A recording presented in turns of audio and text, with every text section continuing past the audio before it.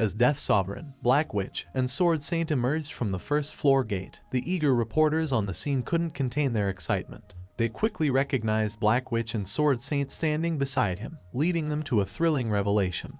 The person before them was none other than the legendary Death Sovereign.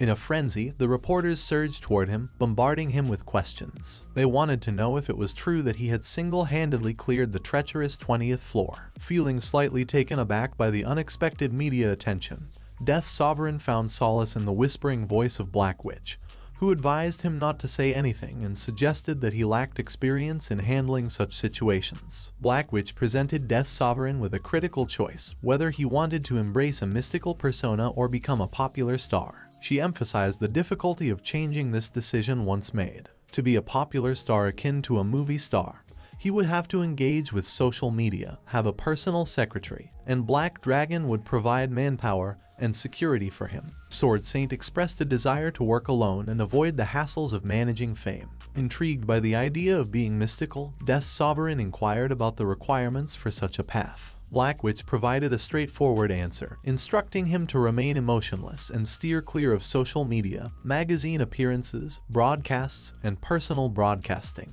She also limited his interactions to around 2 interviews per year, and only with reporters she had vetted. As Death Sovereign processed the information, he asked if that was all there was to it. With a knowing smile, Black Witch corrected him, highlighting the difficulty of resisting the allure of attention. She compared attention to a potent drug, explaining that even a small number of people showing interest could become addictively gratifying. However, in his position, millions of people would react to his every move, making it incredibly challenging to stay unaffected. Sword Saint chimed in, dismissing the allure of fame as mere illusions. Black Witch agreed, acknowledging that they were indeed illusory, but capable of generating a sense of happiness and fulfillment. Finally, she asked Death Sovereign about his decision. Death Sovereign expressed that his ultimate aspiration was recognition, not the fleeting attention of the masses. Rather than seeking fame on a grand scale, he yearned for sincere acknowledgement and appreciation from the people who held significance in his life. Black Witch acknowledged his perspective, respecting his answer and expressing her approval of who he was. Curious about how to maintain a poker face, he turned to Black Witch for guidance. She revealed the secret to it, sharing a personal and poignant memory from her past. She recounted a tragic incident when her father died during a civil war in the outside world. In that dire moment, her father selflessly urged her to keep running and not look back. Despite the bullets flying around them, she obeyed his last wish and continued running without glancing back. She questioned why she couldn't bring herself to look back, even though it seemed like an effortless action to take. This memory served as her anchor for maintaining a poker face. Whenever she needed to put up a facade, she recalled that heart-wrenching moment, allowing her emotions to be concealed behind a stoic demeanor. Encouraging Death Sovereign to find his own anchor, Black Witch believed that he must have 1 or 2 such memories from his past that could help him maintain a poker face. She noticed him walking with a poker face already and acknowledged that he was a fast learner, anticipating that he would get used to it soon. As the trio arrived at a cafe, they were warmly welcomed by Cult Interrogator, who expressed his admiration for Death Sovereign's remarkable achievement of clearing the 20th floor in just 5 days. Paladin, still in awe of Death Sovereign's solo accomplishment, asked if he had any secret tips to share about clearing the floor. In response, Death Sovereign humbly stated that all he did was live a kind life. Undeterred, Death Sovereign changed the topic, expressing his delight in meeting all of them after a long time. However, the Countess playfully corrected him, noting that it had only been 5 days. She explained that they had kept their promise and remained in the audience chamber, but NPCs from the Empire had started to come and go over time.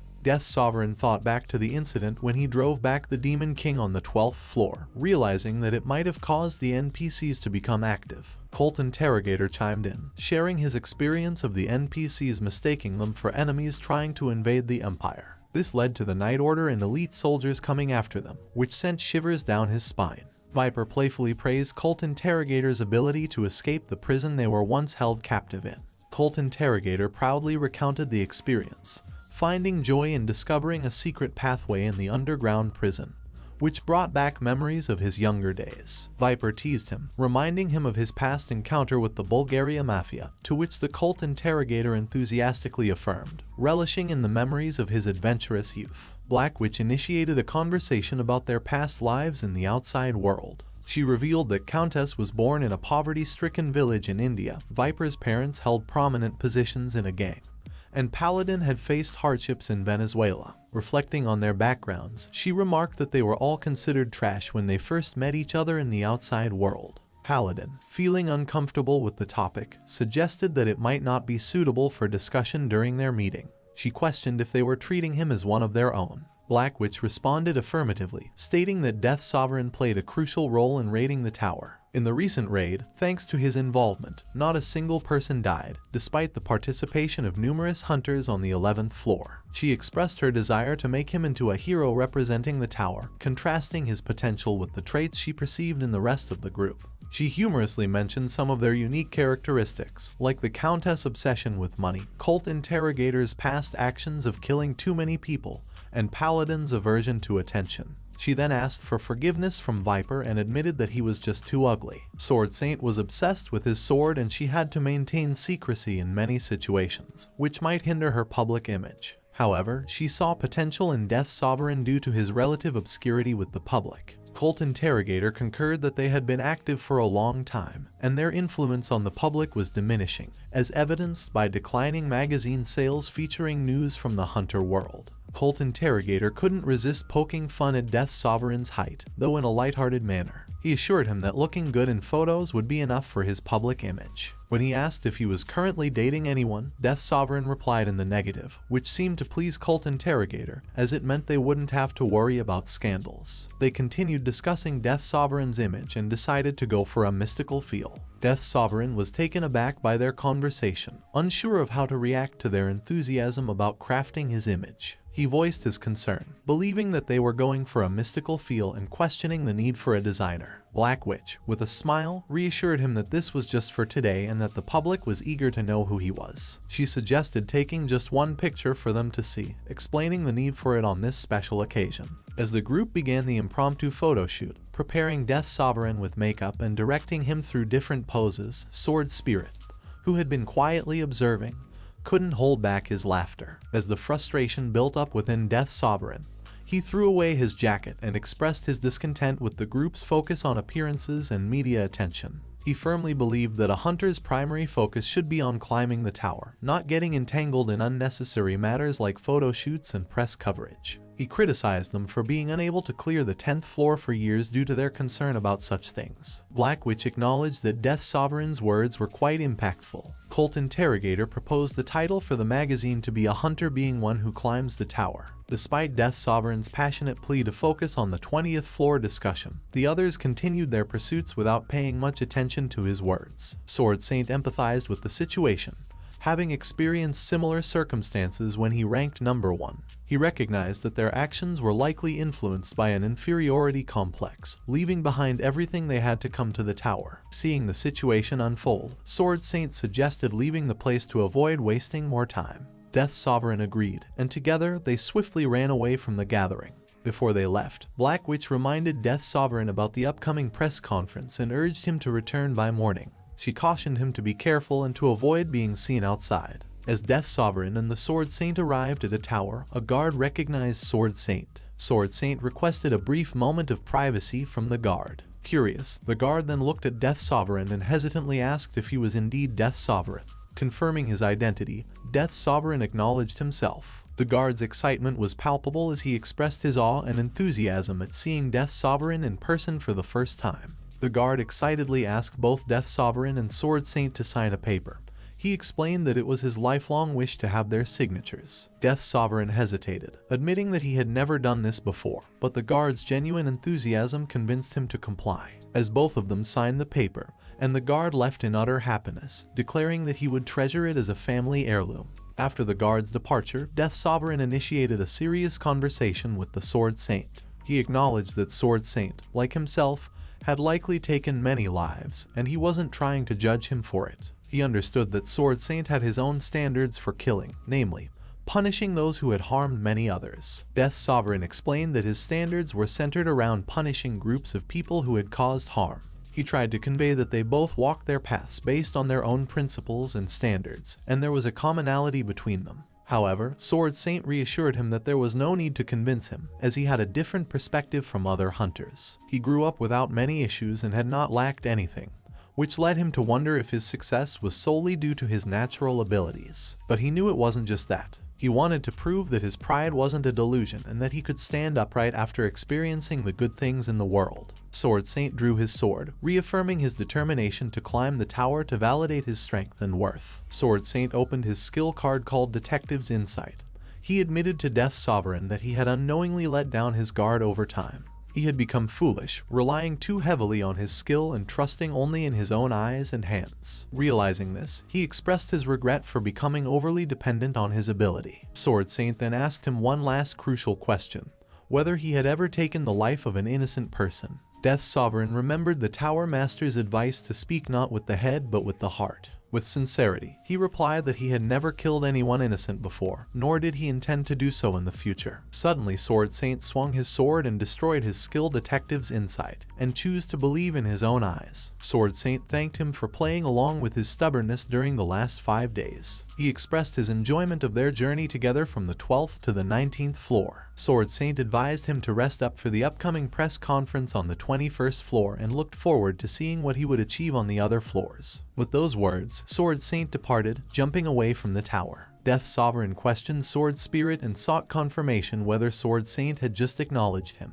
Sword Spirit acknowledged that it seemed like that. Overwhelmed by the events and emotions, he fell to his knees, feeling a mixture of relief and awe. He expressed his gratitude that the 20th floor was finally his, and the guild leaders would handle the press, bringing a sense of closure to the situation. However, Sword Spirit playfully remarked that people might think he had just cleared the 50th or even higher floors. Suddenly, Death Sovereign received a series of messages that surprised him. The messages were from the Goddess of Protection, expressing amazement at his accomplishments and acknowledging his achievements. Moreover, the Goddess of Protection claimed that he was qualified to be an apostle. Confused and taken aback, Death Sovereign asked about the sudden messages. The Goddess of Protection continued to send messages, encouraging him to trust in himself in the future. Curious, Death Sovereign was asked to look below, and then a little bit to the left. As he followed the instructions, he looked at the sword in his hand, and a realization struck him. The Goddess of Protection was referring to the sword itself as her manifestation. Surprised and astonished, Death Sovereign asked if the sword was indeed the Goddess of Protection. To his amazement, the messages affirmed that it was true. The news played on TV, and the anchor excitedly introduced a video just received by the BBS. In the footage, the Black Witch was seen holding hands with another hunter, who was identified as the Death Sovereign. The video suggested that the Death Sovereign had single-handedly defeated the 11th floor boss, a feat never seen before. Feeling embarrassed by the attention, Death Sovereign turned off the TV. Sword Spirit asked why he did that, but he expressed frustration and embarrassment over the situation. Sword Spirit suggested that he could just die to escape the spotlight, knowing he couldn't truly die. At that moment, Death Sovereign received a message from the Goddess of Protection. The goddess praised his achievements and advised him to get used to the attention since he had become a famous hero. Death Sovereign dismissed the praise, claiming that she was thinking too highly of him. The goddess continued to remind him of his powerful roars during a battle at the Empire's castle, which the Goddess of Protection fondly remembered. Feeling increasingly bashful, Death Sovereign asked it to stop recalling those moments. The goddess emphasized that she was truly happy to serve someone like him as her second master. The goddess admired how he had taken in the Demon King of Autumn Rain and claimed responsibility for protecting his allies. Death Sovereign found himself pondering if the sword was fangirling over him, much like how he used to be a fanboy of Flame Emperor in the past. Suddenly, he seized the sword in one hand and held a dirty cloth in the other, proclaiming that the sword had initiated the conflict. In response to his actions, a series of messages appeared, warning him that the Goddess of Protection sensed danger to her body and asked him to stop. A few moments later, Death Sovereign smiled as the messages disappeared and remarked that it was finally quiet. Curious about the sword's true nature, he asked if it was a constellation. He explained that constellations were like administrators of each stage of the tower, and he had seen beings like the Hungry Demon that started as monsters, but later became constellations. However, he couldn't fathom how an item could be a constellation. The sword explained that constellations represented something in the relevant world, and that it was originally a holy spirit revered as a god. The founder of the Empire, Lafanta Ejim, had broken it into 5 pieces and sealed it. The sword identified itself as the first holy sword, named Idol. The sword continued and revealed the names of the other 4 sister swords: compassion, prayer, sacrifice, and salvation. The goddess of protection boasted that if all 5 sister swords were gathered, she would be able to recover the strength she had in her prime years. Death's Sovereign quickly grasped the situation, understanding that it was a fragment of the real holy sword, and to unlock its true power, he needed to find the remaining 4 fragments. Curious about the whereabouts of the sister swords, he asked the sword where they were. However, the sword remained silent. Seeing that the sword wasn't giving any response, Death's Sovereign questioned if it did not know where the other swords were. In response, the sword exercised its right to remain silent. He teased the sword, suggesting that it didn't know where the other fragments were either. In response, the goddess of protection protested, claiming she would be able to sense their existence if they were nearby. Putting aside the quest for the remaining fragments for the moment, he inquired about what the sword could do in its current state, possessing only 1/5 of its original strength. The sword mentioned that he could receive absolute support from the people of the Empire, and it could shine brightly. Suddenly, the sword started shining brightly,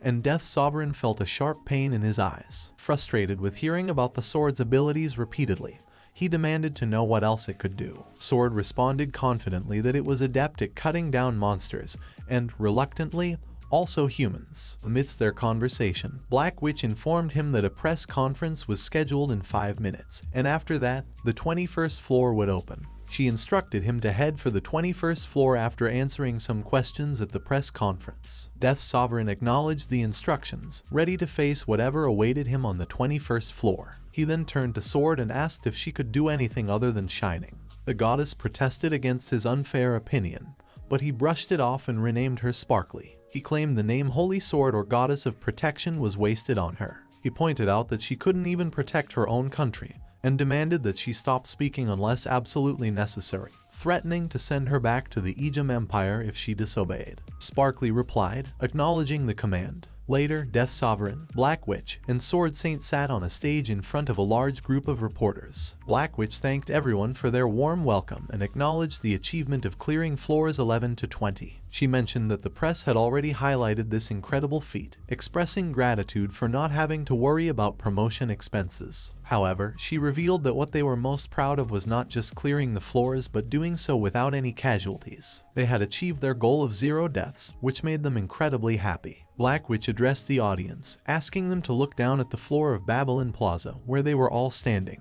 She pointed out that each tile bore the name of a warrior who had sacrificed their life while raiding the tower. From the 2nd floor to the 3rd floor, many names were engraved on the floors as a tribute to their fallen predecessors. She expressed her genuine happiness in being able to make this announcement in front of those who had given their lives for the cause. Today, they will not carve a single new name on the plaza. In response to her words, the audience loudly cheered and chanted, hailing her as the Black Dragon leader. Black Witch then invited the reporters to ask questions, instructing them to raise their hands one at a time. Death's Sovereign couldn't help but think that he didn't need to do anything at all, realizing the importance of being connected to the right people. He hoped the interview would end quickly so he could proceed to the 21st floor. Suddenly, reporter John Evans from the Babylon Daily News addressed Death's Sovereign, referring to him as the recently ranked number 3. Death's Sovereign was shocked by the attention directed at him. Reporter Evans brought up the speculation that the major guilds had secretly prepared him as a super newbie to become a hero they created. He also mentioned rumors about Death's Sovereign planning to exercise a monopoly on the 20th floor, which raised concerns about the major guilds joining forces to monopolize floors 11 to 20. Black Witch advised Death's Sovereign not to respond, as the reporter was trying to provoke him, and she offered to take care of the reporter. However, Death's Sovereign insisted on responding himself, stating that people like him would keep appearing, and he wanted to share his stand at least once. Black Witch tried to reason with him, but Death's Sovereign took the microphone and stated confidently that everything was under control, assuring him that he would handle the situation. Black Witch gave up trying to persuade Death's Sovereign and warned him not to go overboard in his speech. She offered to cover most of his mistakes but emphasized her inability to control the press if he took it too far. Death's Sovereign proclaimed himself as the calmest person and assured her not to worry. He confidently addressed the reporters, including John Evans. Seeing Evans's pressurizing stare, he decided to handle it in a particular way. He said loudly, claiming that all the concerns raised were due to his own incompetence. This statement shocked Evans, who asked for clarification. Death's Sovereign thought that he needed to say the opposite of what Flame Emperor had said previously. He continued to assert that all the concerns were true because of his incompetence. Death's Sovereign knew his own limitations in eloquence and experience compared to Black Dragon Leader, but he knew something others didn't know: the rudest hunters interviews in the whole world. Death's Sovereign recalled how the Flame Emperor had responded arrogantly to reporter Evans's question. The Flame Emperor proclaimed that they had cleared the 20th floor because of how skilled he was. He had worked relentlessly to conquer the tower, so it was only natural that whatever they obtained from there belonged to him.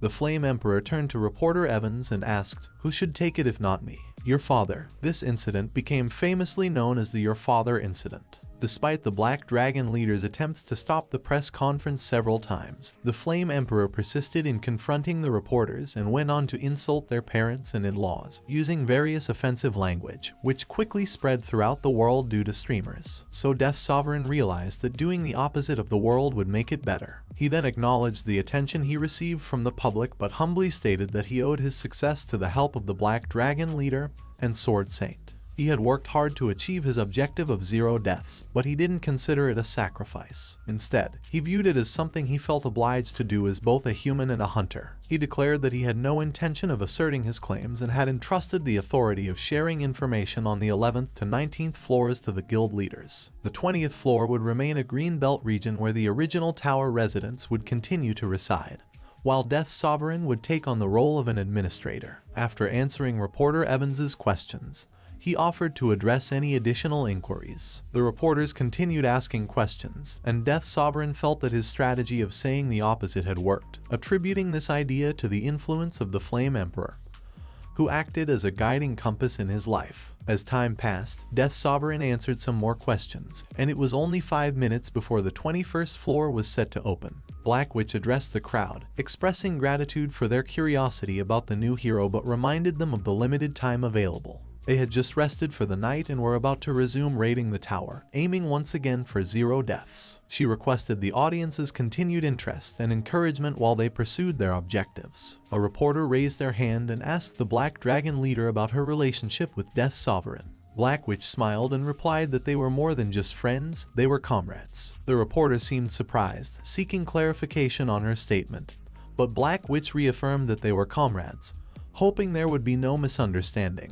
With that, the press conference concluded, and Black Witch thanked everyone for their interest and support. The reporters, however, demanded more elaboration, urging Death's Sovereign to share his thoughts on Black Witch's statement. Black Witch told Death's Sovereign that it was time to leave, to which he inquired if she was leaving after sparking everyone's curiosity. She playfully responded that she enjoyed watching drama and believed in fanning the flames to create a deeper impression. Death's Sovereign marveled at her tactics as a guild leader ruling from the top of the tower. After reaching backstage, Black Witch praised him for his excellent performance during the press conference, particularly his humble attitude, which resonated well with people. She was impressed with his ability to strike a balance between being submissive and assertive with the press. She expressed curiosity about why he had only just appeared and offered him anything he desired within the tower, such as money, fame, or a woman. Death's Sovereign, still surprised by her earlier statement about being more than friends, sought an explanation. Black Witch explained that it was a deliberate smokescreen to divert the press's attention away from any potential scandals. She assured him that she had experience in dealing with the public and could handle such matters. As the countdown for the 21st floor opening began, everyone eagerly counted down the numbers. When the count reached 1, the goddess appeared and congratulated the people for breaking through the shadow of the Demon King filled with resentment. Sword Spirit warned him not to let his guard down, and Death's Sovereign realized that it was not the time to get excited since the 21st floor and beyond would be an entirely different place. The goddess addressed everyone, mentioning that they had the option to stay on the first floor forever as it served as a refuge for those who wished to escape.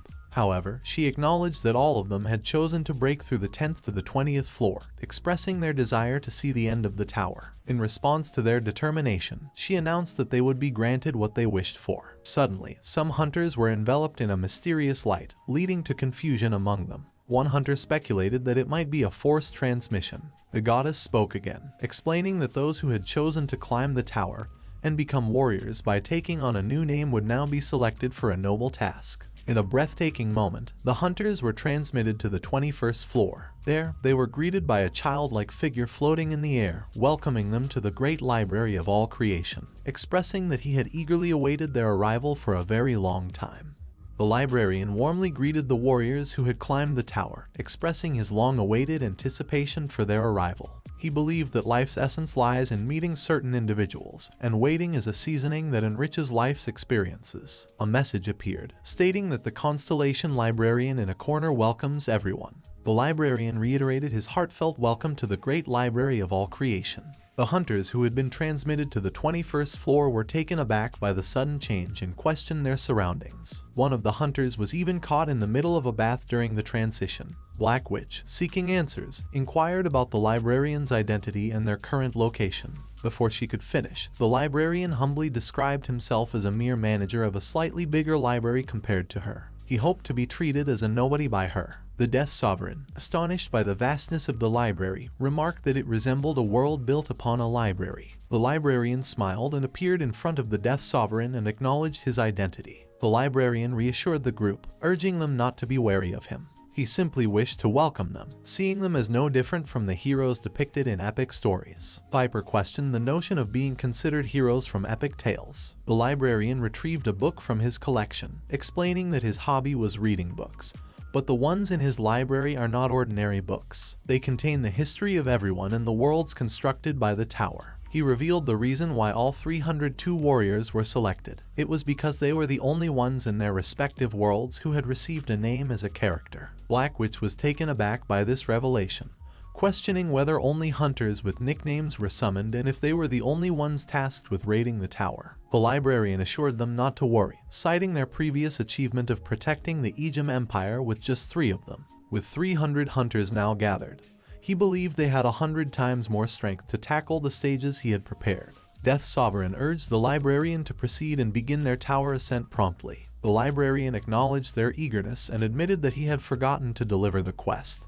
But he was not one to give detailed explanations. After browsing through various books, the librarian finally found one that deeply moved him. He warned the hunters that what they were about to experience was merely a taste, so they shouldn't be too surprised. In an instant, all the hunters found themselves in a new space, and the librarian clarified that the great library of all creation was not just an ordinary library. It contained records of numerous worlds, including the one they had raided. He then presented another book, stating that it represented their world. The librarian continued to explain that the books in his library were often referred to by different names, such as chronicles, tales, annals, or sagas. However, he preferred to call them serialization. He described that their apocalypse could be considered a serialization, indicating that the long prologue had ended, and they were now climbing the tower, reading the actual story. He warned that not all apocalypses could be smoothly serialized, and some faced the unfortunate fate of serialization cancellation. Numerous worlds had encountered this tragic end, each with its own unique cause. In this world, if the cause of cancellation for the apocalypse was fire, then the cause of the apocalypse would be water. The librarian revealed that the characters of this apocalypse were once alive just like them, but before they could reach a proper ending or write a magnificent conclusion,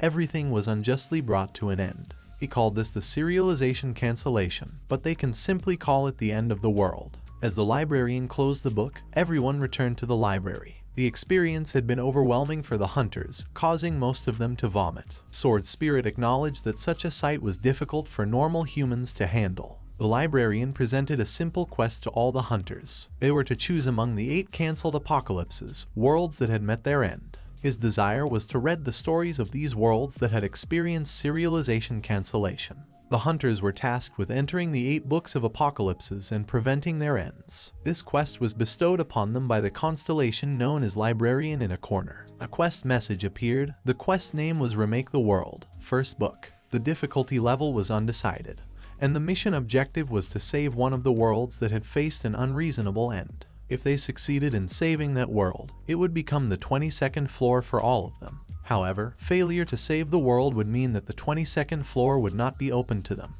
The hunters continued to vomit in the library, prompting the librarian to clap his hands and request them to clean up after themselves, emphasizing the importance of basic manners for maintaining a clean environment. Suddenly, a group of bookmarks appeared and started cleaning the floors. The librarian referred to them as bookmark maids and explained that they would serve everyone until they cleared the 30th floor. The Black Witch questioned if the bookmarks were monsters, to which the librarian replied with a cunning smile that they can call them that.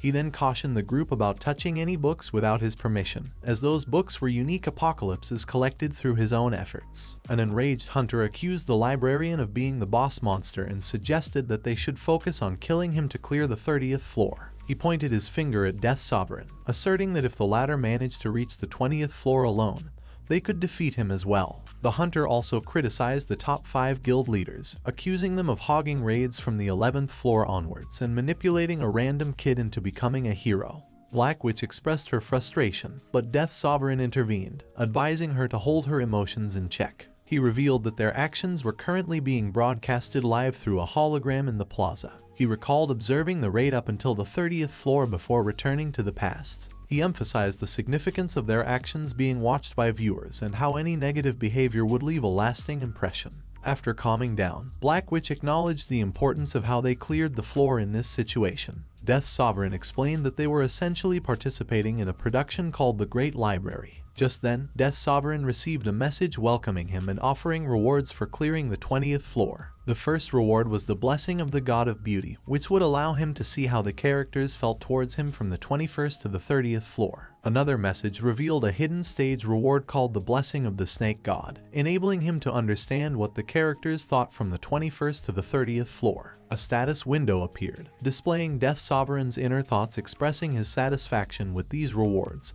deeming them beneficial for his current situation. He considered giving the new feature a test and used it on Black Witch, looking at her character window to see her interests and inner thoughts. He discovered that she preferred the romance genre and disliked the history genre. Her favored characters were the prince on a white horse, young men, wolfmen, and clumsy men. Black Witch thought about how being broadcasted live in Babylon meant she should portray a noble character for the sake of their future, with clearing the tower being a secondary objective. When Death Sovereign made a weird face, Black Witch inquired about what happened, to which he responded with a stutter that it was nothing. She asked him to tell her if something did occur. Meanwhile, Sword Spirit laughed tearfully and mocked Black Witch's preference for a prince on a white horse at her age. He suggested that Death Sovereign should find a horse and wear a crown to become a prince. Death Sovereign then used his skill on Sword Spirit and discovered his preference for the wuxia genre and his dislike for everything except wuxia. His preferred characters included Macho, Rival, and Mother. Sword Spirit's inner thoughts expressed frustration, and Death Sovereign couldn't help but find it amusing that Sword Spirit's favorite character was Mother. In anger, Sword Spirit threatened to kill Death Sovereign and demanded him to turn off the feature and erase the information from his mind. Death Sovereign brushed off the threat, telling Sword Spirit to bow his head and obey until they reached the 30th floor, warning that he would open up his thought window whenever he had free time. Sword Spirit continued to protest and threaten revenge. Meanwhile, the hunters, who were preparing to fight the librarian, were confident that their numbers would be enough to handle a mere boss monster. However, Sword Saint intervened, reminding them of the worlds that met their ends and warning them of the librarian's power to throw them into such worlds. After hearing the Sword Saint's words, the hunters started to hesitate. Despite the warning, the leader of the rioting hunters continued to rally them, claiming that the Death Sovereign had cleared the 10th and 20th floors alone, implying that boss monsters were manageable. He accused the major guilds of staging this as an act and criticized those who would submit to the top 5 guilds indefinitely. The librarian interrupted their talk, expressing disapproval of cliches and stating that he would end things quickly. He opened a book, and black liquid-like tentacles emerged from it, engulfing the hunter group before retracting back into the book. He then described that in this apocalypse humanity had been annihilated, leaving only one magician alive, who had transformed into a tentacle monster through various adversities. The librarian confessed a fondness for this protagonist, ranking him around number 9 on his favorite character list. He explained that the magician's specialty was sealing magic, and in exchange for providing him with certain materials, the magician would gladly fulfill one of his requests. Just then, a portal appeared, and from it, several bookmarks emerged. The librarian continued to share information about the magician in the book, mentioning his unusual hobby of making the things he creates wear-made uniforms due to the loneliness he felt after the annihilation of humanity. The librarian expressed satisfaction with the cleanliness after taking care of useless extras and asked if the hunters were now ready to become the protagonists. Later, some hunters sat on the floor of the library. Colt Interrogator lamented that 50 people had dropped out at the start, but he saw their sacrifice as necessary for the advancement of their raid. He he urged the remaining hunters to cheer up and praise their luck for the reduced number of losses. As the hunters sat in fear, Cult Interrogator drank tea offered by a bookmark and asked the hunters if they weren't going to drink. He mentioned the tea was really good. Death Sovereign intervened and requested Cult Interrogator to shut up, as the more he talked, the lower the morale of the hunters got. Cult Interrogator acknowledged that this would have negative consequences, so he gladly agreed to remain silent.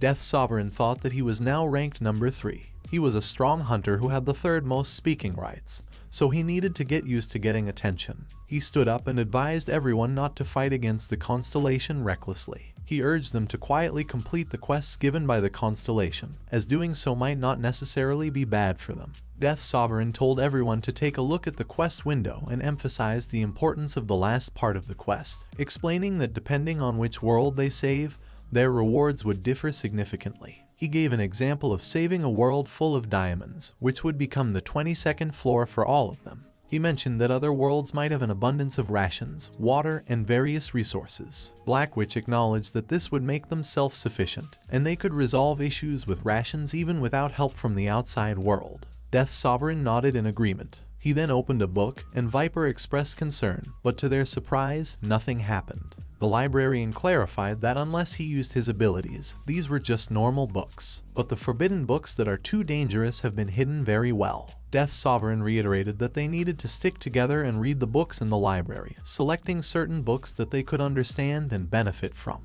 In the stages from the 21st to the 29th floor, each floor represented a world of apocalypses. Death Sovereign looked at a book named Manwha Academy Story. The book fell under the genres of romance and fantasy, with a difficulty rating of D grade. The story was designed for 4 to 5 people to participate.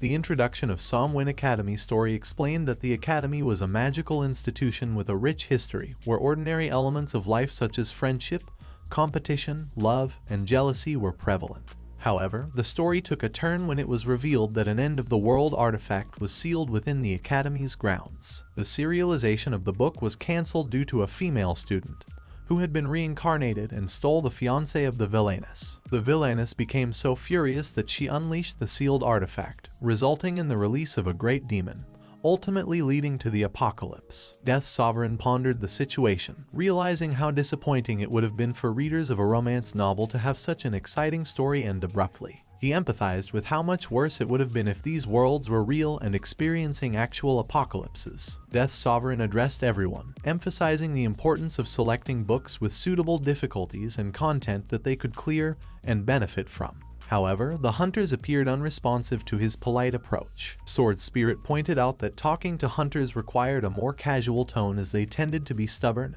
and unyielding. With around 250 hunters under his command, he needed to adapt his communication style to get through to them. He mentioned that your existence has become even clearer phenomenon upon leveling up, which indicated an increase in pride. Taking the advice to heart, Death Sovereign raised his voice with newfound energy, exclaiming that with hundreds of apocalypses, he couldn't read them all alone. He called for them to gather around and split into groups. Those who had read books before were to stand on his left, while those who hadn't read anything were to stand on his right. Further dividing the groups, he asked those who read books to form subgroups based on their preferred genres. He inquired if anyone was interested in history, expressing surprise at the lack of participants. Nevertheless, he declared their next course of action. They would now start reading all the books. He would distribute apocalypses according to genres, and each group would read their assigned books. Afterward, they would decide whether the book they read was a flop or a good one. Death Sovereign noticed Cult Interrogator raising his hand and acknowledged him.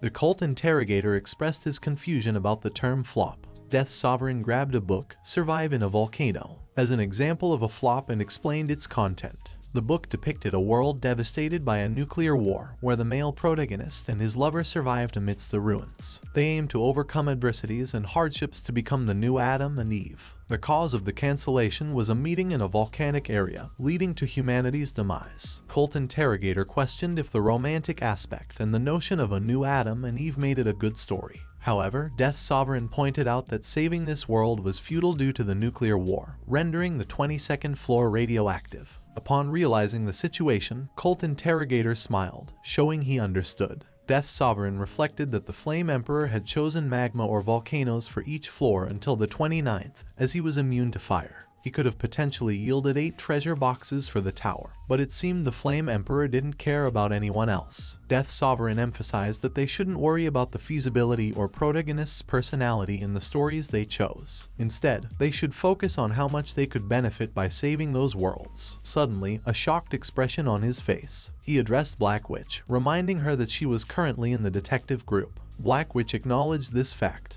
Death Sovereign hesitantly asked her if she liked detective stories. Black Witch confidently replied that she did, considering herself an intelligent woman. Death Sovereign wondered if her interest in detective stories was a way of concealing her preference for romance. He then noticed that there were fewer hunters in the romance group compared to the Wuxia group, which mostly consisted of male hunters. He pondered if the hunters were still trying to act tough despite the current situation. Sword Spirit reiterated that high-level hunters were often very prideful, citing the earlier display of the Suicide Squad of 50 members, who were all eccentric individuals. Trying to maintain a serious demeanor, Death Sovereign expressed that he had always seen Black Witch as someone with a romantic side. He was surprised that she wasn't part of the romance group. Black Witch questioned if she gave off such a vibe, and he confirmed it, believing she would feel out of place in any other group. In response to his perception, Black Witch sighed and decided to give the romance group a chance. She got up and walked toward them, expressing her willingness to try something new. Cult Interrogator explained with a smile that he had never seen Black Witch leave her seat to go to another place before. Death Sovereign ignored his comment and asked if he was reading detective novels as well. Cult Interrogator responded enthusiastically, mentioning his knowledge of Sherlock Holmes and Dr. Watson.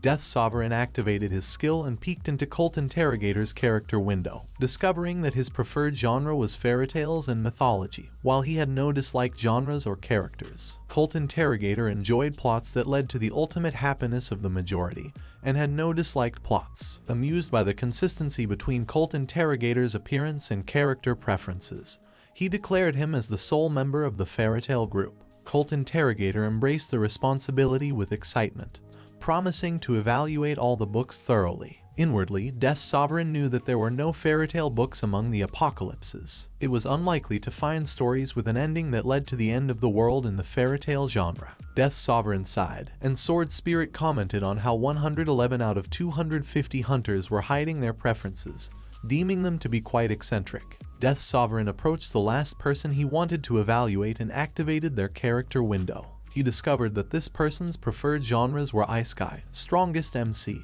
MCs that didn't care about anything, and Harem. They disliked politics and criminal genres. In terms of characters, they favored older women, younger women, MILFs, pure characters, tsundere, and cute traps. They disliked mafia, gangsters, and blonde-tan thugs. Their preferred plot involved being summoned to another world and realizing they possessed overwhelming power, carrying the blood of the strongest dragon, and being the empress of the demon world. They enjoyed scenarios of being unrivaled and creating harems. However, they strongly disliked plots involving NTR. This person was Viper, currently ranked number 6 within the tower, and the leader of the Heavenly Martial clan. Death Sovereign was amused by Viper's preferences and considered him as the Emperor of light novels. Viper noticed Death Sovereign looking at him and questioned what he was staring at. Death Sovereign quickly dismissed Viper's curiosity and told him to continue reading as he pleased. As time passed, Black Witch rubbed her tired eyes and expressed her understanding of how the constellation felt. She complained about the apocalypses, mentioning that they all got cancelled just as they were about to reach their climaxes. The female protagonist's confession would be interrupted by a falling meteor, or aliens would appear just as the protagonists were about to kiss. It was all a mess, and the interesting stories were ruined by ridiculous interruptions at critical moments. Death Sovereign was shocked and urged her not to share further details while he was eating. With an evil smile, Black Witch asked for forgiveness and admitted that she had been insensitive. However, before she could delve into another story, Death Sovereign warned her that it was being broadcasted live. Black Witch stopped for a moment and looked at him with annoyance while he continued to eat his sandwich. Suddenly, the Black Witch whispered something into Death Sovereign's ear, causing him to drop his sandwich on the floor in surprise. The librarian smiled and stated that they finally understood his pain. He explained that the 683 apocalypses he permitted them to read were all grimoires from the Great Library that were especially destructive. They were incredibly interesting and captivating, but they all had terrible and unsatisfying endings, leading to suffering for the readers. Black Witch questioned if the librarian intentionally gave them those apocalypses to make them suffer as he did. The librarian admitted to the intent and proclaimed that it was time for all of them to fall into the hell of serialization cancellations and suffer along with him eternally. Death's Sovereign was called out by Castellan, and he realized that she already had a nickname. Castellan admitted that she had received one, and her nickname was Chemist. Surprised, he asked how she got it so quickly. Castellan explained that she heard a voice a few days ago saying that the products she produced had contributed to saving the world, and that's when she was given the nickname. She didn't understand why it happened. Death's Sovereign realized that her nickname was likely a result of the elixirs she provided him, which had contributed to his rise in rank. He thought that this meant he carried her to some extent. Castellan then remarked that it was not her who was amazing, but him. He had risen to rank number 3 in just a matter of days, so it was an honor for her to have met someone like him. Trying to downplay his achievements, Death's Sovereign told Castellan to stop praising him and claimed it was just luck. But Castellan was thankful and expressed her willingness to help him with anything she could in the future. With time passing, all the groups finished reading books in their respective genres. Death's Sovereign then asked each group to come up with a few recommendations. Cult Interrogator from the Fairytale group presented his recommendation, which was the only fairytale book he had found. Death's Sovereign was shocked to learn that there was a fairytale book in the library. The book was titled Me and Our Sacrificial Lambs. The genre was a fairy tale, and the difficulty was a grade. It allowed entry for 2 people and above, and its serialization had been cancelled. The introduction described a dystopian world where a utopia was sustained through a special force obtained from the screams of innocent children. By using torture techniques and life-extending treatments, they could extract 5 years' worth of screams from each child, sacrificing one child for the sake of 17 million lives. However, after 118,000 years, all the innocent children were depleted, and the utopia lost its force, leading to the cancellation of the serialization. Despite the disturbing and difficult nature of the apocalyptic world described in the book, Death's Sovereign realized that they needed to explore it regardless of the difficulty and rewards. Sword Saint stepped forward and strongly recommended the book Chronicles of the Heavenly Demon for the Wuxia group. The genre was Wuxia and Fusion, and the difficulty was B grade. It allowed entry for 2 to 4 people, but unfortunately, its serialization had been cancelled. In the introduction, the book depicted a place called the Murim, where martial arts were respected and practiced by those who had reached the pinnacle of their skills. The Heavenly Demon emerged in this world with ambitions to unify everyone in the Murim. The demonic cult was a group that was built around the Heavenly Demon, and the forces that tried to fight against the demonic cult collided over the fate of the world. However, an unknown pandemic suddenly occurred, drastically changing the course of events. The Heavenly Demon died, the demonic cult was annihilated, and all the other forces in the world were also destroyed, bringing the story to an end. Sword Saint explained the reason for recommending this book was that it contained an existence known as the Heavenly Demon. This person in the Murim had collected all martial art manuals available in the Jianghu and stored them in a vast secret vault, which acted as a library. These martial art manuals contained the secrets of various skills, making the library a treasure trove of knowledge. If they succeeded in saving this world, they would also gain access to the library containing the best martial art skills in the entire world. This presented a golden opportunity for the hunters to grow stronger by acquiring these valuable techniques and enhancing their abilities. Death's Sovereign was intrigued by the prospect of a Murim world where he could potentially acquire a grade martial arts skills by dying in the hands of martial masters. However, Sword Spirit criticized him for seeking shortcuts and emphasized the importance of genuine growth. Nevertheless, Death's Sovereign had a strong desire to become more powerful, especially since he had a world he wanted to destroy, but felt incapable of doing so with his current strength. At that moment, he received a message from Sparkly notifying him that she could detect a presence. Death's Sovereign questioned what she meant by presence. Sparkly stated that one of her sisters was very close. When he looked at the book that Sword Saint held in his hand, he received another message from Sparkly, indicating that she could feel the presence of a sister sword coming from that very book.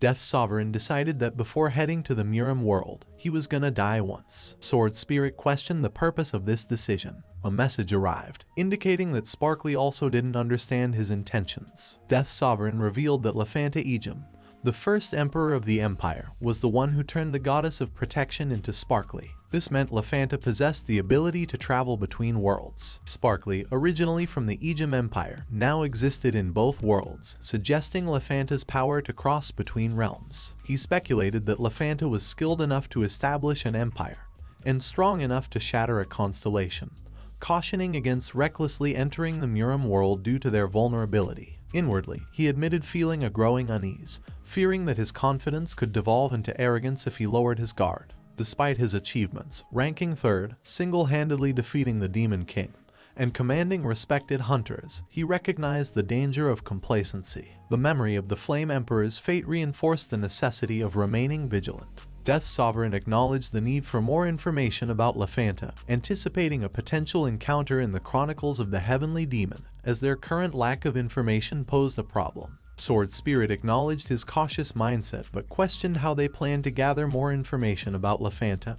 given the lack of available methods. Death Sovereign countered Sword Spirit's surprise by asserting that the sword, despite its appearance, was still the goddess of protection. Even fragmented into 5 pieces, it remained a constellation. He posed a thought-provoking question: if the sword were to stab him, would it be considered suicide or murder? Recognizing the 50-50 odds, he deemed it worthy of an attempt. However, a message arrived, with Sparkly pleading for him to reconsider. Sparkly explained that her past was embarrassing, urging respect for her privacy. Death Sovereign responded with a smile, suggesting that there was no need for privacy between them since they were both under constant live broadcasting.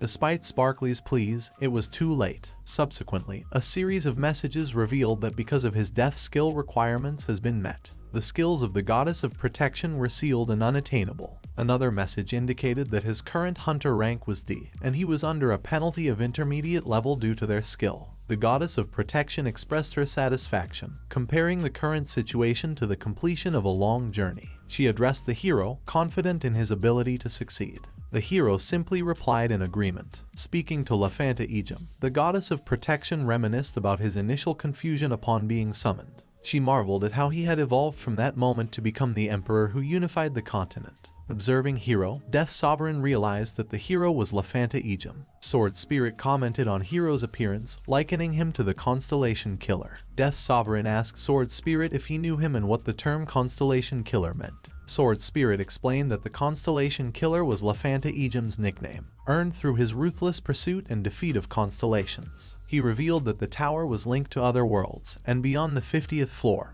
hunters from these worlds would compete against each other. Rather than following the tower's intended progression, Lafanta Ejim would immediately confront and defeat the constellations he encountered. He had become a camper on the 50th floor. Curious, Death Sovereign asked if Lafanta Ejim was also a hunter. Sword Spirit confirmed this and shared his surprise at meeting someone he knew from a long time ago there. Death Sovereign asked about their connection. Sword Spirit revealed that they had fought before. While Hero was strong, he hadn't reached a level where he could defeat Sword Spirit. The Goddess of Protection expressed amazement at Lafanta Ejim's transformation from a commoner to a hero who was stronger than herself. She turned to the hero, inquiring about his future plans, believing there were no holy or evil spirits left to hinder him. Her sentence was cut short when Lafanta Ejim intervened. He asserted that it wouldn't be about holy or evil spirits anymore but about constellations. He emphasized that the worlds belonged to humans, not constellations. The Goddess of Protection noticed a red aura around him and questioned the sudden change. With an icy expression, Lafanta Ejim unveiled his intention, not to end the goddess's life,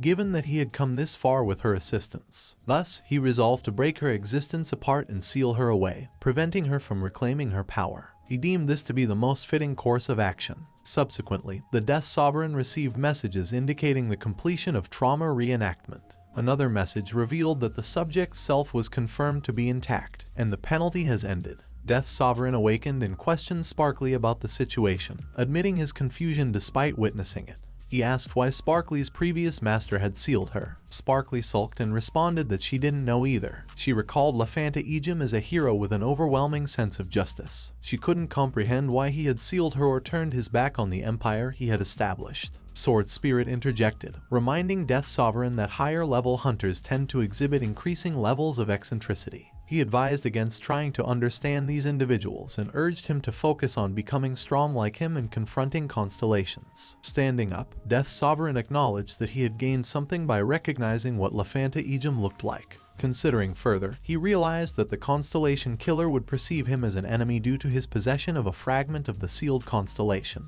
Arriving at the 21st floor again, the hunters choose the Chronicles of the Heavenly Demon after reading through all the apocalypses. Sword Saint's recommendation eased this decision, The librarian discussed their choice of the wuxia genre and explained that while it would involve martial arts and the jianghu, it might not entirely match the murim they knew. Progression could lead to encounters with intriguing characters and opportunities to acquire skills. However, high risks would correspond with high returns, and formidable enemies would also be present. The librarian emphasized that death within the apocalypse meant permanent death, and escaping before reaching a proper ending was impossible. Additionally, the Chronicles of the Heavenly Demon allowed only 2 to 4 participants. The question was posed, who among them would be the characters in this apocalypse? Death Sovereign volunteered to participate in the apocalypse. Sword Saint, not willing to sit out an apocalypse he had recommended, also expressed his intention to join. The librarian noted their participation met the minimum requirement of participants and inquired about how they wanted to proceed. Sword Saint revealed another reason for his recommendation. The cause of cancellation for this apocalypse was an unexpected and unidentified disease that led to a pandemic. He emphasized the need for hunters knowledgeable about diseases. He turned to Potion King, recognizing him as someone who understood the most about diseases. Sword Spirit recognized Potion King as the owner of the pharmacy he frequented. Sword Saint outlined the plan. He would handle most of the fighting, with Death Sovereign supporting where needed, and Potion King would address the pandemic. Their combined efforts aimed to clear the apocalypse. Sword Saint turned to Death Sovereign, asking if he had something to say. Death Sovereign announced that he had someone they wanted to bring along. He pointed towards Chemist, who appeared shocked and questioned if he was referring to her. Confirming this, Death Sovereign explained that he indeed meant her. Chemist expressed doubt, mentioning that she had only received her nickname a week ago and considered herself weak. She believed her involvement would be pointless. Death Sovereign countered by stating that among the people he knew, Chemist was the most capable chemist and doctor. Confused, Chemist sought clarification, reminding her of a previous conversation.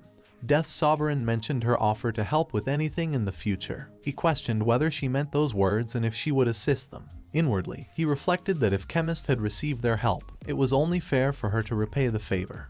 The hunters were taken aback and inquired if all 4 slots were filled. They turned their attention to Chemist, questioning her identity. Sword Saint spoke to Death Sovereign, identifying the woman as someone he had met before. Chemist, upon seeing Sword Saint, attempted to hide behind Death Sovereign, appearing frightened. Sword Saint reassured her that there was no need to be afraid, as he had resolved any misunderstandings he had with Death Sovereign. Sword Saint then discussed the danger of their upcoming mission with Death Sovereign, referencing a warning from a constellation about the risk of real death in the apocalypse. Death Sovereign confirmed that Chemist was indeed the best chemist he knew. Sword Spirit noted that while Potion King created decent potions, he wasn't the best, especially in comparison to the lady present.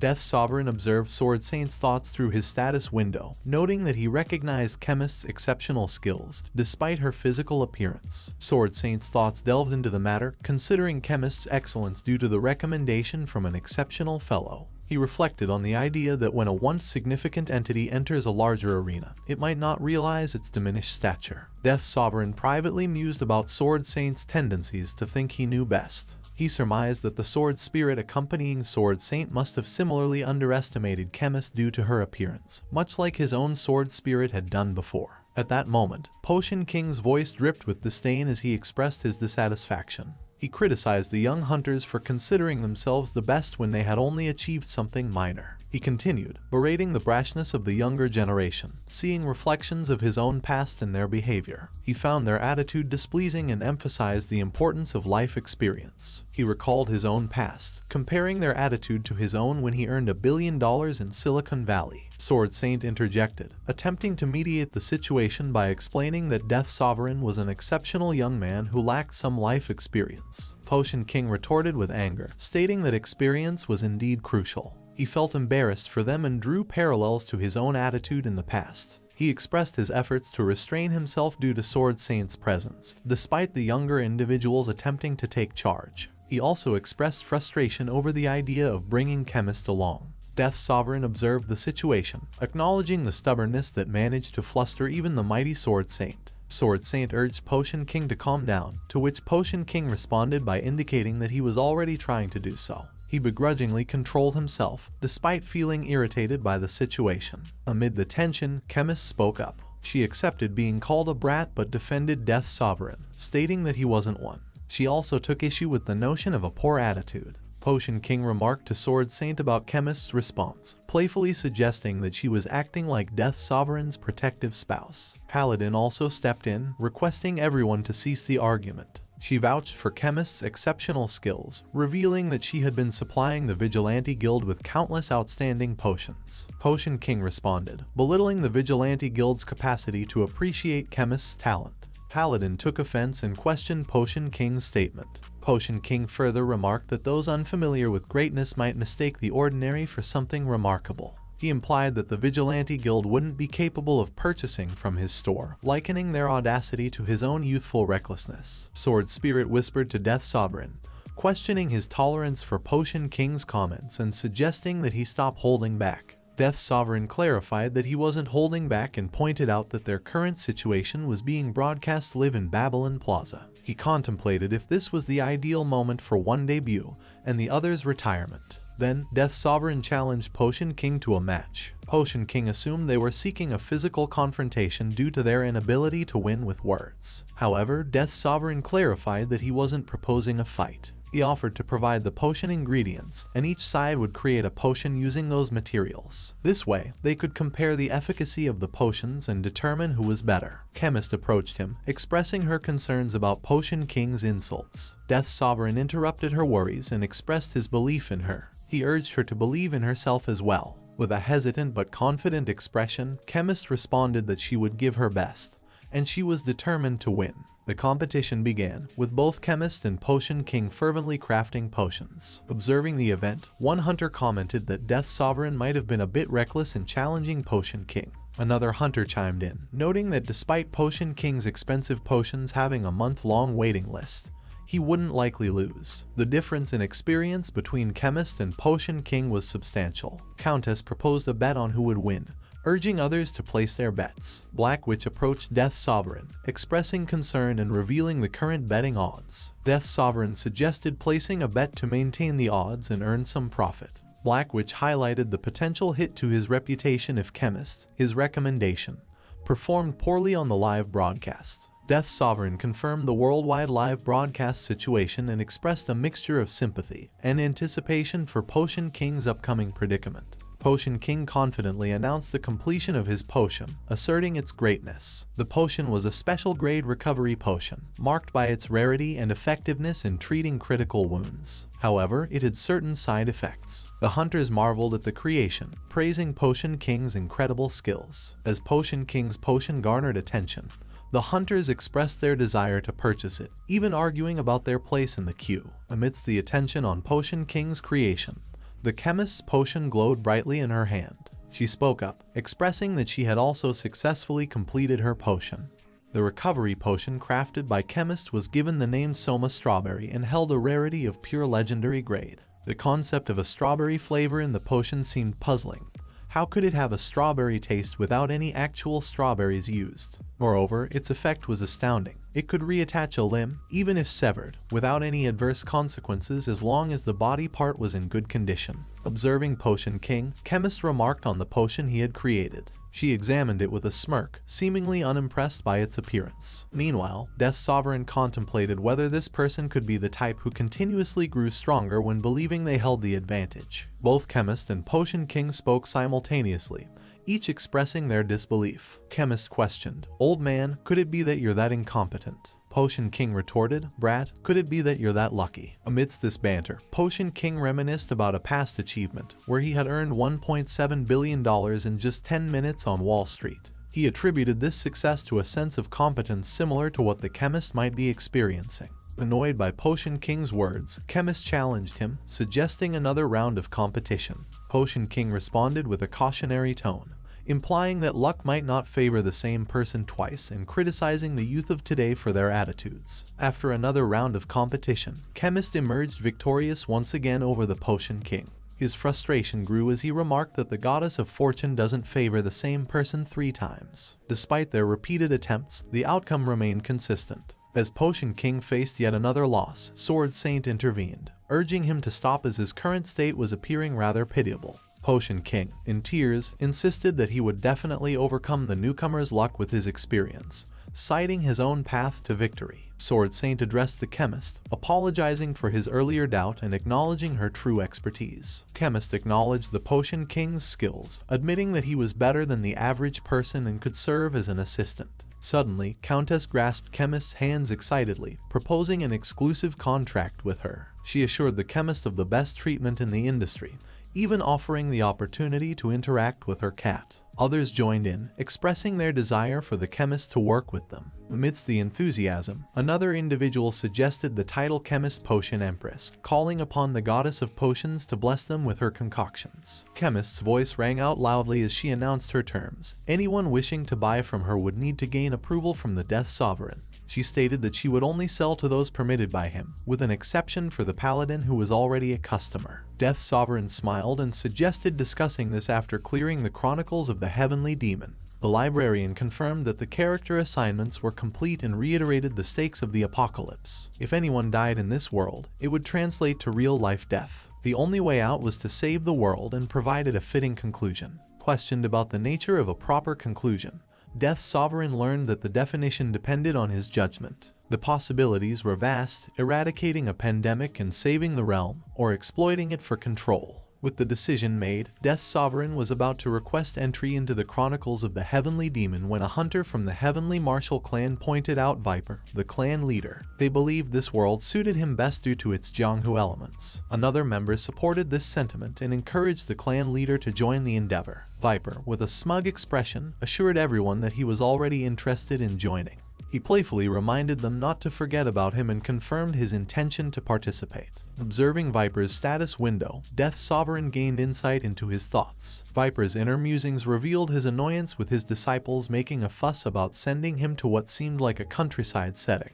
Viper spoke of his love for a world that respected martial arts and chivalry, the Murim. Although born in a different world, the Murim felt like his true hometown. Internally, he couldn't help but lament the absence of modern amenities like flush toilets, particularly recalling his hardships in the Ejim Empire due to their absence. Putting on a smile, Viper declared that he must go, citing the reason behind the name of the clan he created, the Heavenly Martial Clan. In his thoughts, Viper expressed annoyance and reluctance to go to the Chronicle of Heavenly Demon. Death Sovereign received a message from Sparkly, indicating her surprise at Viper's thoughts. Sword Saint addressed Viper, acknowledging his desire to go, but asserting that he wouldn't relinquish his spot for him. Hunters reacted with excitement, interpreting this interaction as a battle of pride between Sword Saint and the Heavenly Martial Clan leader. Paladin intervened, appealing for both Sword Saint and Viper to stop, questioning whether they truly intended to fight in this manner. Covered in an aura, Viper proposed a solution to their disagreement, suggesting that both he and Sword Saint, being martial artists, could resolve the matter through a fight to determine the stronger one. Internally, Viper plotted, intending to lose intentionally but not too obviously, hoping his disciples would believe he lost narrowly to Sword Saint. Paladin addressed Viper seriously, questioning his behavior. Then, turning to the Sword Saint, she appealed for him to reconsider, emphasizing Sword Saint's prior participation in raiding the 11th to the 20th floor with Death Sovereign. She remarked that it would be shameless of him if he still insisted on raiding the 22nd floor. She asked for respect toward the Heavenly Martial Clan leader's position as an organizational leader who operated alone, much like Sword Saint. Sword Saint contemplated briefly, acknowledging his usual disregard for the top guild's positions. However, he expressed a willingness to be more respectful these days and conceded to Viper's request, allowing him to have his way. Viper smiled, commenting that Sword Saint should have agreed earlier. He playfully claimed victory in the argument but internally screamed in frustration. Cult Interrogator praised Paladin for convincing Sword Saint, but Paladin clarified that Sword Saint allowed her to persuade him. They laughed at the situation. Cult Interrogator joked about hugging Sword Saint, but he firmly rejected the idea. Black Witch noted the growth everyone was experiencing. Potion King, frustrated by his consecutive losses, urged them to move quickly, comparing the situation to his youth when time seemed to slip away. Despite his recent losses, he asserted his position as the best chemist ever. Chemist expressed her fear to Death Sovereign, admitting her skills surpassed those of the Potion King, but she still felt apprehensive. Viper instructed non-combatants to hide during the upcoming battle, warning how quickly things could turn deadly. Internally, Viper wished to be replaced, not wanting to go through with it. The librarian announced the chosen characters for the Chronicles of the Heavenly Demon: Death Sovereign, Viper, Potion King, and Chemist. they would wake up in a world 10 days away from its end. The librarian hoped for an impressive conclusion from them. In the current era, when wuxia was already a genre not widely read, seriousness was often ridiculed. Both martial arts and chivalry held little influence in the world. This genre, once beloved, had lost its charm in a world hurtling toward destruction. Against this backdrop, snow gently fell. A group of 4 individuals arrived in a snowy field, immediately feeling the chill in the air. Death Sovereign advised everyone to use their aura to protect themselves from the cold. Chemist, however, admitted not knowing how to use aura. Potion King sneezed from the cold, complaining about it. Death Sovereign then asked Viper to look after the Potion King. In response, Viper gave a piggyback ride to the Potion King and surrounded him with an aura, offering relief from the cold. Death Sovereign extended his hand toward Chemist, explaining that they would be partnering. Initially surprised, Chemist hesitated but then handed over her hand. A red aura emanated from Death Sovereign, enveloping Chemist. She thanked him but found the sensation slightly ticklish. Death Sovereign acknowledged his own embarrassment but stressed the urgency of their situation. He explained that the librarian, being a constellation, had used words like story and serialization cancellation. However, the world they were in was more than just a book. It was an entire world that needed saving, and this was their mission. Chemist acknowledged her commitment to the task and expressed her determination. Death Sovereign reassured her, emphasizing the need for each of them to contribute. He mentioned that while he was currently protecting her with his aura, both she and Potion King would have to take over once they dealt with the pandemic. Chemist agreed. Inside his thoughts, Death Sovereign considered information from the Chronicles of the Heavenly Demon, where it was stated that the Heavenly Demon died due to an unidentified disease outbreak. He realized the need to delve deeper, to uncover what led to the demise of the character, and the nature of the mysterious disease that caused the world to crumble. Chemist pointed ahead and alerted the group to a figure in the distance. The Death Sovereign agreed, and they decided to head in that direction. Sword Spirit voiced his concern, noticing something amiss. He couldn't hear any sound from that direction, despite the possibility of the snowstorm masking the noises. Furthermore, there seemed to be no movement at all. Upon reaching the location, Potion King exclaimed in shock at the sight before them. All the humans were frozen in place. Chemist, wearing gloves, plucked a small piece of skin from a frozen human and used her skill on it. Startled, she revealed that based on her skill life diagnosis book, the person had been dead for 2 years and 3 months. The analysis from the moving hospital indicated that this disease hadn't been recorded before. Potion King found the situation unusual. All the individuals had the same cause of death, but they weren't frozen to death. They were standing upright. He began to suggest a supernatural cause, but Chemist interrupted, proposing that someone might have deliberately placed the corpses here. She noted that the times of death varied, with some dying 2 years ago and others 3 years ago, implying intentional relocation of the bodies. Considering the situation, Death Sovereign questioned whether this place could be a tomb. Death Sovereign activated the character window on the frozen human, discovering that most of the information on the window was empty. He realized that the frozen human belonged to the Zhengcheng sect and their final thought was the word light. Reflecting on this, Death Sovereign understood that this might have been the last thought before their death. He mused about the graveyard's purpose and questioned why it was designed this way.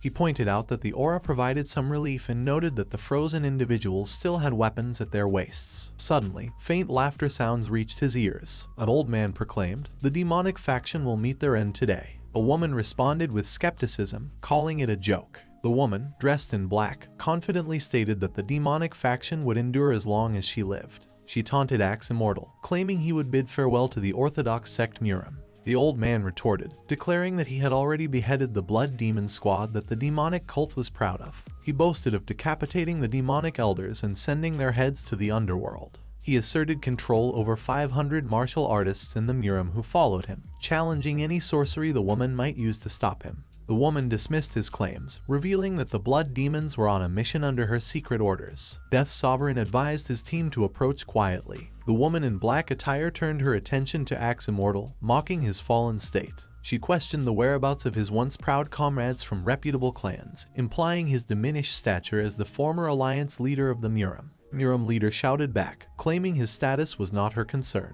He stated that his subordinates had dispersed across the world under his secret orders. The woman smirked and remarked on his abundance of secret orders. Murim leader's annoyance echoed as he blamed the world's unnecessary turmoil on the demonic faction and heavenly demon. Heavenly Demon retorted, suggesting that those who had handed the Murim over to the demonic faction were just as foolish. This enraged Murim leader, leading to a fiery exchange. Heavenly Demon swung her weapon, daring him to challenge her. She promised to end the last member of the Orthodox sects and prove the demonic faction's vitality. Murim leader reciprocated, threatening to split her head into two and present the halves to the Jade Emperor and Hades. In a tense standoff, both brandished small wooden sticks as weapons. Heavenly Demon taunted Murim leader, referring to him as an empty husk of the Namgun clan. She acknowledged his once joyful axe swinging but belittled his current state. Defending himself, Murim leader demanded to know why she had abandoned her savage blood demonic sword for a cane. Heavenly Demon dismissed his criticism, stating that though it might appear insignificant, the wooden sword in her hand held the essence of the demonic faction's 1,000-year history. She revealed its name, the demonic Heavenly Wooden Sword, a product of her personal carving.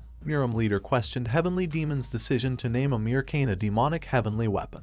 Heavenly Demon hesitated, wondering if that wasn't appropriate. Silence hung between them for a while. Murim leader cleared his throat, breaking the silence, and suggested that the name demonic Heavenly Wooden Sword might be a bit extravagant. He proposed just calling it a cane. Heavenly Demon considered his suggestion and noted that the word cane might have other connotations. Murim leader insisted that a cane was just a cane, to which Heavenly Demon agreed and decided to call it the demonic cane. However, Murim leader's frustration escalated, and he shouted about the repeated use of the word demon in the names of the demonic faction's subordinates. He listed names like Blood Demon, Sword Demon, Phantom Flame Demon, and Twilight Demon General, bemoaning the repetition of the word demon. He criticized the formation of the 4 demonic generals. Heavenly Demon lightly commented that the names sounded sophisticated. Murim leader expressed disbelief that the Jianghu had ever been influenced by such individuals. Suddenly, both the Murim leader and Heavenly Demon noticed a change. They were surrounded by a snowstorm. Murim leader yelled at her, questioning why she had claimed the weather would be fine. Heavenly Demon explained that fortune-telling doesn't work every time and one can't predict everything. Murim leader grumbled about being fooled by her weather prediction, lamenting how everything had gone awry. Heavenly Demon urged him to focus on the impending fight, emphasizing their weakened state and the need to conserve strength. Chemist turned to Death Sovereign and asked why the old man and woman were suddenly acting this way. Death Sovereign admitted his uncertainty. As the 4 were observing the heated argument between the old man and the woman, they suddenly sensed a terrifying presence approaching from behind. In this world of Murim, martial arts were esteemed, achieved, and regarded as reaching their pinnacle. This was their world. The Heavenly Demon emerged here, aiming to unite the Murim. The demonic cult revolved around the Heavenly Demon, and opposing forces clashed over the world's fate. If only the sudden super pandemic hadn't occurred. As Death Sovereign and his group ran, pursued by a horde of zombies, he exclaimed, realizing the truth, the super pandemic was a zombie virus.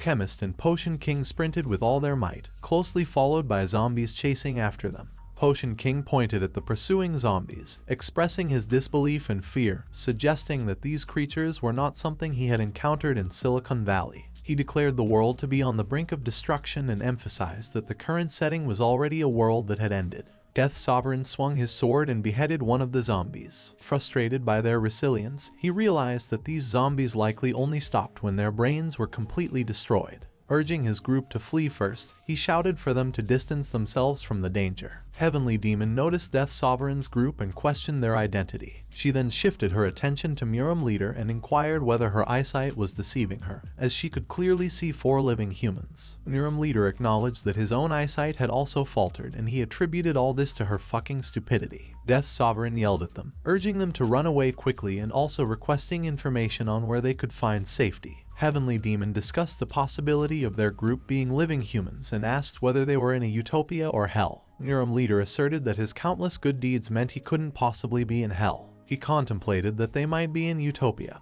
but noted the absence of peach blossom trees and the presence of Jiangxi approaching them. Viper swiftly caught Murim leader in his arms, while Death Sovereign held Heavenly Demon securely in his embrace, and they both ran. Murim leader remarked that this situation was indeed a reality, and he wondered if all the individuals around them were truly living humans. Heavenly Demon observed that Death Sovereign's embrace felt warm, implying that he wasn't a Jiangxi. Curious about their origins, Heavenly Demon asked Death Sovereign where they had come from and noted their interesting movement techniques. She inquired whether they were children from the outside world. Death Sovereign pondered the term outside world, considering if it referred to being from outside the Murim. Suddenly, the zombies leaped into the air, shocking Death Sovereign, who exclaimed in disbelief. Viper also shouted, questioning why zombies would be able to fly. Heavenly Demon explained that the zombies were using a weightless art she had created, borrowed from the Kunlun faction, and modified. She praised the skill of the zombies, highlighting their ability to even leave no footprints on the snow, showcasing their mastery of the technique. Death Sovereign questioned if the zombies retained their martial arts abilities even after death, to which she responded that martial artists who become Jiangshis could indeed still utilize martial arts. They considered it common sense in their world. Death Sovereign expressed his disbelief, never having heard of such a concept before. Heavenly Demon smiled and explained that they had specifically trained the elite members of the demonic cult to react to killing intent even in their sleep.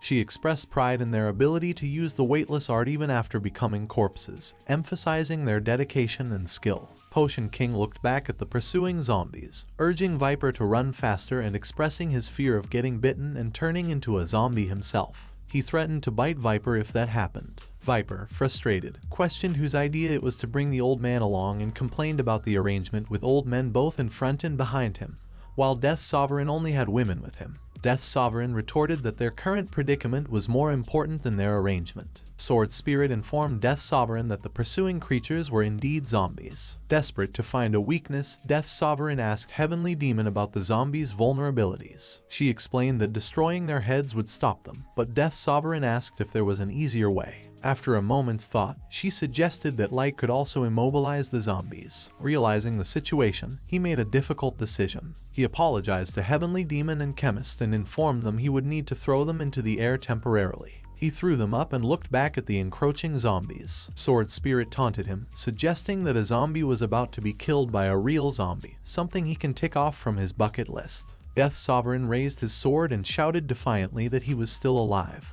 He then called out Sparkly and a message appeared, indicating that Sparkly was responding to the hero's call. The sword emitted a brilliant light, causing all the pursuing zombies to collapse on the snow. Potion King, somewhat shocked but relieved, questioned if they had survived once again and expressed his annoyance with Marcus. Death Sovereign checked on everyone's well-being. Chemist got up from the snow, albeit with a hurting face, and thanked Death Sovereign for saving them. Viper dropped Muram Leader and Potion King, expressing his frustration at encountering old men in his life. Death Sovereign instructed Viper to take care of the rest as he intended to deal with the zombies. Viper questioned his plan, to which he explained that he needed to quickly incapacitate the zombies while they were immobile. He acknowledged that destroying each of their brains would take time but shouldn't be too difficult. However, Heavenly Demon suddenly interrupted his plan.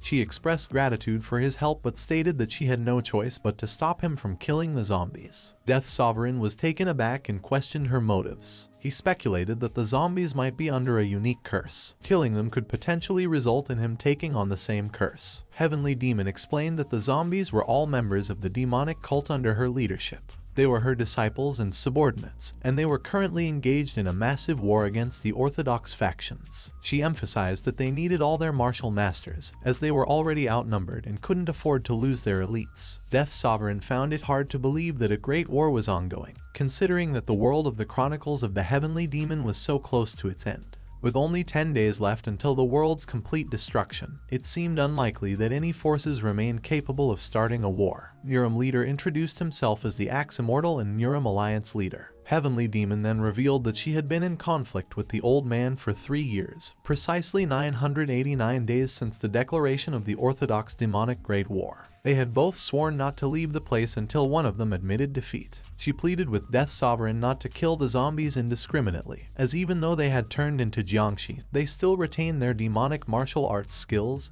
and were part of her group. She requested that if he intended to eliminate the zombies, he could kill the ones wearing monk robes. Muram Leader vehemently opposed the idea of killing them, as they were members of reputable Orthodox sects that he had worked hard to gather. He reminded Heavenly Demon of their pledge not to harm the zombies and to see the Orthodox demonic Great War through to its end. Heavenly Demon responded with defiance, stating that pledges were meant to be broken. This incited further anger from Muram Leader, who declared his intention to crush the heads of the demonic beings. An argument ensued between Heavenly Demon and Muram Leader, both accusing each other of hypocrisy and breaking their promises. Death Sovereign was taken aback by their fervor and questioned why they were still preoccupied with their conflict when the world was about to end. Heavenly Demon clarified that the world's impending end didn't change the fact that their war was ongoing. She was determined to lead her remaining 500 Jiangshi soldiers to crush the orthodox sects and achieve victory over the Murim leader. In response, Murim leader declared his resolve to continue the fight, even if he were to become a vengeful spirit. He vowed to rally his comrades from the Murim and put an end to the war that had dragged on for 989 days, regardless of the imminent end of the world. Heavenly Demon, holding the demonic heavenly wooden sword due to forgetting her savage blood demonic sword, asserted that a martial artist shouldn't be choosy about their weapon. She considered it more than enough to defeat the old man. Murim leader responded with a challenge, implying that they were fighting to determine who would be the last to unify the Murim. Amidst their fierce confrontation, they attacked each other with loud shouts, and their wooden swords clashed. Heavenly Demon unleashed her technique, Heavenly Demon Dominating Stride, while Murim leader countered with his technique, Heaven-Splitting Golden Axe. Both of their wooden swords broke during the exchange. Their battle took an unexpected turn as Heavenly Demon started pulling the Murim leader's beard, and he retaliated by pulling her hair. Death Sovereign was left shocked by the bizarre turn of events, questioning the situation. Sword Spirit, also observing the battle, remarked on the strangeness of the situation. Despite the unconventional moves, he acknowledged the proficiency of their techniques and breathing. In his world, they would be considered powerful martial masters. Confused, Death Sovereign inquired about their actions. Sword Spirit explained the tactics being employed, indicating that the eye-stabbing move was based on the concept of the divine dragon's claw attempting to steal the magic pearl of the evil dragon. This move was known as the Twin Dragon's Pearl Snatch. The covering of the face was associated with the descended Buddha's concept of obscuring the faces of all sentient beings, known as the Thousand-Move Bodhisattva. Death Sovereign expressed confusion about the messy nature of the ongoing battle. Sword Spirit explained that the strangeness stemmed from the absence of the expected energy and intent, known as aura, in their movements. Even if their Danshin was destroyed, the energy should still be present to some extent. Viper interjected, acknowledging the prowess of the old man and the woman in the fight. He noted that the actions they demonstrated contained principles from the Land King Snake and the Calm Transcension Dragon. Sword Spirit mused that despite Viper pretending to be genuine, his martial arts skills were still impressive. He referenced the Land King Snake, symbolizing strength, and the Calm Transcension Dragon, symbolizing peace. Sword Spirit then made fun of him, mentioning that even Viper knew more about martial arts than he did. Death Sovereign activated the character window and saw Viper's inner thoughts, where Viper confirmed his earlier analysis. Viper's internal thoughts elaborated on the comparison of the movements. He likened them to the actions of individuals in their past lives, ranging from a troublemaker to a class president, a former hero of an online game, and a popular manhwa artist and childhood friend turned hero. Chemist expressed her perception that the fighters appeared childlike in their conflict. Viper responded, highlighting the difference between a martial master and a normal martial artist. He internally marveled at the fighters' multiple directions of attack and believed they surpassed the old man's sword saint. Viper felt that just watching them made him feel like he was leveling up and expressed a desire to teach their martial arts to his disciples. Death Sovereign commented to Sword Spirit about Viper's perspective on martial arts. Hoshin King interrupted the ongoing battle between Murim leader and Heavenly Demon, shouting at them about the freezing weather and their narrow-mindedness. The fighters paused their conflict, realizing the presence of others. Acknowledging their behavior, Murim leader recognized that they weren't treating their guests properly. Heavenly Demon offered to guide them to her living quarters, and the group started moving. While traveling, Death Sovereign noticed that both Heavenly Demon and Murim leader were panting heavily. Offering assistance, he suggested carrying them on his back. Heavenly Demon accepted, mentioning that her cultivation technique wasn't working well that day. Viper, however, mentioned that Death Sovereign's approach was not right. He gave Heavenly Demon a ride on his back and mentioned that this is how it was supposed to be done.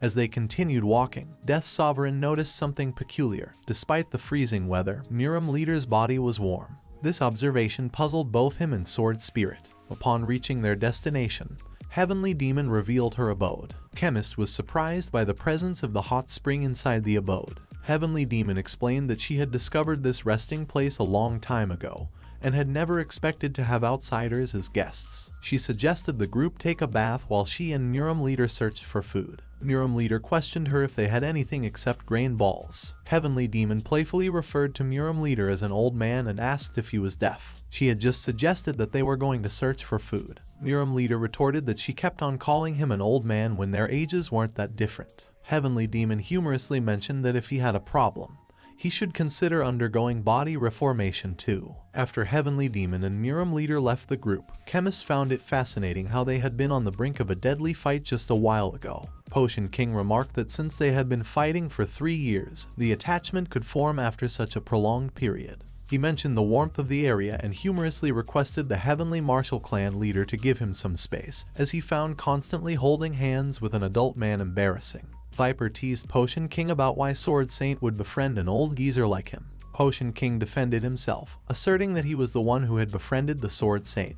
Returning with some grain balls, Heavenly Demon apologized for not having much to offer and explained that they used to hunt for food but hadn't found any beasts recently. As they all began to eat the grain balls, their expressions turned odd. Chemist inquired if they had been eating this way all along, to which Heavenly Demon confirmed, explaining they had been surviving on grain balls for over 2 years. Chemist expressed concern about the lack of proper nutrition from such a diet, but Heavenly Demon brushed it off, stating it was fine for her. Unable to tolerate it any longer, Potion King got up and took out the cooking ingredients. He criticized their diet, stating that their lack of strength to cross the snow field was due to such poor nutrition habits. He compared their situation to his own past when he neglected his body's well-being. Potion King then cooked food and encouraged them to eat heartily, emphasizing the importance of proper meals when young. Muram Leader pointed out their advanced age, but Potion King disregarded it, urging them to eat up. He stressed that only by doing so could their bodies continue to survive. After tasting the soup Potion King had prepared, Death Sovereign's facial expression changed instantly. He marveled at the taste, comparing it to the most luxurious item he had enjoyed after winning a lottery in the Merchant Alliance. He thought it was even better than a venti quad white mocha frappuccino, half Java chip, half chocolate drizzle. He was amazed that such a flavor could exist in the world.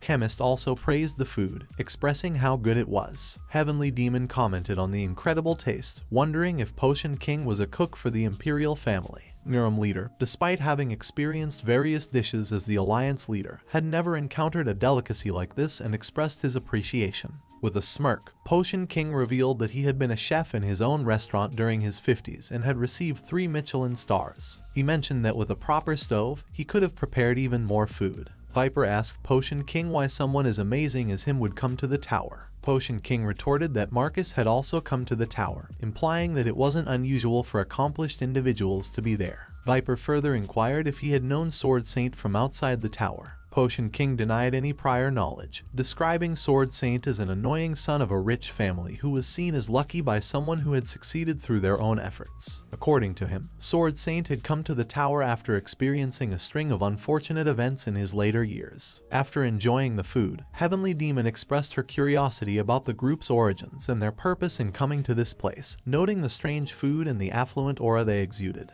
She inquired if the outside world had found a way to cure the Jiangxi soldiers. Death Sovereign looked at Chemist, who responded that they were still searching for a cure. Heavenly Demon shared that the physicians and Taoists of Muram had attempted to find a cure for the Jiangxi soldiers without success. Even the martial masters of the Maoshan sect, the experts in Jiangxi, had given up. She concluded that the situation was the same in the outside world. Death Sovereign wondered if there truly was no way to cure it. He emphasized the group's knowledge and skills, particularly Chemist's expertise in medicine and disease treatment. He believed they could develop a cure if given helpful information. Heavenly Demon conceded that while it might not be a complete cure, there was a workaround.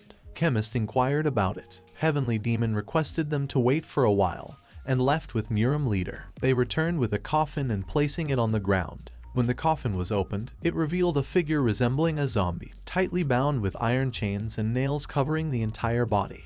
Death Sovereign turned his gaze toward the zombie and inquired about its identity. Heavenly Demon explained that it was the Wudeng sect leader who, after being bitten by a Jiangxi, had requested his corpse be used for research. Their research revealed that the only known method to halt the virus was by using acupuncture to block all blood vessels. As Heavenly Demon removed a nail from the zombie's neck, it let out a loud scream. She reinserted the nail and clarified that blocking the blood vessels between the brain and spine could subdue the Jiangxi, yet it was more of a temporary measure than a permanent solution. The tainted Kai from a Jiangshi's bite contaminated the blood and energy of those affected, flowing through their vessels and meridians. No amount of meditation or energy manipulation could cleanse this murky Kai. Even those who practiced demonic energy or pure Kai cultivation couldn't escape the contamination's effects. Once infected, their bodies would heat up, akin to being engulfed in flames, and they would soon transform into Jiangshi. Shaolin's monks displayed exceptional resilience, surviving the longest even after losing limbs,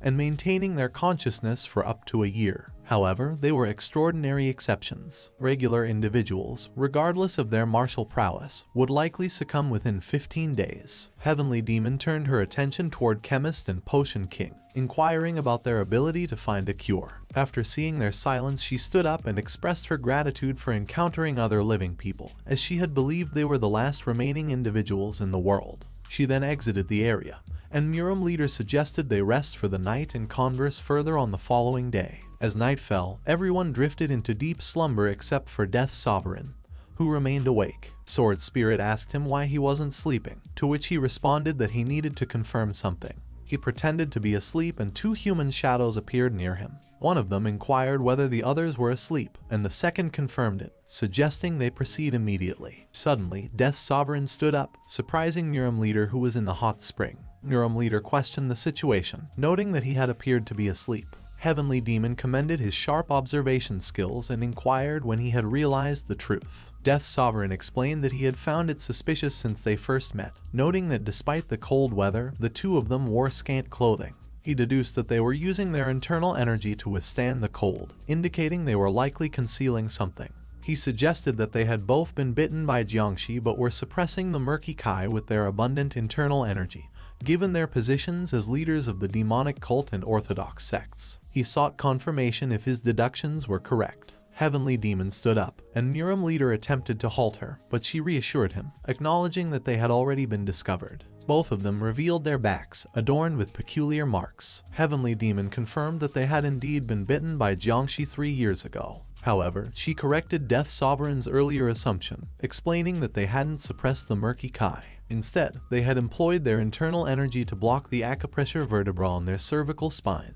preventing the murky Kai from spreading. Sword Spirit was astonished by this revelation, likening it to telekinesis. He proceeded to explain that the concept was comparable to the air burst sword technique, where one uses internal energy to make a sword fly. In their case, they had paralyzed themselves from the neck down and were using internal energy to control their bodily functions, even pumping their heart and breathing through their lungs. This was no different than utilizing an air burst sword for 24 hours every day. This continuous manipulation left them fatigued, even during simple movements. Heavenly Demon admitted that they had been fighting the great orthodox demonic war like this, and the Muram leader concurred, revealing that they had been in this fight for 3 years. The Blood Demon Squad's captain delivered a report to Heavenly Demon. He discussed the dire situation as half of their squad had been wiped out and even the elders had become unreachable after declaring war on the Muram. He expressed concern for their cult and the world's safety, suggesting that this wasn't the time to battle the orthodox sect. Bowing before Heavenly Demon, the captain informed about the setup of a pharmacy as instructed, catering to various factions and sects. He stated that the leaders of the Tang clan and the Maoshan sect were all in attendance. A few among them had contracted the Jiangshi disease and were planning to utilize their living bodies. Consequently, results should be achievable shortly. The captain revealed that the Lunar Shadow Demon and the Blood Demon have died. He expressed the futility of fighting against the relentless pandemic of the Jiangshi, stating that defeating 100 today would result in 1,000 more rising tomorrow. Seated and bowing, the captain suggested that Heavenly Demon leave the fallen island, considering that even zombie soldiers shouldn't be able to cross the seas. He emphasized that Muram wasn't confined to a single location, but wherever their cult's banner flew. The captain urged flexibility, stating that the oath made during the Great War had lost significance in the chaotic world. He emphasized the need to let go of stubbornness, forget old alliances, and rebuild their forces anew. In a heavily injured state, the captain called out to Heavenly Demon, addressing her with respect. Falling to the ground, he once again called out to her. Death Sovereign questioned both Heavenly Demon and Muram leader, asking how they managed to endure for so long. Heavenly Demon responded by urging him to follow them. The trio stepped outside into the snow, and Heavenly Demon began to recount an interesting incident from the Muram. She spoke of a supreme peak martial master who achieved immunity to 10,000 poisons and an invulnerable physique. Despite being impervious to poison and swords, the question remained, how could someone seemingly invincible be killed? This notion of invincibility was hard for people to accept in the past. Addressing Death Sovereign, Heavenly Demon inquired if he knew how this martial master met his end. Death Sovereign questioned the method of his demise. Heavenly Demon revealed that he was killed by the Lust Demon. Pleasures of the flesh coming together were neither poison nor swords. Death Sovereign then mentioned whether fleeting pleasures could be considered poison. Heavenly Demon agreed and elaborated that the Lust Demon was clever. She gradually introduced mild pleasures, which eventually escalated into fatal indulgence. Even the physical sensations that would normally cause pain turned into pleasure for the martial master. The Lust Demon's actions became pure bliss for him, culminating in a moment where she lightly strangled him, and he found pleasure in it. In his final moments, with a smile on his face, he died, reaching his peak just like the supreme peak martial master he was. He succumbed to the Lust Demon's actions despite being supposedly immune to poison and injury. The story's moral was simple. Miram leader emphasized that one should not underestimate the Lust Demon. This was not merely an old tale, it had actually happened. The slain martial master was someone the Tang clan had invested considerable effort into nurturing, and the Lust Demon had been dispatched to assassinate him. Heavenly Demon expressed that many individuals who initially entered the Miram misunderstood their purpose. Becoming invincible is not the true objective of a martial artist. Instead, the true goal of learning martial arts is to attain eternal life. Heavenly Demon and Miram leader began to move frozen individuals as she continued speaking. She discussed how someone immune to the poison would eventually succumb to something non-poisonous, and someone with an indestructible physique would eventually be defeated by something other than a sword. She highlighted the fact that in the Jianghu, the realm of martial artists, the choice of martial arts goes beyond techniques. It encompasses the type of martial artist one aspires to be and how they will meet their end. Acknowledging that death is inevitable, she questioned how one could harbor resentment towards death itself. However, she emphasized that this wasn't the kind of death she desired. Heavenly Demon emphasized that dying from poison or a sword was acceptable. Falling into a trap, dying in an ambush, or even being struck by Shaolin monks were deemed acceptable fates. She even mentioned that dying due to betrayal from trusted subordinates was alright. But, above all, she found no greater satisfaction than dying from a sparring match requested by the next generation, all except dying a death like the one they had been discussing. Heavenly Demon responded, stating that the reason they had endured for so long was simply because they desired to die on their own terms. Miram leader remarked that there didn't seem to be many Jiangshi that had made significant progress that day. Heavenly Demon acknowledged the brightness of the moon the previous night. Although moonlight wasn't as effective as sunlight, it still had an impact on the Jiangshi. Miram leader asserted that the orthodox Miram wouldn't be eradicated by mere Jiangshi. In response, Heavenly Demon declared that their cult's fate wouldn't be determined by the biting of mere corpses. Miram leader shouted back that if the orthodox sect were to be wiped out, it would be due to the malevolent influence of the demonic cult. Heavenly Demon countered by shouting that if their cult ceased to exist, it would be because of the swords wielded by the orthodox sects. Identifying themselves, Miram leader introduced himself as Namgung Woon, the abdicated clan head of the Namgung clan, known as the Axe Immortal. Heavenly Demon introduced herself as Sobi Kyong, the leader of the demonic cult, known as Heavenly Demon. Death Sovereign pondered that as snow fell and people died, the world hadn't come to its end despite the disappearance of the major sects and clans. As long as there were 2 individuals left before the world's end, even if one person remained amidst a billion, as long as that last person chose to end their life, the world's cause of death wouldn't be attributed to a disease, but to suicide. At least, that was the insistence of the Miram Alliance leader and the demonic cult leader. This struggle was about determining the ultimate cause of death for this world. Miram leader requested the 990th spar, asking whether it would be a regular battle or a fight to the death. Heavenly Demon responded that it would indeed be a battle to the death, and Miram leader accepted. Without delay, Heavenly Demon launched an attack, swiftly engaging in combat. Miram leader also moved quickly, catching her hair, seemingly engaging in an intense fight. Death Sovereign observed the battle, contemplating the state of the world and this genre that had declined, as well as the slow decay of the ongoing apocalypse that had lasted for 990 days. As the two continued to fight, he realized that the situation couldn't be allowed to continue. It was illogical. This couldn't be the end they were seeking. Addressing Sword Spirit, he expressed his dissatisfaction with the fight. They believed that despite any impressive principles at play, this conflict was an insult to both combatants. Sword Spirit questioned whether Death Sovereign intended to kill either Heavenly Demon or the Miram Alliance leader. He suggested that such an act could be a merciful end for them, yet both of them were outsiders in this scenario. Death Sovereign acknowledged this fact and recognized that it probably wasn't what either of them wanted either. Reflecting further, Death Sovereign realized that if they were to die, they wished to do so by each other's hands. With determination, Death Sovereign made a declaration.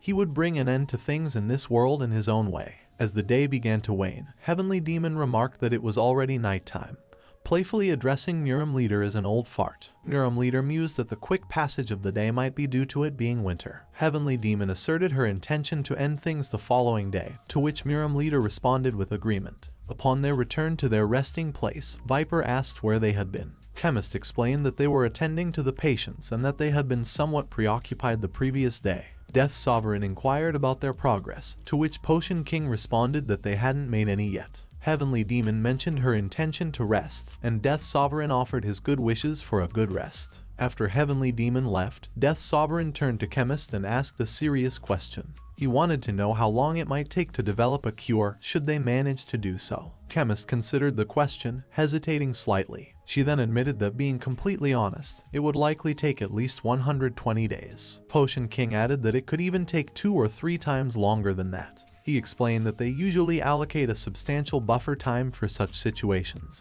but even that often wasn't enough. Chemist affirmed Potion King's statement, acknowledging that this was the worst-case scenario they were discussing. Death Sovereign speculated that the shortest time needed for a cure might be around 100 days, while the maximum could extend to 300 days. Chemist, however, expressed uncertainty about their ability to develop a cure due to limitations in facilities and environment. She apologized for the trust placed in her, acknowledging the difficulty of producing a cure within the limited time frame. Death Sovereign placed his hand on the knife as he recalled the librarian's words about the world's end in 10 days. He then reassured Chemist with a smile and asserted that it would be sufficient. He pledged to resolve the time problem, encouraging her not to give up and to persist with the research. Recalling their conversation from the previous day, he reminded her of their earlier words. He encouraged Chemist to clear their mind of unnecessary thoughts, whether related to time limits or the fear of being trapped in this situation indefinitely. Death Sovereign vowed to give his all and hoped that Chemist would do the same. Chemist agreed to clear her mind of unnecessary thoughts,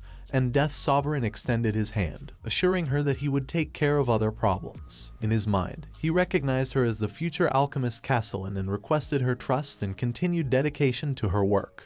Chemist expressed gratitude to Death Sovereign and acknowledged that without his help, she might still be stuck in the slums. Her machines were taken away, and she recognized the significant impact of his intervention. She agreed to repay this kindness by dedicating herself to developing a cure, albeit warning that she might become absorbed in her work and neglect formalities. Death Sovereign approved and urged her to give her best. Chemist then turned her attention to Potion King and requested his support. Potion King's reaction was intense, expressing his disapproval of being asked to support her. He referred to her as a wicked woman and emphasized the importance of hierarchy. He questioned how a greenhorn like her could ask him, Potion King, to simply provide support. However, Chemist activated a skill card, surprising Potion King. Despite his initial reaction, Chemist allowed him to see her skill cards. This action left Potion King shocked, as it defied the norm of keeping skills secret from competitors. Chemist confidently described her skills to Potion King. She introduced the skill Moving Hospital,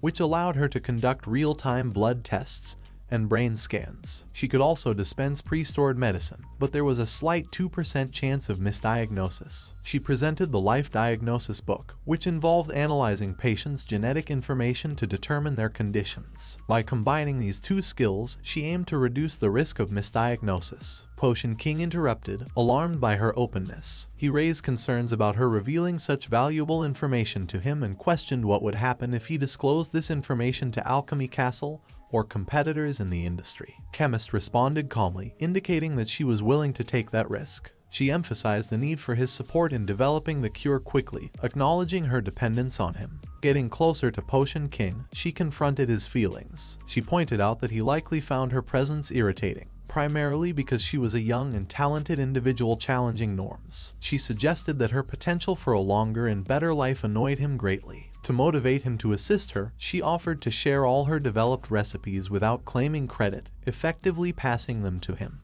Potion King's anger surged, and he slapped Chemist. She retrieved her glasses from the ground and decided to analyze the zombie virus. In response to Potion King's assertion that there would always be someone better, she remained focused on her task, instructing him to follow her lead. Ignoring his bitter remarks, Chemist directed Potion King to gather necessary materials for her. He retorted that she would eventually encounter someone superior to her. A tense silence ensued before both turned their attention to analyzing the zombie coffin. Chemist apologized to Death Sovereign and requested him to leave due to his breathing bothering her. Potion King asked him to bring samples of zombies, including various age groups and genders, along with specific medicinal ingredients mentioned. Death Sovereign agreed and drew a line on the wall with his sword. He then left with the others. The following day, frozen humans were relocated by Murim Leader and Heavenly Demon, while Death Sovereign drew another line on the wall. Heavenly Demon and Murim Leader clashed once again.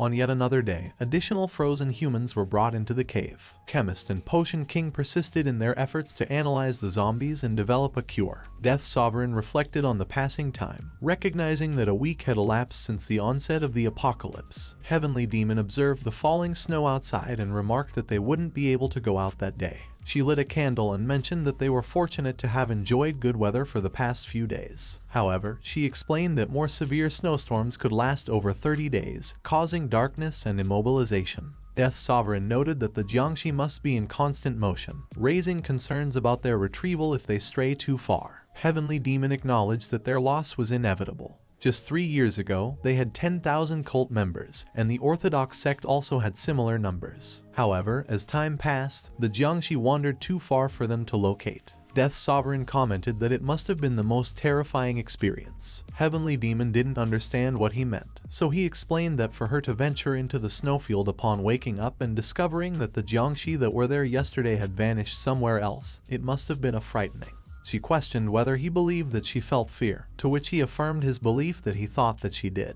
Heavenly Demon stood up and remarked that she might have upturned the world too many times. Normally, those who spouted nonsense like him would have their heads severed. She added that he should be thankful the world was in ruins, or he might have met a grim fate. Death Sovereign redirected the conversation, acknowledging both her and Murim Leader as martial masters. In comparison to their skills, his own martial prowess appeared lamentable. However, regardless of one's power, internal energy remains finite. He inquired about the point at which her internal energy would be depleted. He mentioned that she was blocking her acupressure points in her cervical vertebrae with her internal energy. That meant she was using her internal energy to keep her heart pumping, to keep breathing, and to move her limbs. He deduced that despite her formidable internal energy, she wouldn't be able to maintain this state indefinitely. Thus, he questioned when her internal energy would be exhausted. Heavenly Demon smiled faintly and said that you were truly an observant child. Death Sovereign inquired about the number of days you had left. In response, she replied that she was healthy,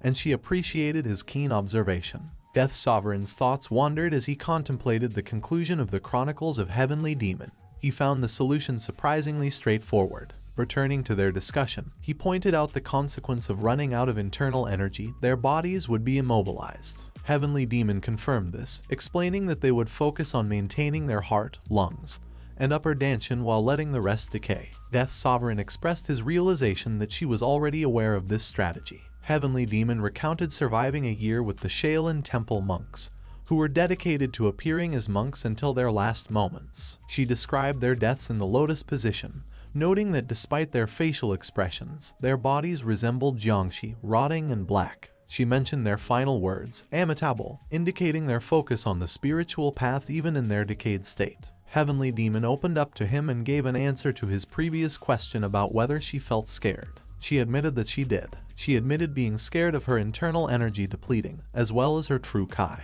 She expressed fear of snowstorms and the absence of sunlight. She felt scared of the possibility of her former subordinates disappearing with the light. She feared not being able to kill the old fart, and also feared him not being able to kill her. She felt scared of the day when both of them would be incapacitated and confined to their beds, waiting for their internal energies to run out. Next to her, Murim Leader lay on a bed and addressed her as the demon head, offering an apology. He turned towards her, his face streaming with tears, and conveyed that he could no longer move his body. Heavenly Demon had never known that the world could be this scary. Murim Leader once again apologized to her. Heavenly Demon's gaze fell upon falling snow, and she expressed her fear of death devoid of meaning. Death Sovereign contemplated the possibility that their struggle would be in vain and the world would be left desolate, with constant falling snow and a monochrome view. Chemist examined the body of Muram leaders, regretfully stating that they couldn't cure him at the moment. Heavenly Demon stood before Muram leader, urging him to rise. With closed eyes, Muram leader apologized, but Heavenly Demon dismissed his excuses. She addressed him as the Muram Alliance leader, Axe Immortal, reminding him of a promise to challenge the demonic faction and raise the banner of the Orthodox Muram.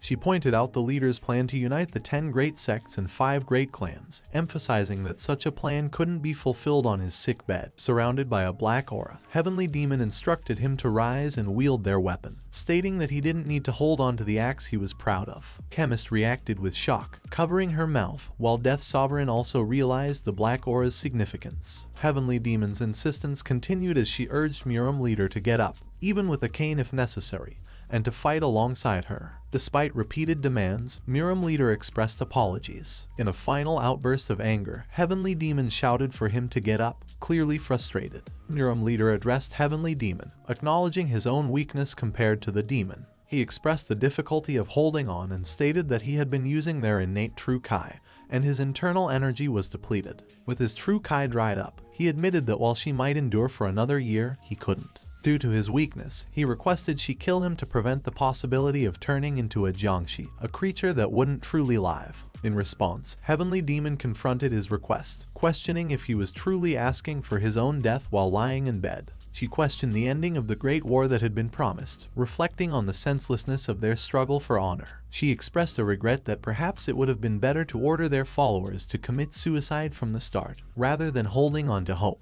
As Muram leader tried to speak, Heavenly Demon addressed him by name, Namgung Woon. She recounted his achievements as a martial arts genius, reaching the pinnacle at a young age and becoming the head of the Namgung clan before 30. She mentioned about his appointment as the alliance leader as the demonic faction gained power. She highlighted his embodiment of orthodox sect principles and righteous path. Heavenly Demon expressed surprise that now, he was seeking an easy death without resistance. Muram leader remained silent in response, prompting Heavenly Demon to agree to his request, but with a warning that his death wouldn't be pleasant. A black aura began to emanate from her body, causing Potion King to struggle for breath and cough under pressure. Heavenly Demon held an axe and showed it to Muram leader, stating that it was the jade axe that he treasured so much. She was sure he still remembered it. Muram leader, in response, called out to her by her real name, Sobi Kyong. Heavenly Demon stated, chivalry has been forgotten in martial arts, and martial arts no longer uphold the virtues of chivalry. She instructed the Muram leader to convey this message. If he complied, she would grant him his death wish. Death Sovereign came to understand that this meant the end of the Orthodox Muram era. It was a demand directed towards the Muram Alliance leader, urging acknowledgement of the demise of the Orthodox sects. Only upon this recognition would she fulfill his request by ending his life with his beloved weapon. Heavenly Demon, growing impatient, shouted for Muram leader to say it. Tears welled in his eyes as he struggled to comply and apologized for his inability to utter those words. Heavenly Demon swung the axe towards him, referencing his earlier stance that becoming a Jiangshi wasn't truly living.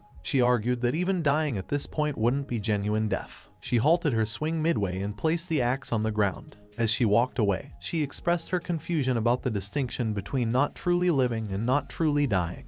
She lamented the emptiness and meaninglessness of the world. Death Sovereign noted that on the 9th day after entering the apocalypse, Muram Alliance leader Namgung Woon died from illness. Chemist sat near Muram leader's chained body and remarked on obtaining a precious sample that would allow real-time observation of the infection's progression. She explained that individuals don't become zombies immediately after death, and that there's a delay before the infection reaches the brain.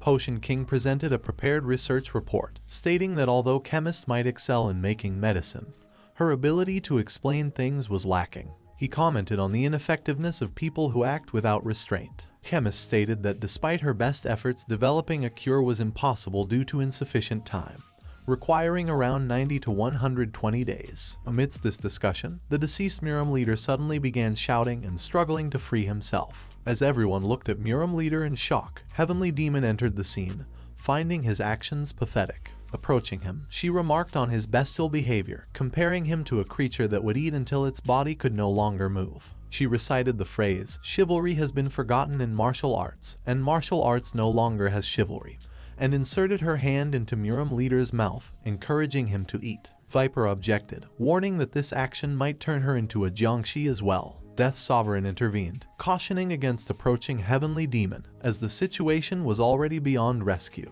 Suddenly, a burst of energy emanated from Heavenly Demon's hand, breaking the curse on Neuram Leader. The Heavenly Demon's hand was stained with dark red blood, and she soon started to laugh menacingly. Sword Spirit warned Death Sovereign that she had fallen into Kai deviation. Surrounded by a dark aura, Heavenly Demon addressed them as orthodox bastards and accused them of coming to assassinate her. She conjured a pitch-black sword and challenged them to fight. Death Sovereign urgently shouted for everyone to run away. Heavenly Demon charged towards them with her sword. Among the group, Potion King was the slowest, and she swiftly sliced his head off. Viper attempted to stop her with his sword, while Death Sovereign ran holding Chemist in his arms. Sword Spirit explained that Heavenly Demon was in a crazed state, operating above the transcendent demonic level. He attributed this to her use of internal energy and true Kai, speculating that she had temporarily entered the life and death realm.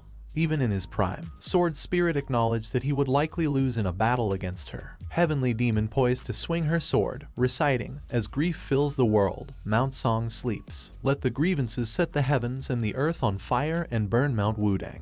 The demonic cult rules over the Neuram, and I'm the one who rules over the demonic cult. Do you guys have the right to talk to the highest of authorities?" Viper urgently shouted to Death Sovereign, commanding him to take the Chemist and flee. Heavenly Demon taunted their strength, asserting that they were not powerful enough, calling them dogs of the orthodox. She demanded to know the whereabouts of Namgung Woon, emphasizing that he was the only one worthy of fighting her in the entire world. She ordered the 4 demon generals to bring Namgung Woon to her immediately. Swiftly appearing behind Death Sovereign, Heavenly Demon readied her sword. Chemist voiced her trust in him, and at that moment, he received a message, "You have died." Returning to an earlier time, Death Sovereign realized that this was a soundless, traceless, and scentless end. He reflected on a world that darkened people, eventually burying them in a white snowfield. But that was all there was. An end doesn't mean anything to him. With determination, he declared that now it was time to start saving their world. In a snowy field, young Sobikyang walked behind her mother. She called out to her mother as she continued to walk ahead,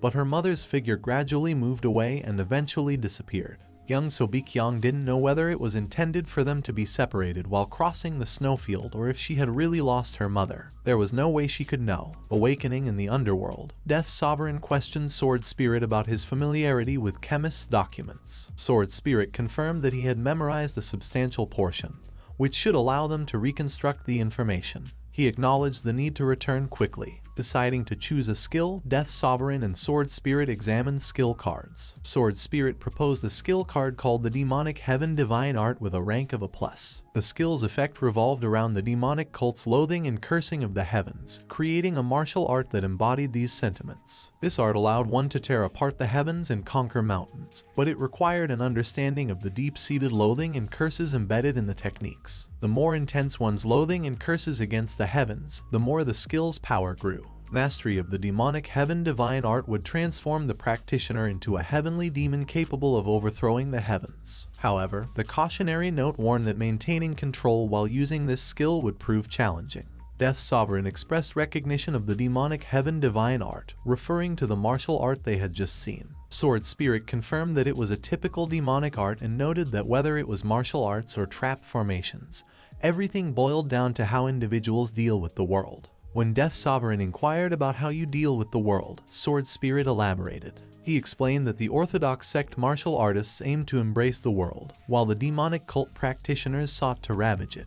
He likened the former to vessels that accepted the world and the latter to fingernails capable of tearing it apart. Sword Spirit illustrated this with a simple example. He performed a downward slash and referred to it as the form of a charging tiger, also known as the tiger form sword strike. He clarified that the name was secondary. The essence was to replicate the movements of a tiger or bull. He emphasized that the techniques varied depending on the enlightenment achieved by the martial arts founder or sect. In response to this insight, Death Sovereign was taken aback. He pondered the idea of transforming something from the world into something that belonged to him and realized that this was the essence of embracing the world. Sword Spirit continued, explaining the unique nature of demonic arts. He shared a saying from when the demonic cult taught their arts. "Remember the anger you felt when you were stabbed by a bandit in the stomach. Recall the moment your younger sister was taken away by a county magistrate. Embrace the memory of your overwhelming helplessness and fragility. Engrave into your mind the image of your sister's lifeless body, returned to you as a corpse after you had waited in front of the magistrate all night long.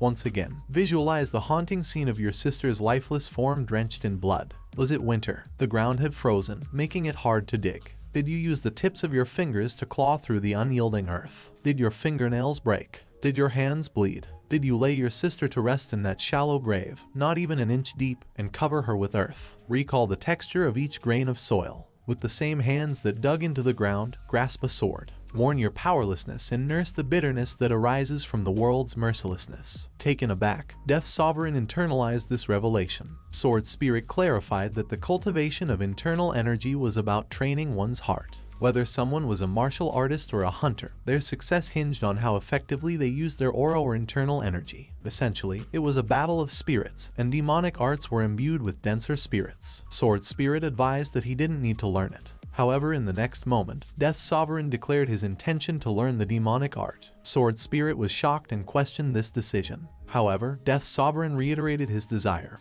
and stated that he simply wanted to learn it. Sword Spirit erupted in frustration, speculating that Death's Sovereign might have been enchanted by Heavenly Demon's sword techniques. He attributed her enhanced power to reaching the life and death realm through her True Kai, akin to being on True Kai steroids. Sword Spirit expressed disdain for such demonic arts, claiming that they were inferior compared to their own martial arts. Death's Sovereign playfully suggested that Sword Spirit might be sulking because he was learning someone else's martial arts instead of his. Sword Spirit was taken aback and asked for clarification.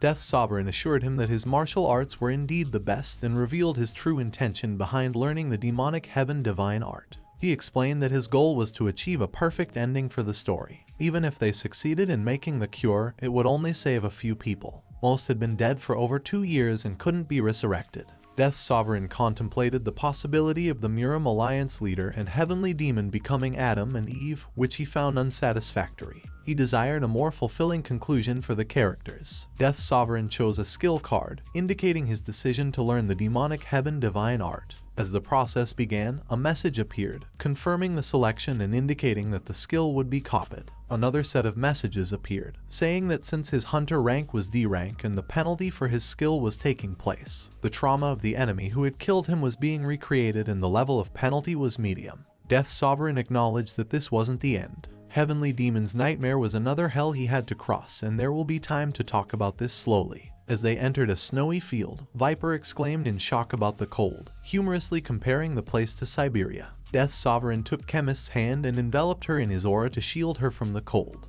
Grateful, Chemist thanked him. He recalled the Chemist's final words before her death and remarked that it was something he should have done. He then told Viper to take care of the Potion King. As they walked further, the Death Sovereign pointed ahead and mentioned seeing shadows of people in that direction. He led the group towards them. Approaching the location, Potion King was puzzled by the sight of frozen figures. Death Sovereign stated that they appeared to be zombies, which startled Potion King. He pointed out lumps of flesh in a frozen zombie's mouth, suggesting they bit off flesh like beasts. Chemist employed her analytical skill to confirm this observation. She revealed that the corpse's DNA didn't match the flesh in its mouth. The flesh had originated from 2 years prior, even though the corpse was 3 years old. She speculated that the corpse had been moving around for about a year. Acknowledging the progress made compared to the previous round, Death's Sovereign shared an intriguing skill he possessed with Chemist and Potion King.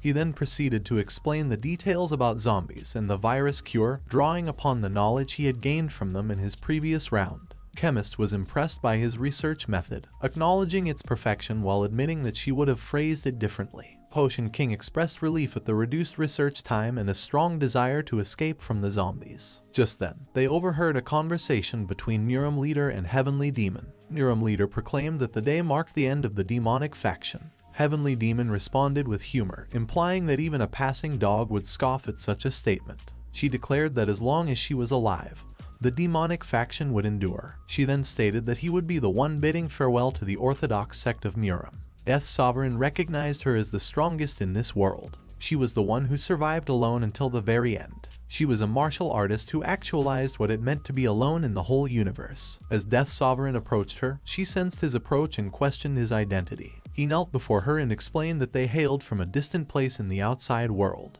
They had come to seek her due to her renowned greatness. He had admired her for a long time, ever since hearing about her reputation as the strongest person of all time. Gazing at Heavenly Demon, Death Sovereign made a heartfelt request and implored her to accept him as her disciple. Lying in the snow, young Sobikyung felt the coldness around her. Her senses seemed numbed, no sounds, sights, or smells reached her. It was as if her stomach was filled with ice, freezing her from within. Amidst the cold, her thoughts drifted to her mother, and she acknowledged the chill of her surroundings. An elderly woman meticulously uncovered the snow, revealing young Sobikyung buried beneath. With surprise, she remarked on the unusual situation. 10 days of snow accumulation, yet the girl was still breathing. Assisting Baekhyun to her feet, the woman marveled at her resilience to cold, considering it a mysterious gift. She speculated that the girl might possess a body immune to cold, making the world's frigidity like an internal energy source. The woman pondered if this was the legendary ultimate yin body, only heard of in documents. Curious, the elderly woman inquired about the girl's identity. Baekhyun replied that she didn't know. The woman asked about her age. Her response remained the same, she didn't know. Curiosity piqued, the woman asked how she ended up buried in the snowfield. Once again, the answer was the same, I don't know. Observing Baekhyun's lack of memory, the elderly woman expressed her pity. Despite her young age, she had reached the creation realm, making her an ideal candidate to learn martial arts. The elderly woman speculated that Northern Sea's palace master would be willing to pay an exorbitant sum for her. She saw it as a mysterious and fated encounter. Placing her hand on Baekhyun's head, the woman pondered whether she was destined for their cult or if their cult was destined for her. The elderly woman asked if she would join her and promised to provide food and shelter for her. Baekhyun agreed with a slight nod. The woman remarked on her unique nature, lacking a scent, name, or knowledge of her birth. She decided to give the girl her own surname and named her Baekhyun, signifying the scent of the snow. She announced that Baekhyun was now a follower of the demonic cult. Baekhyun questioned her next destination. The woman answered that she would go to a place where children like her were gathered. Heavenly Demon expressed disbelief to Death Sovereign, claiming that taking in a disciple was impossible for her. She insisted on maintaining their principles, stating that despite the fallen state of the world, her stance wouldn't waver. She considered the idea of accepting a disciple absurd. Miram Leader, however, urged Heavenly Demon to be less reluctant. He commended the survival of individuals from the outside world in the dangerous Jonghu journey. Miram Leader pointed out the honor in someone expressing the desire to learn from her. Heavenly Demon acknowledged her happiness and pride in such individuals, but emphasized the strict and cold principle of master and disciple. Her cult only accepted those abandoned by parents or the world. Miram Leader criticized Heavenly Demon's stance, highlighting the irony of their criticism of others' behavior while displaying similar behavior themselves. He then proposed an alternative to Death Sovereign, suggesting that he give up the demonic cult and take him as his master instead. He introduced himself as Namgung Woon, the clan head of the Great Namgung clan and the leader of the Miram Alliance. Death Sovereign questioned why Heavenly Demon couldn't accept him as a disciple. Miram Leader was left in shock, realizing that he had ignored him. Heavenly Demon reiterated her stance about accepting only those abandoned by the world into her cult. Death Sovereign argued that the world had changed due to the pandemic, leading to people turning into Jiangshi. With Miram's sects and clans wiped out, he claimed that humans had been abandoned by the world. He thought about his own status as a hunter and an orphan devoted to the tower. Death Sovereign proposed to Heavenly Demon that his abandonment of the world might be enough to qualify him for entering the cult. In his thoughts, he acknowledged that while it was uncomfortable to admit being abandoned, he believed he had abandoned the world first. In response, Heavenly Demon rose and agreed to the challenge, asking him to demonstrate the tri-sword technique. She expressed skepticism about his claims but was willing to judge his worthiness firsthand.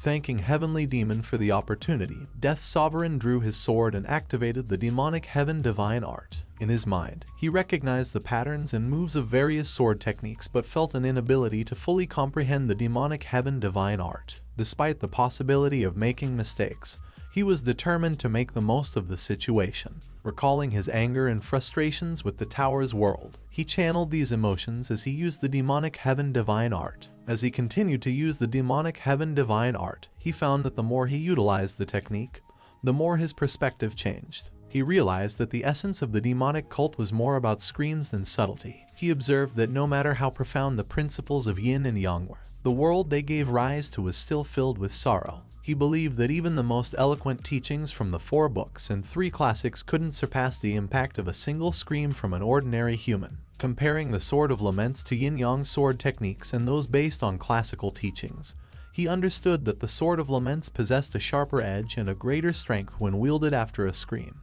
Despite Heavenly Demon's attempts to make him stop, Death Sovereign remained completely focused. He realized that the more intense one's laments were, the more potent their screams became, making their sword strikes stronger. He embraced this concept as the doctrine of the demonic cult. The strong survived by channeling their emotions into their actions. He acknowledged that the ultimate authority of the demonic cult, the Heavenly Demon, used sword techniques that screamed at the world with every stroke. Despite Heavenly Demon's repeated instructions to stop, Death Sovereign continued his demonstration. He reflected on how even someone of her stature, the ultimate authority, had screamed in her final moments. Angered, Heavenly Demon shouted again, demanding him to stop his actions. Growing increasingly furious, she released her aura and halted Death Sovereign's sword with her wooden cane. She interrogated him, demanding to know where he had learned the cult's ultimate technique. She recognized the technique he had demonstrated as the demonic heaven divine art, reserved only for demonic beings, which further fueled her suspicion.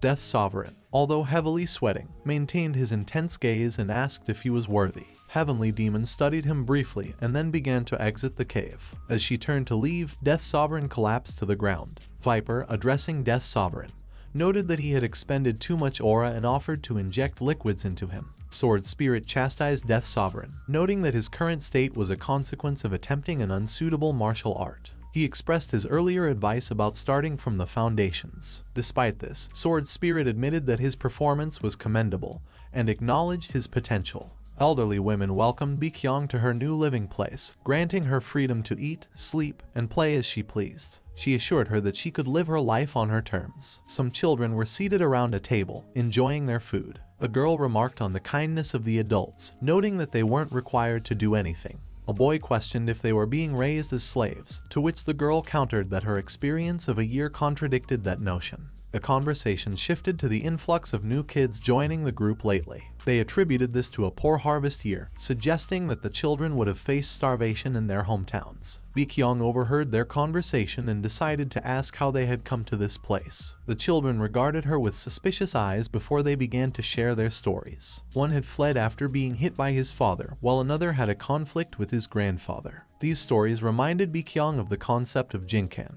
All sorts of poisonous animals and insects are placed into a pot and sealed. The animals and insects trapped inside would then engage in a struggle, tearing at each other and consuming one another. Eventually, the last one standing would possess the ultimate poison. As the children spoke, poison seemed to flow from their mouths. Baekhyun wondered if they were content now, and the children smiled and affirmed their happiness. However, she realized that this place wasn't a utopia, but a vessel designed to cultivate a single person's poison. The following day, a caretaker roused the children, announcing breakfast. However, he noticed that Baekhyun was absent. Baekhyun recalled the freedom she was granted to live life on her terms. Some children observed her working in the fields, noting her close association with the farmers and how she deliberately skipped meals. Elderly women approached Baekhyun, acknowledging that it had been a while since they last met. Baekhyun confirmed this and the women continued, inquiring about her activities. She had heard that she had been aiding the farmers and harvesting her own food, and she had also made her own clothes and blankets. Baekhyun confirmed this as well. Elderly women questioned her motivations for these actions. She wondered why she was doing so much work when she could live without scarcity, even if not luxuriously. She referred to the place as the Peach Blossom Spring,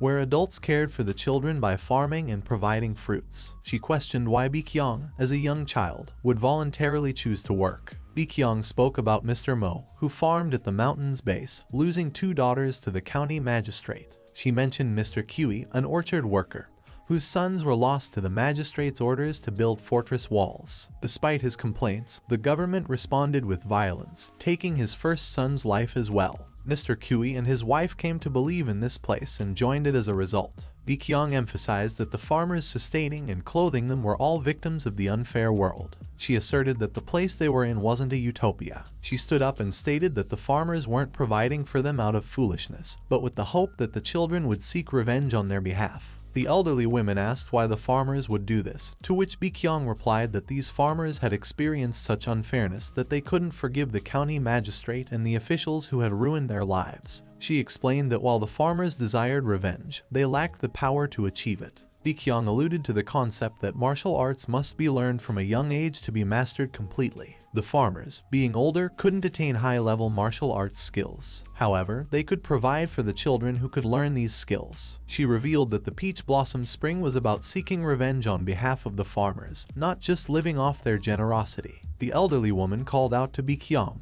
and she responded affirmatively. The woman inquired if she had something she wished to share with the world, to which Baekhyun confirmed she had much to say. The elderly woman acknowledged this and then stated that if Baekhyun had something important to say, the world should indeed hear it. With her hair floating in the air, the elderly woman revealed her identity as one of the 7 elders of the demonic cult, the demonic Buddha. Baekhyun asked if there were Buddhas in hell, to which the elderly woman replied that if hell didn't exist, Buddhas would serve no purpose. She praised Baekhyun and revealed that she had passed the test to enter the cult. She praised her unwavering determination even in the face of comfort and abundance. The elderly woman stated that she had shown her poison clearly. The elderly woman declared that she would be her disciple and instructed her to address her as master henceforth. She proclaimed that from this moment onwards, her sword would resound in response to numerous screams. The elderly woman then directed Baekhyun to perform the ritual of 9 bows, officially marking her as her disciple. Heavenly Demon addressed Death Sovereign,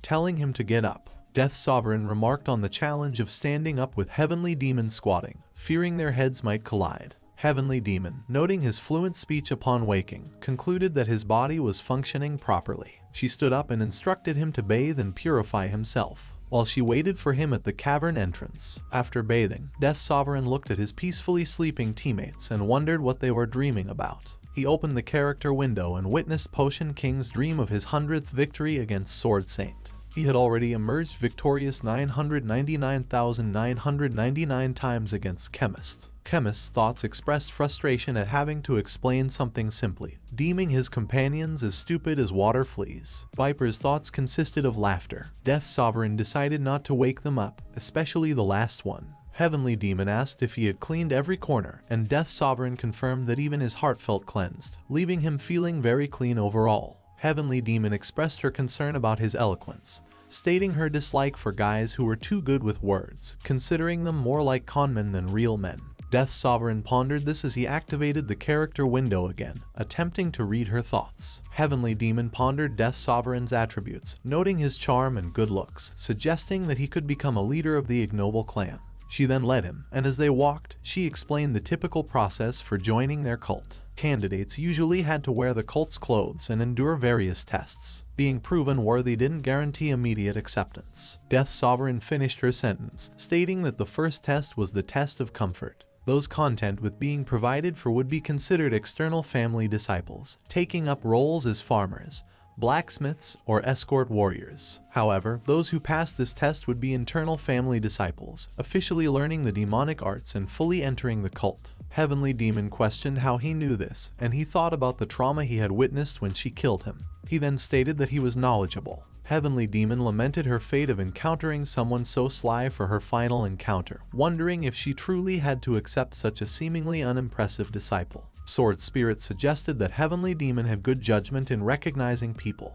The Sword Spirit acknowledged that while he might seem like a wastrel, he always managed to overcome challenges. Death Sovereign questioned whether Sword Spirit's statement was praise or an insult, considering the world would become beautiful if he took it as a compliment. Sword Spirit interrupted, calling him a zombie bastard and likening him to a wastrel. Heavenly Demon halted near a cliff and announced that this location would suffice. She informed him that she had decided to accept him as her disciple for the sake of the demonic faction, based on his meeting the requirements. Excited, Death Sovereign began to react, but Heavenly Demon interjected, explaining that she couldn't officially accept him just yet. Surprised, he questioned this, expressing his readiness and worthiness, having come from the outside world specifically to be taught by her. He wondered why she couldn't accept him. Heavenly Demon pointed out the suspicious nature of his claims, including coming from the outside world and admiring her for a long time. She indicated that her instincts deemed these statements potentially untrue. Death Sovereign pondered her instincts and questioned why they existed.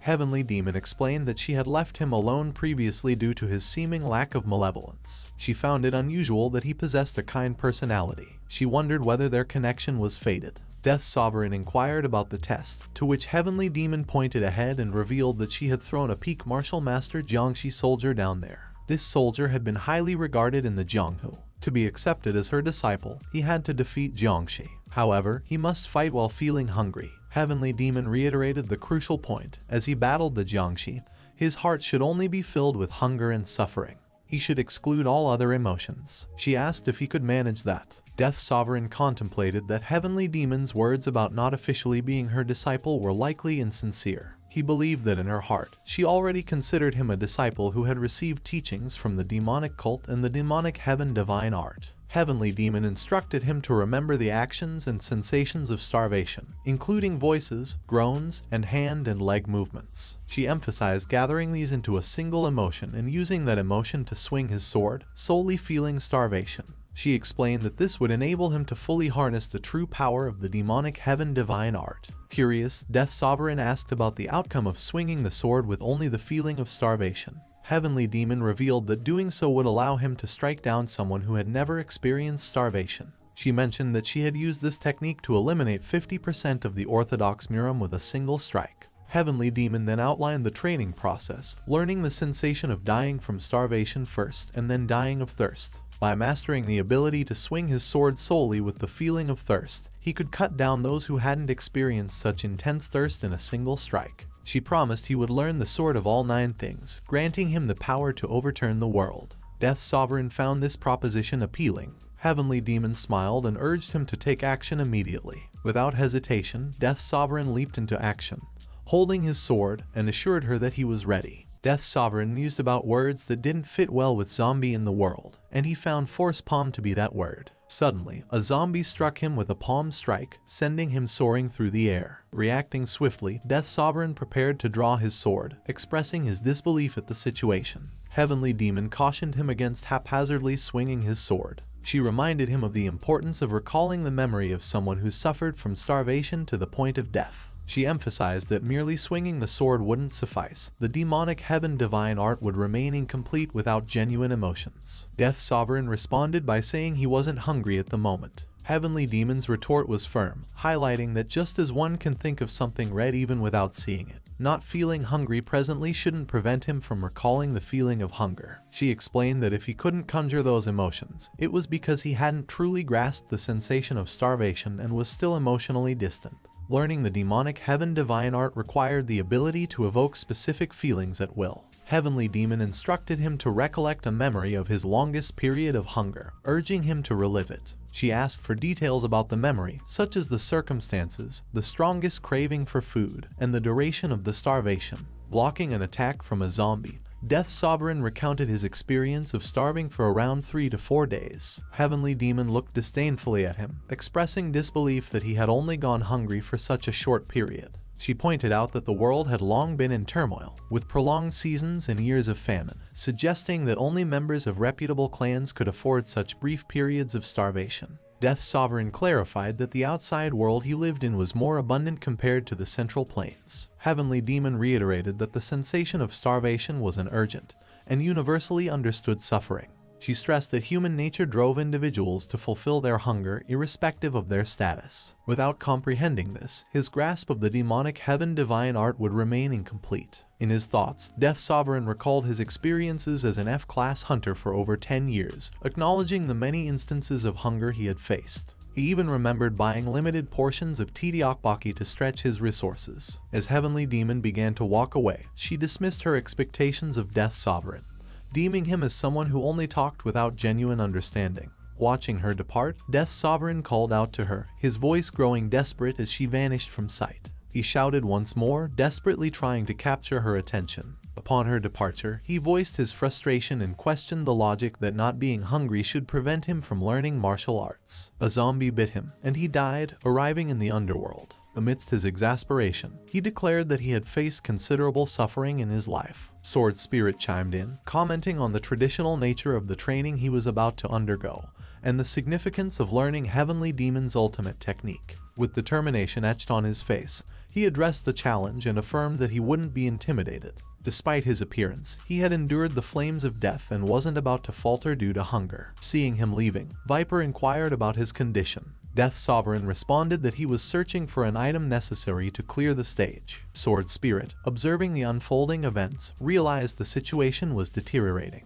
With concern, he noted that Death Sovereign had become entirely consumed by anger, foreseeing several more weeks of this challenging training ahead. Amid falling snow, Death Sovereign sat in a meditative pose within a cave. Sword Spirit couldn't help but comment on his determination, questioning whether he intended to stay in that position until he succumbed to hunger. Death Sovereign replied affirmatively, prompting Sword Spirit to voice his exasperation. He pointed out that while Death Sovereign was channeling his energy into training out of anger, he could only watch, wondering why they were being subjected to this. Death Sovereign brushed off Sword Spirit's concerns, telling him to stop bothering him. Sword Spirit persisted, asking how long he intended to continue this endeavor. Death Sovereign shared that he had seen in Heavenly Demon's memories that she had survived for 111 days through energy circulation without eating.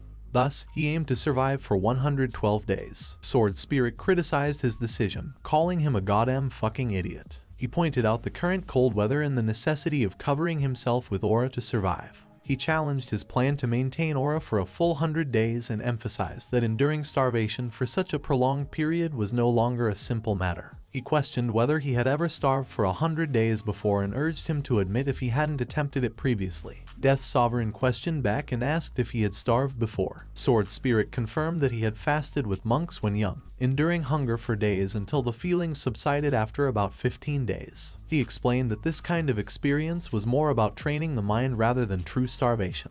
Death Sovereign had an idea, stating his decision. He planned to starve himself for 15 days until his hunger peaked, and then he intended to end his life on the 15th day. By doing so, he believed he could maintain the heightened sensation of hunger. He proposed repeating this cycle for 112 days, explaining that his aura wouldn't be depleted, and he would continuously feel the hunger. Sweat drops appeared on Sword Spirit's face as he exclaimed that he was crazy. He urged him to reconsider and suggested that if he truly needed a teacher, he should learn from him instead of following the ways of a strange cult. He asked what was driving him to engage in such extreme behavior. Death Sovereign expressed his unwavering determination to master the demonic heaven divine art flawlessly. He questioned Sword Spirit, inquiring whether he knew why the heavenly demon had vanished from this world and why the realm of the chronicles of the heavenly demon had met its end. He remarked that it was because they had felt as though living was devoid of meaning. However, he didn't desire for this world to conclude in such a manner. He was unwilling for the character known as the Heavenly Demon to meet her end in that fashion as well. He compared his attitude to that of the Flame Emperor, noting the ease of living like him due to his advantageous skills and conceited demeanor. He acknowledged his own victory was attributed to his strength but criticized those who lost as fools. He described the attitude of disregarding others and clearing stages without bothering about those perceived as idiots. While sneering in itself wasn't childish, living a life while only sneering at everything was pretty childish. While being righteous might be childish at times, living a righteous life wasn't childish. Death Sovereign remarked that he was a human too. He also needed to live. In that case, the answer to how he should live was obvious. Death Sovereign reflected on his week-long fasting journey. He recalled the initial 2 days being extremely agonizing, but as he progressed into the third day, the suffering began to fade. He noticed his bodily functions slowing down, his thoughts becoming sluggish, and felt his vitality gradually diminishing, akin to a creek in a year of famine. Contemplating if this was true starvation, he abruptly stood up and rejected the idea of remaining still. He began swinging his sword, prompting Sword Spirit to inquire about his actions. In response, he stated that he was exercising. He then admitted his error and foolishness, realizing that the starvation heavenly demon had spoken of might extend beyond merely abstaining from food or assuming the lotus position for fasting. He surmised that true starvation wasn't just about physical actions, but rather the intense desire to eat while being unable to. Death Sovereign shared his thoughts about a certain starved farmer. He compared this farmer's situation to his own fasting experience. He mused that hungry farmers wouldn't refrain from tending to their fields just because they were famished. Regardless of his hunger, he would still need to work. Despite his intense efforts, he found himself without any sustenance. Death Sovereign described how this farmer would use a half-moon hoe to dig into the barren ground. But due to the famine, no matter their efforts, the seeds wouldn't sprout. The lack of results led to his starvation. In this drought-ridden scenario, the reservoir was dry, the village well was empty, and the fields lacked any water. Some villagers had given up, abandoning their homes and heading for the coast. However, this farmer persisted. He recognized that proximity to the sea wouldn't guarantee a better outcome. He could only derive his livelihood from the land. His only skill was coaxing food from the earth, and he couldn't learn anything else. Despite the certainty that his fields would yield nothing, this determined farmer continued working day after day. At night, he resorted to peeling tree bark from mountains to stave off his hunger, even though there was little bark left. Death's Sovereign reflected that starvation was akin to bleaching the world to complete whiteness. Amid his hardship, the farmer contemplated that even the tree bark he had was not solely for himself. Death's Sovereign realized that the farmer had family members, including children. When asked about this by Sword Spirit, Death's Sovereign explained that the farmer began searching for water, using it to boil the tree barks. As the farmer looked at the meager food, he wrestled with his hunger and desire to eat,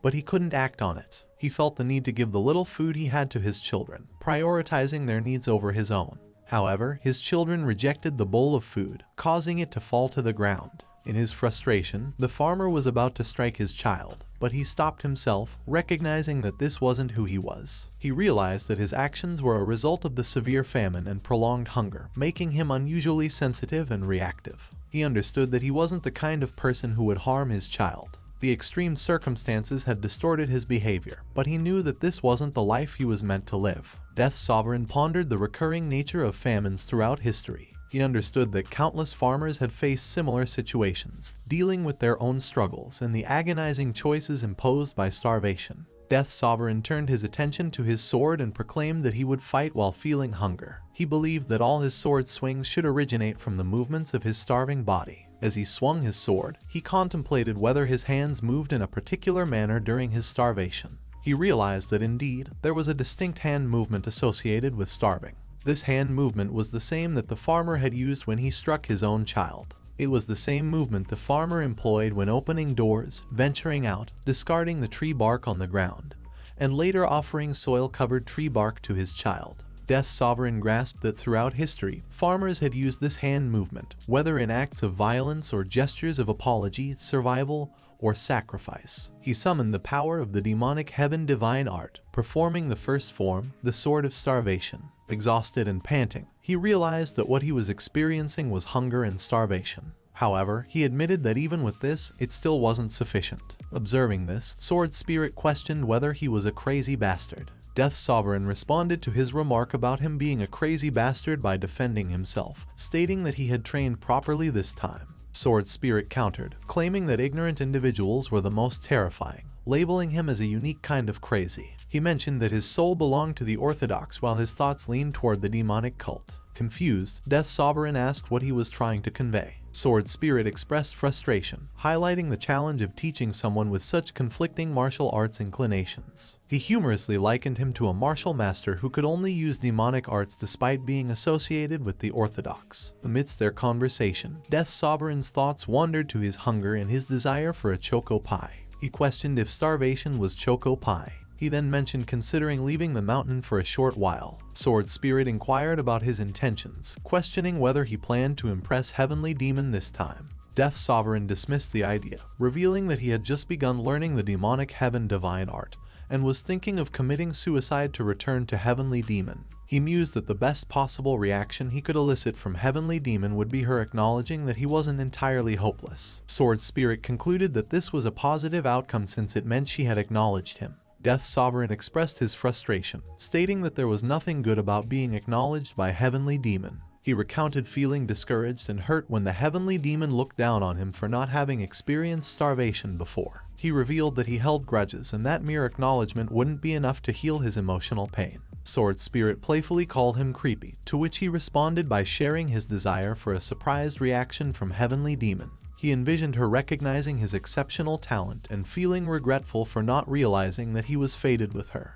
He found imagining this as sweet as a choco pie. Amused, Sword Spirit remarked he was a crazy freak. Undeterred, Death's Sovereign admitted that he felt something when using the demonic heaven divine art. He acknowledged that he hadn't truly experienced starvation like the people of this era, and while imagining the act of farmers boiling tree bark, he struggled to visualize the details. He decided to make up for his lack of imagination and learn more about the experience of starvation to enhance his mastery of the martial art. Death Sovereign extended his hand and used the skill 100 Souls Reincarnation. As a result, Hungry Demon and numerous skeletons materialized before him. Death Sovereign addressed Hungry Demon, stating that he had a task for them. The place they were in was a dying world, where humans were turning into spirits and corpses, wandering the netherworld. He compared this world to the Ejim Empire that Hungry Demon had once destroyed. Death Sovereign's orders were straightforward. They were to disperse and gather all the corpses that had died of starvation. He believed there must be a village or farm nearby.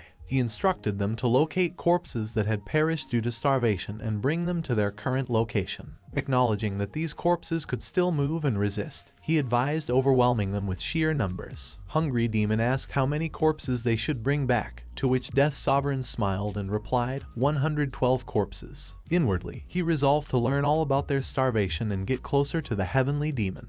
Hungry Demon remarked that 112 deaths was too much. She expressed concern over his current state and remarked on his visible thinness and difficulty in recognition due to his appearance. Death Sovereign responded by asking if her loyalty had grown to such an extent. Hungry Demon shared a deep connection with him, stating that their fates were intertwined. She revealed that if he were to disappear, her own existence and purpose would vanish as well. Her well-being was intrinsically linked to Death Sovereign's, and she cared about his condition. Acknowledging the honesty, Death Sovereign then inquired about the current state of life. He had granted her the ability to spend time in a village, except when tasks were required. Death Sovereign brought up the village where Hungry Demon resided, indicating that the people she cherished were there, emphasizing their importance in her life. He asked about her experiences in the village, and Hungry Demon responded that she was doing well. She confirmed that everything was alright, recalling an incident involving hunters who had come searching for Death Sovereign's strength and hidden treasures from the 5 great guilds. She mentioned that the witch brought by Death Sovereign and the hunters she led had managed to thwart the intruders without much upheaval. Death Sovereign noted that the post-cleanup activities of the Black Dragon Guild had been effective in maintaining the situation in the village. Hungry Demon conveyed information about the neighboring kingdom's smaller lords who had been afflicted by measles, spread by nomadic tribes they had enlisted to defeat them. Death Sovereign mused that the affairs of this world appeared to be going well. Hungry Demon continued, stating that the Empire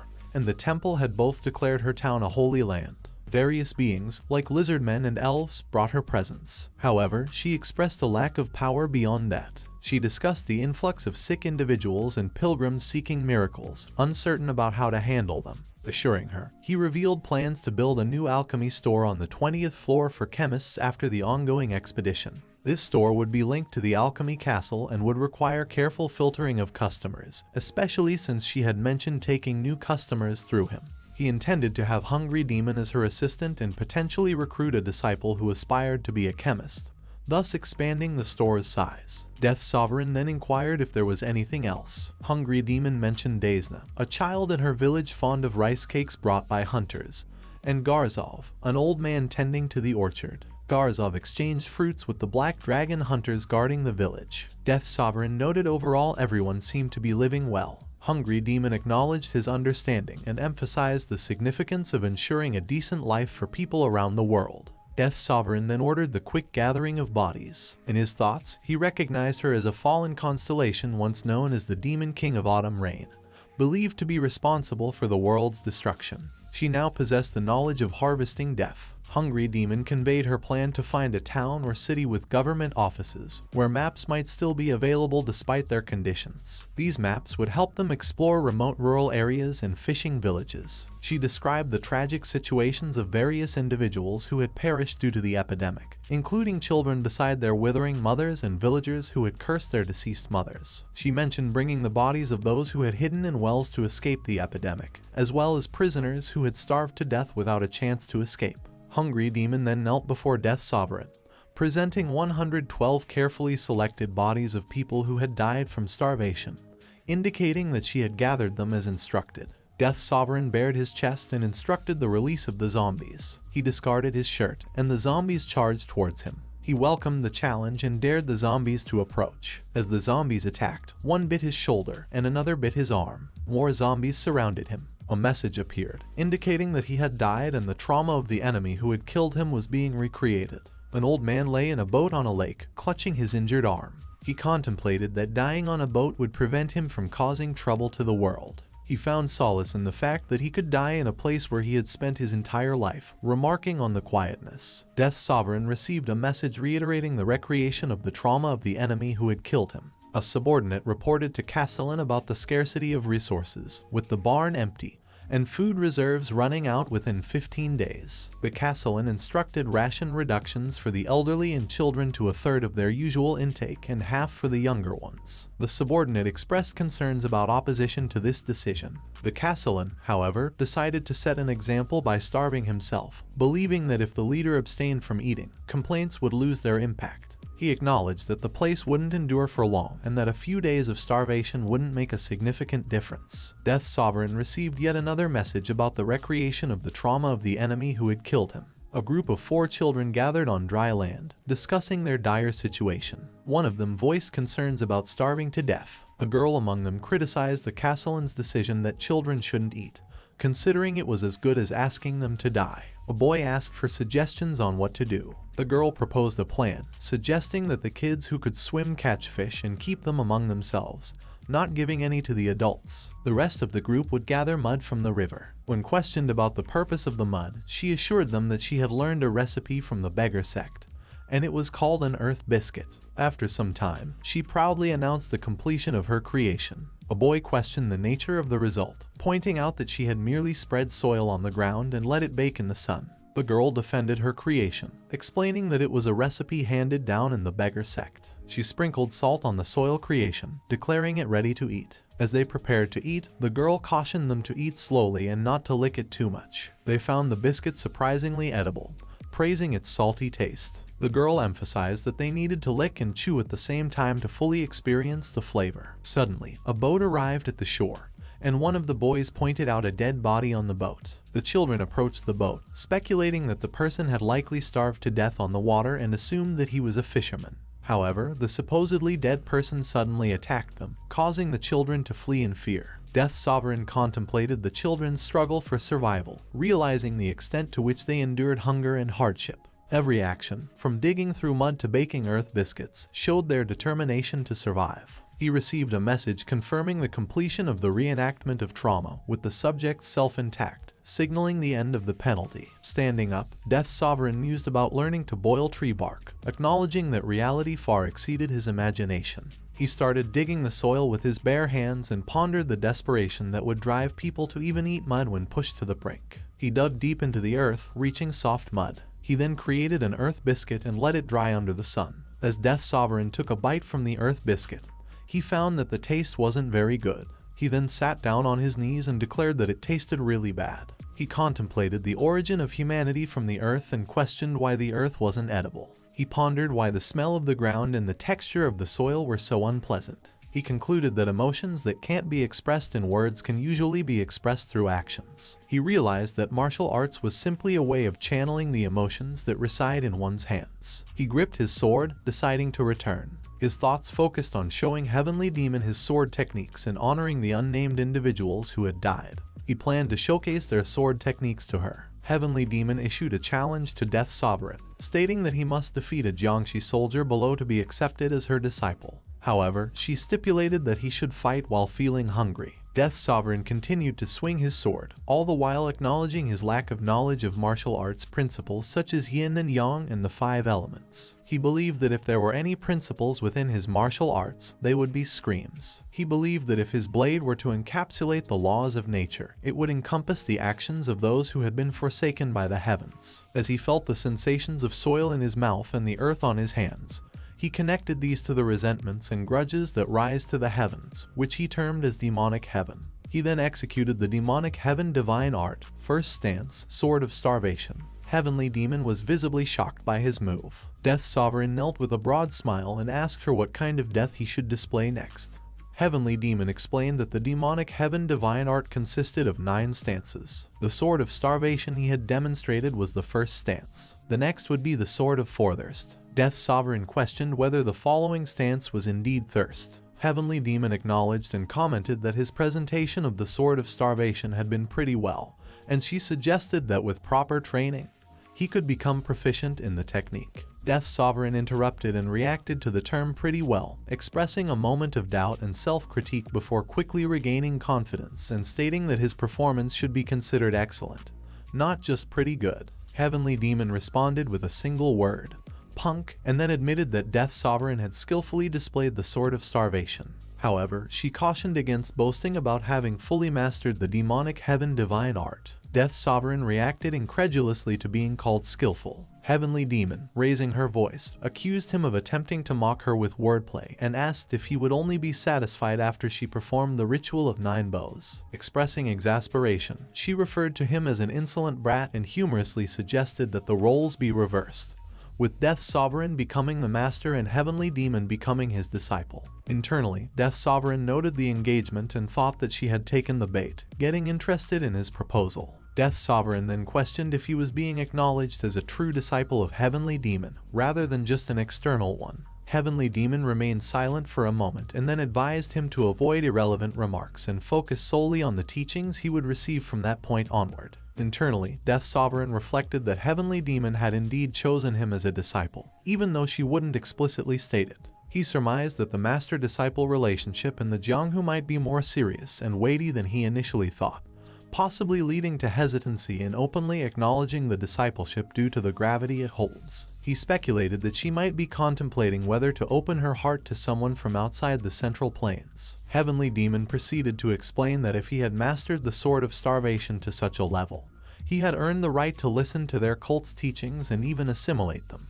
However, before she could continue, he activated a character window and glimpsed Heavenly Demon's inner thoughts. In her thoughts, she contemplated the idea of taking Death Sovereign as her disciple. She wrestled with the decision, at first considering it but then quickly dismissed the thought as unnecessary. She reflected on the notion of having a disciple at her age and regarded it as a form of greediness, deeming her desires as pathetic. Death Sovereign's thoughts echoed, considering Heavenly Demon's possible choices, continuing the seemingly futile orthodox demonic war with Murim Alliance leader or taking on another disciple to pass down the demonic cult's teachings to the next generation. He pondered what path Heavenly Demon would choose to escape a seemingly purposeless death, and implored her not to give up on life just yet. Death Sovereign expressed his desire for Heavenly Demon to live on, even if the world collapsed and she remained alone in the Murim. He hoped to become the reason she would choose to persevere, recognizing that actions carry more weight than mere words. He concluded that they hadn't reached a stage where their efforts had translated into words, and Heavenly Demon was likely struggling with a similar dilemma. Interrupting his thoughts, Heavenly Demon addressed him, noting his lack of focus. Death Sovereign reassured her that he was paying attention.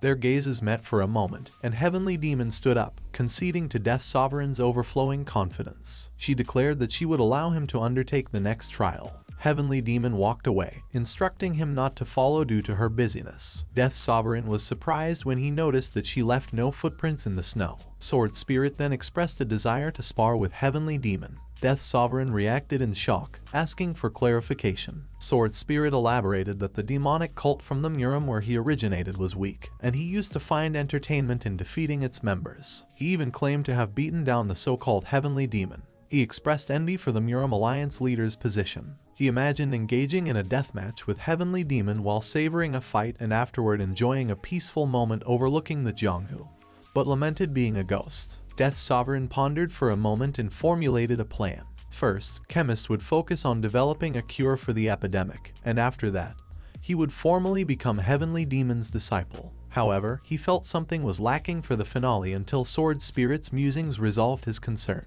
He praised Sword Spirit for his contribution and strategy. Sword Spirit wore a perplexed expression, prompting him to inquire about it. Sword Spirit noted that whenever he made that face, huge troubles always followed. Death Sovereign revealed that there was still an unsettled debt between them, referring to a bet about the number of times he would die. He reminded Sword Spirit that they had made a bet in which Sword Spirit had wagered that he would die 100 times or fewer, whereas he bet on dying 99 times or less. Confirming the conclusion of their bet, Death Sovereign revealed that the actual count stood at 97 deaths. With a smirk, he then informed the Sword Spirit that there was a task he needed to undertake for him. After some time, Heavenly Demon returned with a Jiangshi named the Blood Demon. She explained that he was a part of an elite squad within their cult, a combat group consisting solely of assassins who followed her orders exclusively. Death Sovereign remarked on the increased difficulty, pointing out that Heavenly Demon had sent a combat squad member after previously sending the next generation leader. Heavenly Demon assured them not to worry,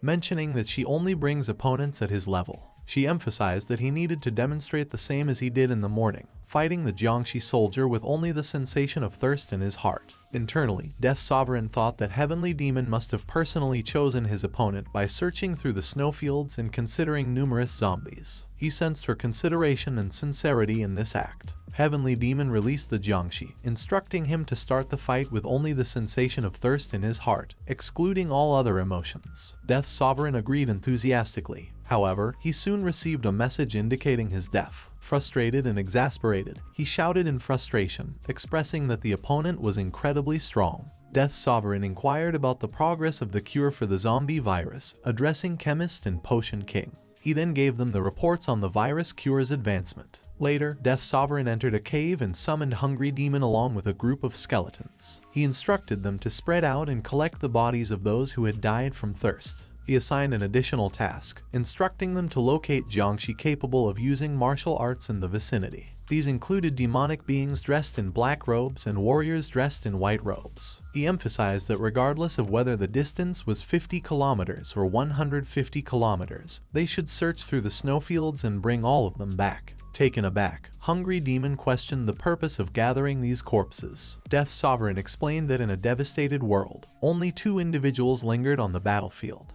It seemed likely that they intended to engage in a decent showdown. However, unfortunately, their actions merely resembled those of common soldiers to him. Recognizing their desire for a confrontation, he realized the necessity of readying himself for an actual war. With a subtle smile, Death Sovereign revealed his intentions to prepare for the real Great Orthodox Demonic War. Heavenly Demon questioned him, surprised by the notion that he had only experienced starvation for a maximum of 3 days in his entire life. With a sense of self-blame, Heavenly Demon walked away from the cliff. Death Sovereign reflected on his past, remembering how she had been disappointed when he initially attempted to learn the Sword of Starvation. She seemed to have tested him to discourage his efforts, pushing him towards giving up. This was when he learned about the concept of starvation. However, when he delved into the subject of thirst, her attitude underwent a significant change. Sitting on his knees, Death Sovereign listened as Heavenly Demon critiqued his sword techniques, describing them as too simplistic, lacking variation, and vulnerability. Heavenly Demon pointed out that the techniques seemed better suited for dealing with the world rather than confronting humans, aligning more with orthodox sects. She remarked that each scream engraved on the path of his sword was clear. For some reason, it was truly marvelous. Heavenly Demon offered to teach him a fundamental principle, a secret know-how or technique. She prompted him to recall the time he used the Sword of Starvation and questioned what he was thinking while swinging the sword. Death Sovereign replied that he was thinking about starvation, but Heavenly Demon clarified that there was more to it. Unknowingly, he had grasped the essence of demonic arts alongside his understanding of starvation. Heavenly Demon then instructed him to think of an apple in his mind. Death Sovereign closed his eyes and inquired if the reference was to the kind of apple people eat. Heavenly Demon questioned whether he had thought of the apple and how it felt. Startled, he opened his eyes in shock. Heavenly Demon reassured him, suggesting he could admit if he didn't know. He complied, saying he had no idea. Heavenly Demon acknowledged his honesty and instructed him to think of starvation. Death Sovereign confirmed that he was thinking about it. She inquired about the touch of starvation, and he replied that it felt crumbly. She asked about the smell, and he responded with the scent of soil. She inquired further about the type of soil it was, as there are many different types. She asked about the soil to starvation. Death Sovereign described it as mud, specifically gravel-free, sand-free mud. Heavenly Demon understood.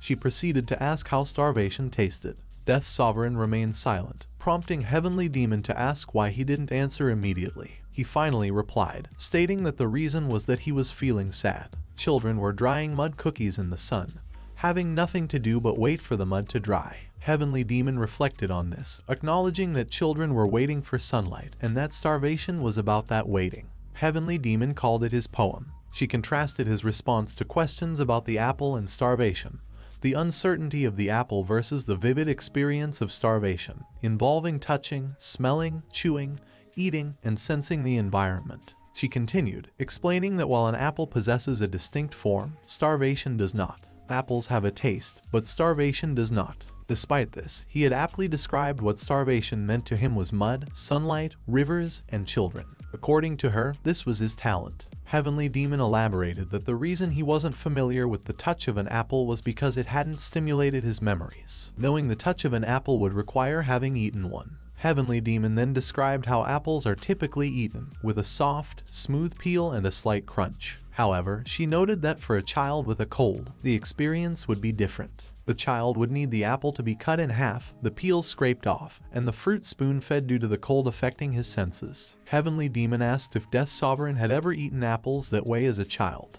Death Sovereign confirmed that he had. Heavenly Demon then inquired about the texture of that apple. Death Sovereign responded that it was slushy and his mouth was filled with apple juice. Heavenly Demon affirmed the response, explaining that when one scrapes the peel, the remaining apple and its skin become wrinkled. She further illustrated how the father's hand digging into the apple would become wet from the overflowing apple juice. Heavenly Demon posed a question to him: what truly constitutes an apple? Is it a whole apple or one that's been cut in half? Is it the spoonful of apple juice or the parent's hand? In essence, she prompted him to reflect on the essence of an apple in his unique context. Heavenly Demon recounted an encounter with a mother who ate only the peel of an apple after scooping out its flesh. She associated an apple with the leftover peel of a mother, a child with a cold, and the painstaking effort of a mother scooping the fruit. Her thoughts extended to children whose mothers never cared for them, and mothers who couldn't afford apples, or mothers who could buy them but chose not to do so. She thought of children with colds and no one to care for them, children who died due to neglect. She emphasized that everything in the world carried human emotions and, consequently, harbored resentment. With intensity, Heavenly Demon exclaimed that starvation lacked form, taste, and scent. It was connected to mud, rivers, and children, just like thirst. She urged Death Sovereign to feel thirst, taste it, and smell it. She declared that memories formed the core of demonic arts, as memories were sensations. She stated that this was the fundamental principle of the demonic cult. This was demonic heaven divine art. Heavenly Demon raised her voice, highlighting that villagers couldn't voice their claims when falsely accused, leading to suppressed resentment. However, martial artists of the demonic cult were different, as they wielded the sword. She argued that living freely without restraint wasn't true life, it was death. She likened a sword that swung without control to a beast, distinguishing between being a beast or choosing to live. She questioned whether he wanted to die or become a beast. With determination, the Death Sovereign proclaimed that he was a living human being. Heavenly Demon instructed him to experience thirst just as he had undergone starvation. With determination, Death Sovereign held his sword and remembered gathering 112 people who had died of starvation. Among them was a child who ate mud cookies. He felt the sensation of grains of soil in his mouth. Death Sovereign swung his sword, executing the demonic heaven divine art's first form, the Sword of Starvation. Heavenly Demon challenged Death Sovereign to find something akin to the sensation of thirst, paralleling his understanding of starvation as children waiting for sunlight. Death Sovereign recalled gathering 48 people who had died of thirst, including an old woman who drank seawater continuously. He salted his intestines with salt water. Death Sovereign performed the second form of the demonic heaven divine art, the Sword of Forthirst. Heavenly Demon delved deeper, asking if the pain from the sea was solely about thirst or if it also encompassed the pain of drowning. She questioned what water signified to him. Death Sovereign reflected on the 37 people they had gathered who had drowned. Among them was a father who breathed his last breath into his child. He sank into the water, breathing with the hungry demon. Death Sovereign performed the third form of the demonic heaven divine art, the Sword of Asphyxiation. Heavenly Demon continued to guide him, relating the earth to starvation, the sea to thirst, and suffocation to the last breath of a father. She questioned him about his perception of winter. Reflecting, Death Sovereign recalled the 96 people they had gathered who died of cold. Among them was a newborn clinging to the body of its deceased mother. Death Sovereign embraced the frozen corpse tightly until he himself became completely frozen.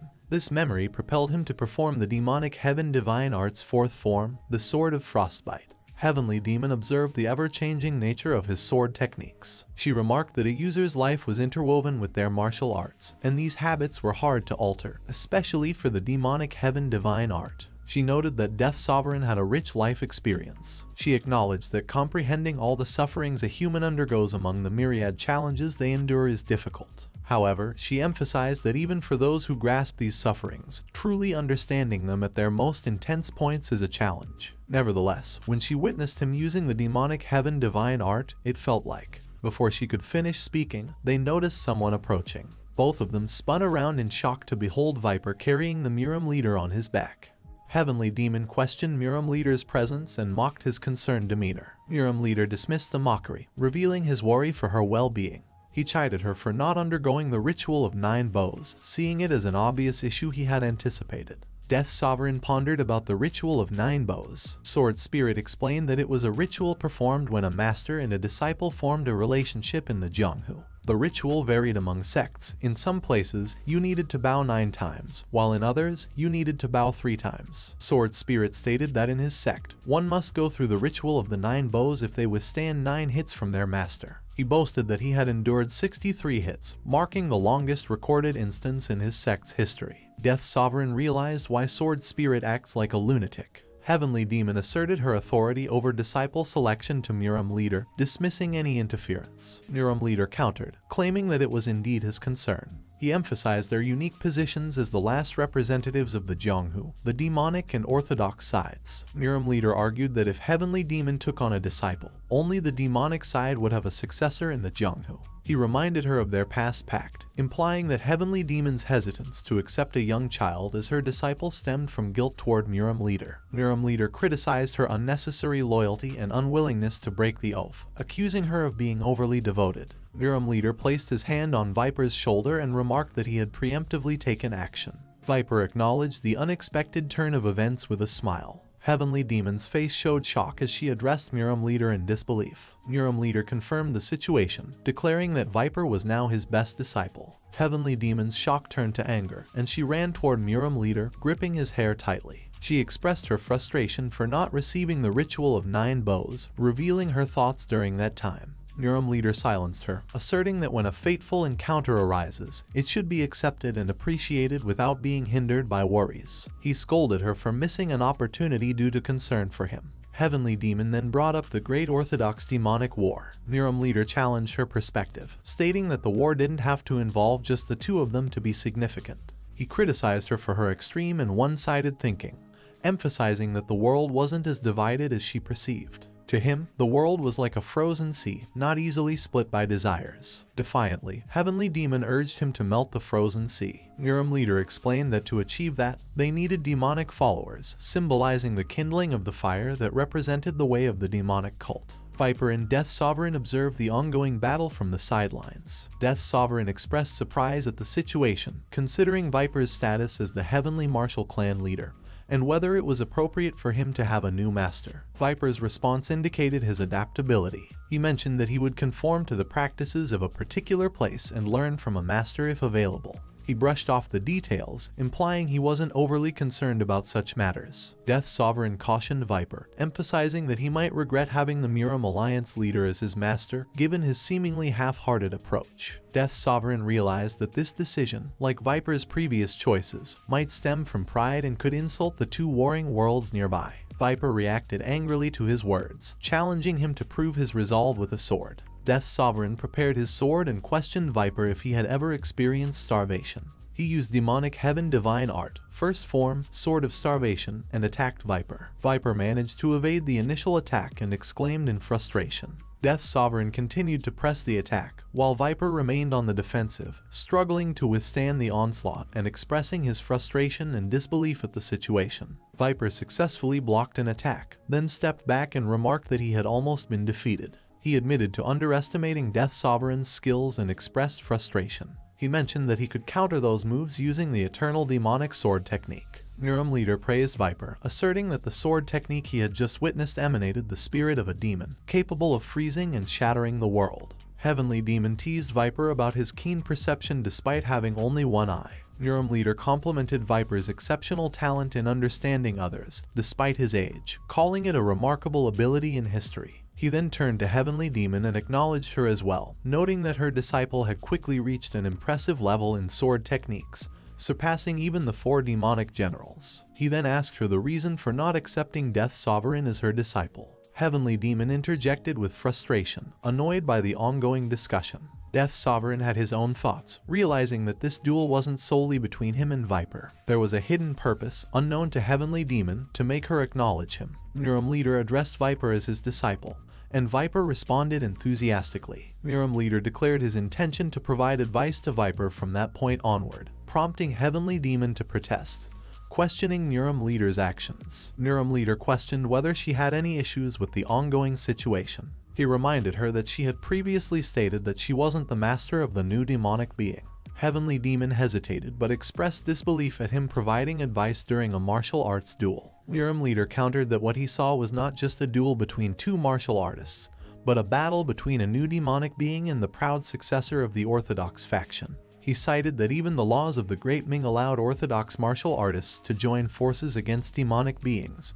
so he saw no problem. Miram Leader then directed his attention to Viper, advising him that although Death Sovereign's attacks were powerful, he seemed unable to maintain the intensity. He instructed Viper to avoid getting hit and to wait for Death Sovereign's internal energy to deplete. Viper responded incredulously, questioning Miram Leader's straightforward advice. He claimed that he had already deduced this strategy and asked for more practical guidance. Miram Leader suggested Viper utilize the butterfly sword technique and the world-shattering order, asserting that these techniques would work effectively against Death Sovereign. Viper smiled at the advice and repeated the mentioned techniques' names, seemingly finding them suitable. Miram Leader further encouraged Viper to incorporate the principles of the Supreme Heaven martial arts and inquired if Viper was capable of doing so. Viper confidently assured that he could, proudly identifying himself as Viper, the Heavenly Martial Clan leader. Viper engaged Death Sovereign in conversation, referring to the earlier question about starving. He asked if the concept was tied to his martial art. As his body became enveloped in purple lightning,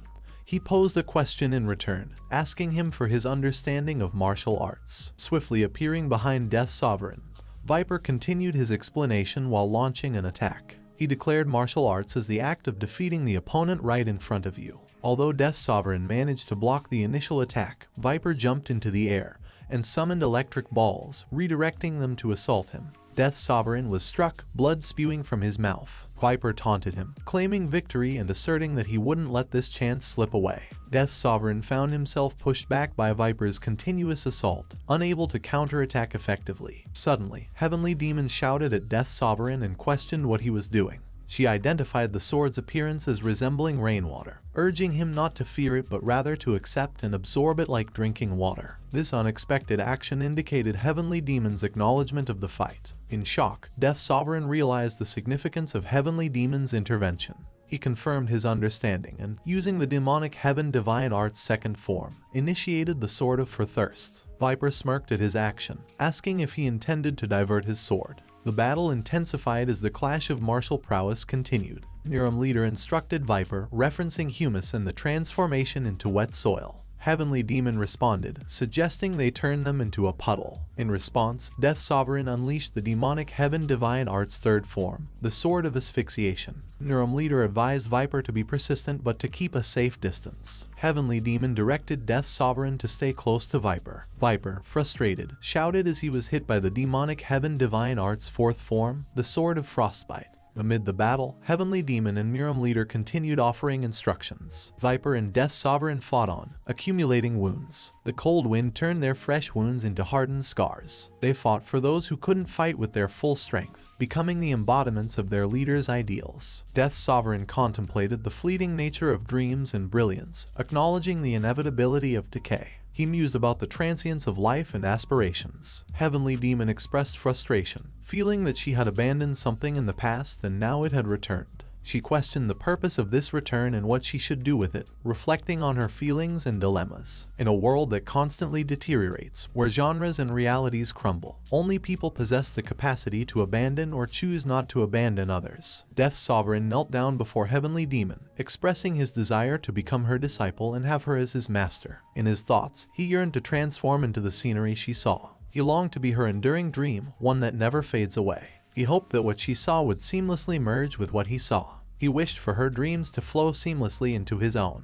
He aspired for her life to gradually intertwine with his over time. He introduced his nickname as Death Sovereign and his real name as Kim Gong Ya. He requested her to accept him as her disciple. She introduced herself as Heavenly Demon, So Bi Kyung. She then asked him to perform the ritual of 9 bows and accepted him as her last disciple. In ancient times, a prayer was passed down in the demonic cult. An elderly woman chanted, repeating the enigmatic word Baria. The meaning of Baria remained elusive, even to the old woman who introduced Baekhyun to the cult. Despite its obscurity, the word was memorized without comprehension. With a voice heavy with devotion, the elderly woman prayed, "My heart is a candle, so light this place up." To Baekhyun, Baria symbolized a song of villagers, a primal scream. Screams fundamentally carried no inherent meaning. Therefore, the villagers' screams were stripped of significance and devoid of intention. Screaming didn't demand knowledge, it was a raw expression. The villagers, untouched by societal norms, could only resort to screaming. Among all beings, screams retained a primal quality, stripped to their most essential form. The elderly woman told Baekhyun that there was nothing more for her to teach her, and she instructed her to venture out. She questioned Baekhyun's destination, to which Baekhyun responded resolutely, "Where the starved suffer, where thirst prevails, amidst suffocation and freezing, among drug addicts, with the sick, where government oppression strikes, where death by fire occurs, there I wish to go." The old woman remarked, "If that's your wish, then the entirety of this world is your destination." So Baekhyun, 21 years old, emerged within the Murim. That winter, 31 martial artists of the Jeonghu, 47 government officials, and 55 local families met their demise. Death Sovereign followed Heavenly Demon into a cave, and she explained that the customs of their cult were special. She explained that in their sect, when a disciple greeted their master, they performed 9 bows. However, this ritual didn't conclude with the bows alone. The master had the authority to decide how many bows were satisfactory. Curious about their surroundings, Death Sovereign inquired, prompting her to reveal that they were in the cult's martial arts secret vault. It was also a secret vault of the 10 sects and 5 reputable clans. This place was known as the Heavenly Martial Academy. Sword Spirit expressed excitement, embracing a book rack and declaring it a treasure trove. He proclaimed his intention to read through the contents, claiming all the ultimate techniques of the world as his own. Heavenly Demon recalled her venture into the Murim at the age of 21. She questioned him, asking if he could guess what the first thing she thought of was when she did that. Death Sovereign speculated that it might have been the destruction of annoying orthodox sects. She acknowledged that it was actually her third thought. Death Sovereign then guessed that her desire to prove that the demonic cult was the best could have been her first thought. She acknowledged that it was, in fact, her second thought. Heavenly Demon revealed that since she was young, she truly hated the term Murim. Murim was a label that martial artists, who venerated martial arts, used to refer to the Jeonghu. However, they weren't the exclusive inhabitants of the Jeonghu. Within it, there were not only fishermen and farmers but also merchants and prostitutes. The realm encompassed a diverse array of individuals, akin to the numerous trees comprising a forest. As a result, the 10 sects and 5 reputable clans often denoted it as the Forest of Martial Arts. It was then that she decided to take martial arts away from them. In shock, Death Sovereign questioned the meaning of taking martial arts away. With pride, Heavenly Demon recounted how she had stolen revered martial arts manuals from various sects. She recalled an instance when the Taoists of Kunlun had begged her to crush their heads and leave the book that contains the principles of the Cloud Dragon alone. So she had crushed their heads into the ground and ran away with her hands full of their books. She boasted about her decades-long endeavors, transforming the current location into a repository of martial arts, encompassing Kunlun, the Wudang sect, the Sichuan Tang clan, the Juge clan, and the Mount Mo sect, among others. Addressing Death Sovereign, she requested to receive her bows, inviting him to perform the ritual. He agreed, and she instructed him to let his body guide the process. Heavenly Demon mentioned that each bow had a different meaning.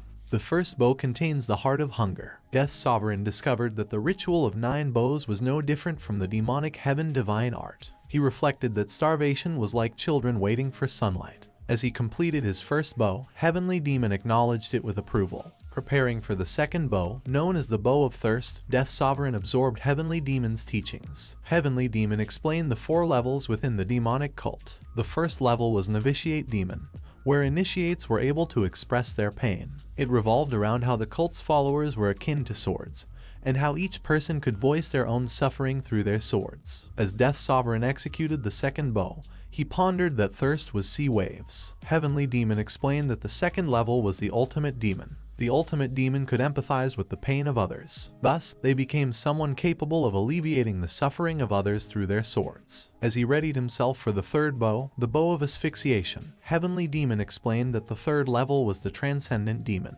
The transcendent demon was an individual capable of articulating the suffering of everyone. They possessed the ability to perceive the anguish of others, even that of strangers encountered on the streets. Attaining this level was an exceedingly rare feat, with no more than 5 individuals having achieved it throughout the history of their cult. Heavenly Demon affirmed that she was a transcendent demon. Death Sovereign performed the 4th bow, the bow of frostbite. He thought of the heat of a freezing mother holding her child. Heavenly Demon discussed the 4th level, the Divine Demon. The Divine Demon not only knows the suffering of all people but also the suffering of all living things. They ought to be able to speak of the suffering of all creations, but this was a level that had never been attained. She guessed that it was something like that since there hadn't been anyone who became a Divine Demon.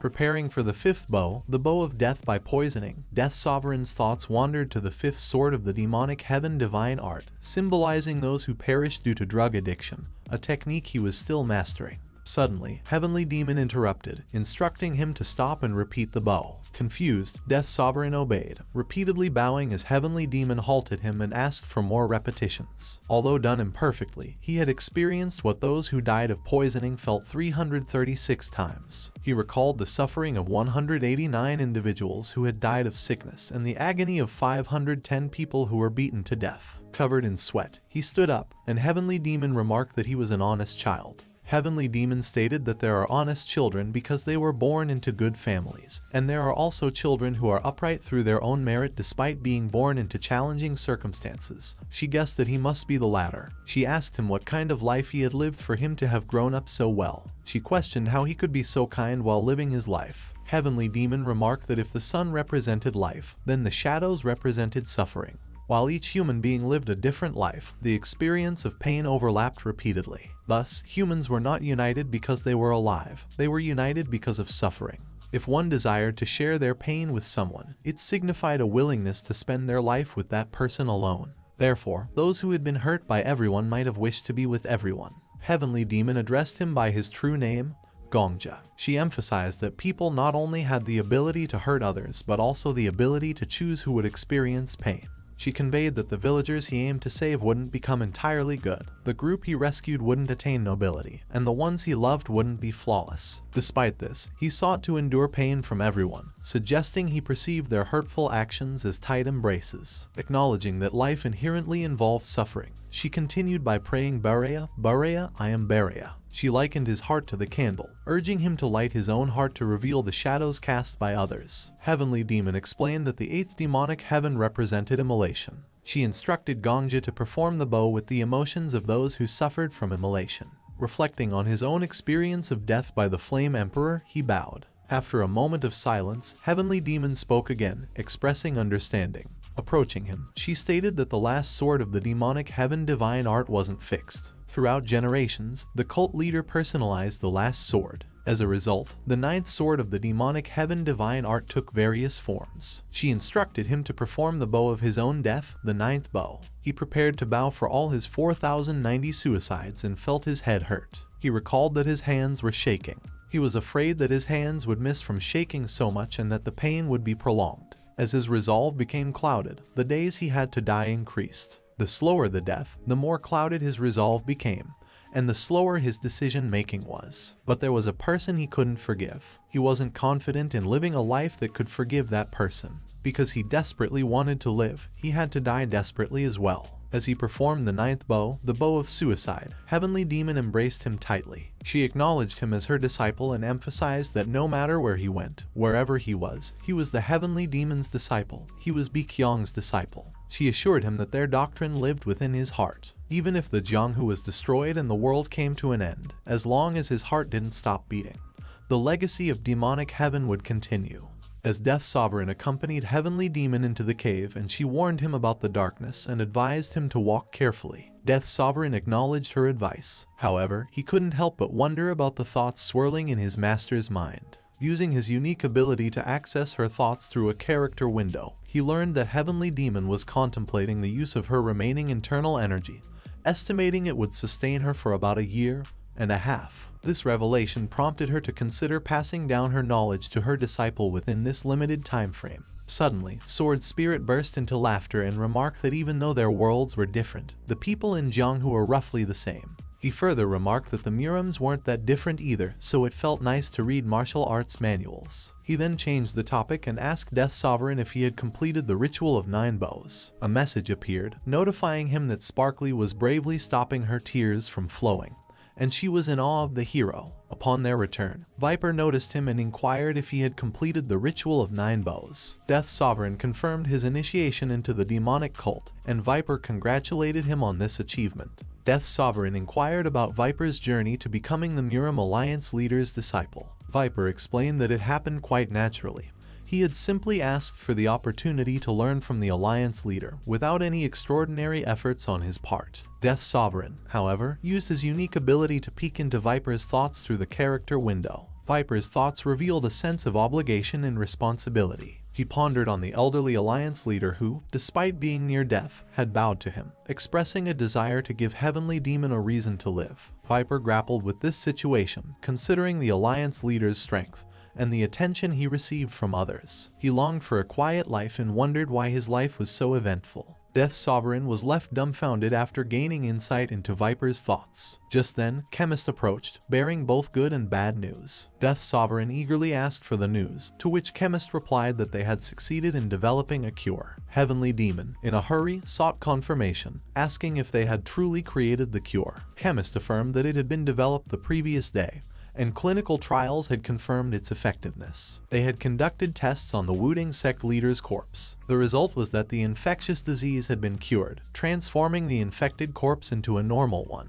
Heavenly Demon, filled with awe, caught Chemist's hand and expressed amazement at their achievement. She couldn't believe that only the two of them had managed to find a cure for the mysterious disease that had stumped Taoists and physicians throughout the Jianghu. Chemist, however, humbly credited their success to the research materials provided by Death Sovereign. She acknowledged that they had struggled but ultimately succeeded in creating the cure. Heavenly Demon, appreciating the momentousness of the cure's discovery, urged Chemist to administer it immediately to the Axe Immortal. Despite the Axe Immortal's tough exterior, he had limited time left, and finding a cure before his time ran out was a true blessing.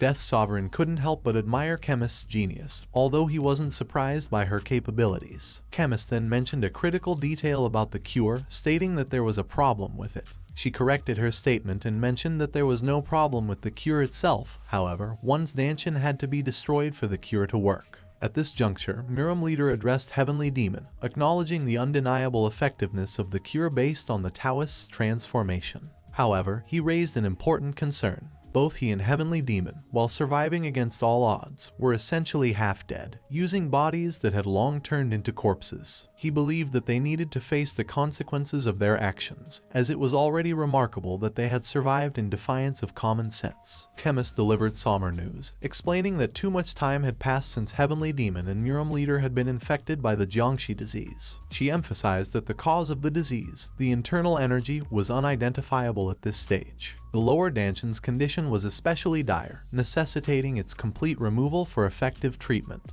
Heavenly Demon inquired about the nature of the procedure. She asked whether it involved removing the growth stuck in the Danshin. She expressed a willingness to go through with it, noting that although they might lose some internal energy, they could recover quickly at their level. Chemist clarified that it wasn't just about removing a part of the growth, they had to completely remove the entire part. She assured her of the surgery's success, mentioning prior clinical trials. While acknowledging that she wasn't a surgery specialist, she mentioned Potion King's proficiency in this area and her own capability to assist in the surgery. Murum leader praised their surgical expertise and suggested that if they ever needed physicians, they should seek them in the outside world. He found it fascinating and encouraged Heavenly Demon to witness their skills when the opportunity arose. Heavenly Demon addressed him by his name, Namgoon Woon, but Murum leader declared his resolve to undergo the surgery. He noted that he didn't have much internal energy left to lose, so there wasn't much to think about. He expressed no regrets, appreciating the opportunity to take in a disciple in his old age. He remained optimistic, stating that even if his Danshin got destroyed, he still possessed a clear mind capable of teaching his disciple. He praised his disciple as an incredible talent who learned quickly. He emphasized that they were martial artists, and martial arts resided in their hearts. As long as they still had their hearts, they still had martial arts with them. He then called out to Heavenly Demon and questioned if she agreed with his reasoning, but she remained silent. Neuram Alliance leader went through the surgery overnight, and the surgery was a success. Heavenly Demon gazed at the sky, lost in thought. Death Sovereign called out to her, addressing her as Master. She inquired if the results of the surgery were already available, and how the surgery had gone. Death Sovereign replied that the surgery was a success, and she responded, "Is that so?" After a brief pause, she opened up to him and revealed that she wanted to rid the world of all its coldness. That's how it was when she was young. She hated winter. She despised the snow that accompanied it. She had always wondered why there was a need for such a season in the world. She had questioned why lives were taken away every time winter arrived. Even though she couldn't eradicate all the coldness in the world with her sword, she was confident that she could easily strike down those who froze the world.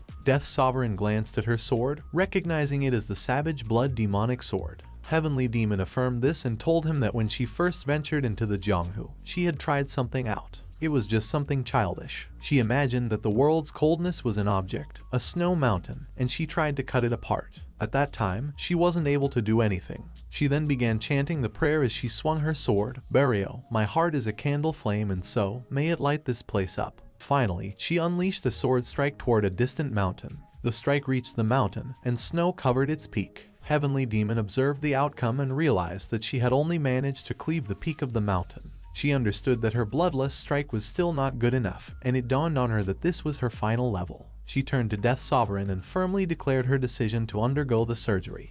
Potion King lay in a hot spring, utterly exhausted, while chemists sat nearby, both catching their breath. She expressed her need for a break, suggesting that Heavenly Demon's surgery could wait a little longer. Heavenly Demon arrived near Neuram leader and inquired about his health, mentioning that she had heard about the loss of his stanchion and had come to visit. Neuram leader, with a hint of humor, commented on the honor of having such a remarkable visitor right after his surgery, and invited her to take a good look at him. Heavenly Demon asked about his well-being, to which Neuram leader claimed to feel light, and as if he had achieved immortal ascension. However, Heavenly Demon, never one to mince words, teased him, suggesting he hadn't undergone the body reformation necessary for such a claim.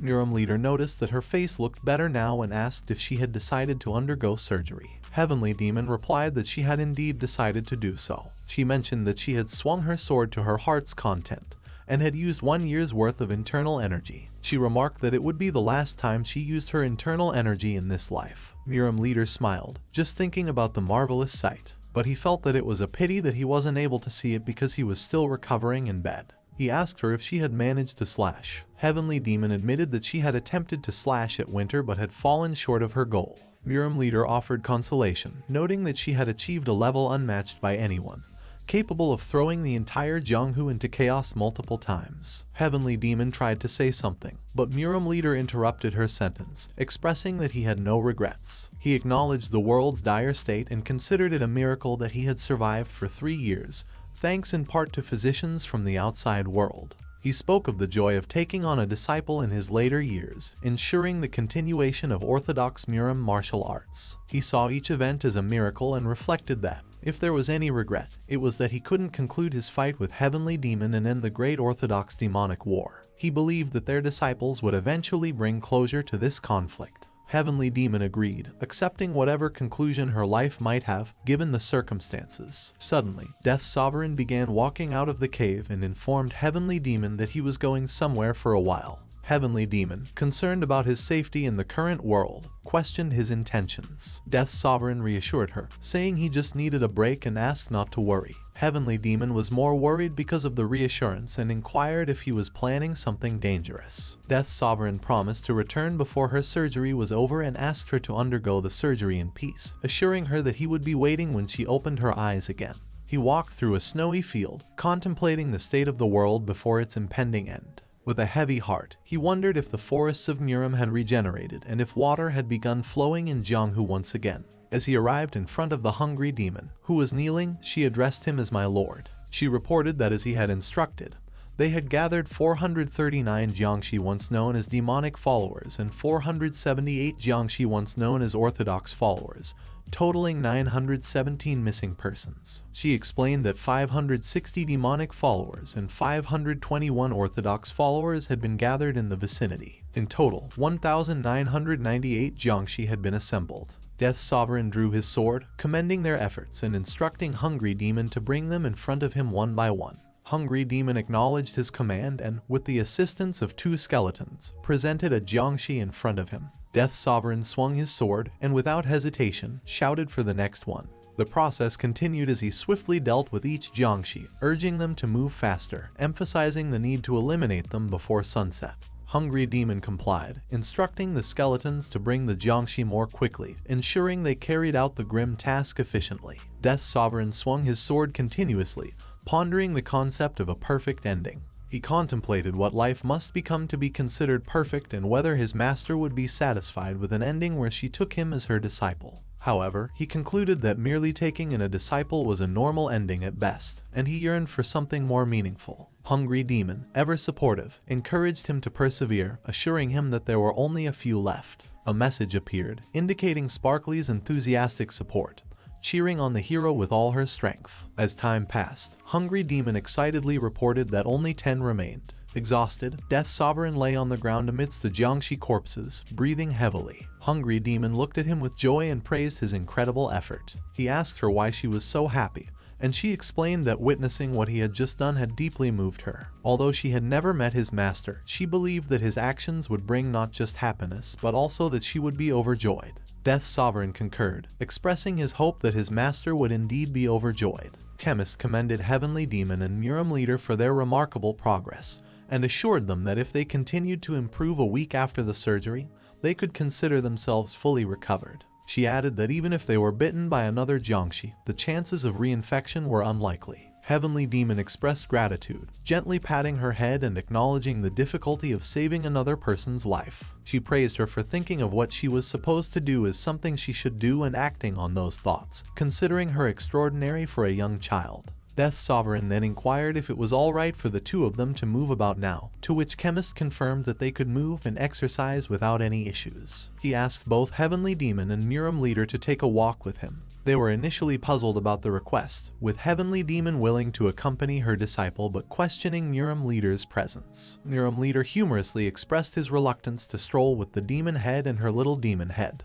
However, Death Sovereign insisted that both of them join him. Heavenly Demon and Muram Leader exchanged questioning glances, trying to understand Death Sovereign's intentions. Heavenly Demon agreed to go along, while Muram Leader, still skeptical, agreed as well, suspecting it might be a lousy idea. As they stood in the snowy field, Death Sovereign addressed his master, Heavenly Demon, and Muram Alliance Leader. He acknowledged that both of them had expressed their only regret as being unable to conclude the Great Orthodox Demonic War and that its conclusion would fall upon their disciples to finish. However, he shared a different perspective. He explained that the Great Orthodox Demonic War was a ritual unique to the 2 of them. Even if he and the Heavenly Martial Clan leader had fought, it would have been nothing more than a normal duel and could never be considered a great war. Heavenly Demon looked at him with curiosity, prompting Death Sovereign to emphasize that only the battle between Heavenly Demon and Muram Leader could truly be considered the Great Orthodox Demonic War, as they were the ones who had protected the demonic cult and Orthodox sects from the very beginning. He expressed his gratitude, thanking them for not giving up over the last 3 years and for diligently finding jiangshi every single morning. He recognized that without their unwavering dedication, he wouldn't have been able to locate the jiangshi. He activated his skill 100 Souls reincarnation. A black fog enveloped the area below the cliff, and from within the fog, humans began to materialize. He explained to Heavenly Demon and Muram Alliance Leader that they could consider this phenomenon as a dream, a side effect of losing their danchin, or even as him having acquired some unusual sorcery. He then emphasized that the world of the demonic cult was not yet over. He declared that if martial arts hasn't lost chivalry, then chivalry hasn't lost martial arts. He believed that if the demonic cult were to disappear, it would be due to the swords of the Orthodox sects, and if the Orthodox sects were to be destroyed, it would be at the hands of the demonic cult. With a bow and a smile, he made a heartfelt plea to both the demonic cult leader and Muram Alliance leader, urging them to engage in a decisive battle to determine the last master of the Jianghu. Members of the Muram and the demonic cult who appeared on the snowy field were utterly shocked by their surroundings. One of them couldn't help but express their astonishment, questioning if they had entered the afterlife. Another pondered how they had survived, convinced that they had been bitten by a jiangshi. Heavenly Demon addressed Death Sovereign, expressing disbelief at the surreal sorcery at play. She questioned if she had entered another world or even the afterlife, as this sorcery seemed beyond the capabilities of mere humans. Death Sovereign reassured her, explaining that these individuals were similar to her, unable to use their martial arts and considerably weaker than when they were alive. He suggested that she go and see for herself. Descending from a cliff, Heavenly Demon arrived below where a man dressed in a demonic sect uniform attempted to calm down the other members. He suggested investigating the situation calmly and sending out reconnaissance teams. Just as he spoke, a voice called out from behind, addressing him as the Blood Demon Squad captain. He turned to find Heavenly Demon standing there and called out to her in shock.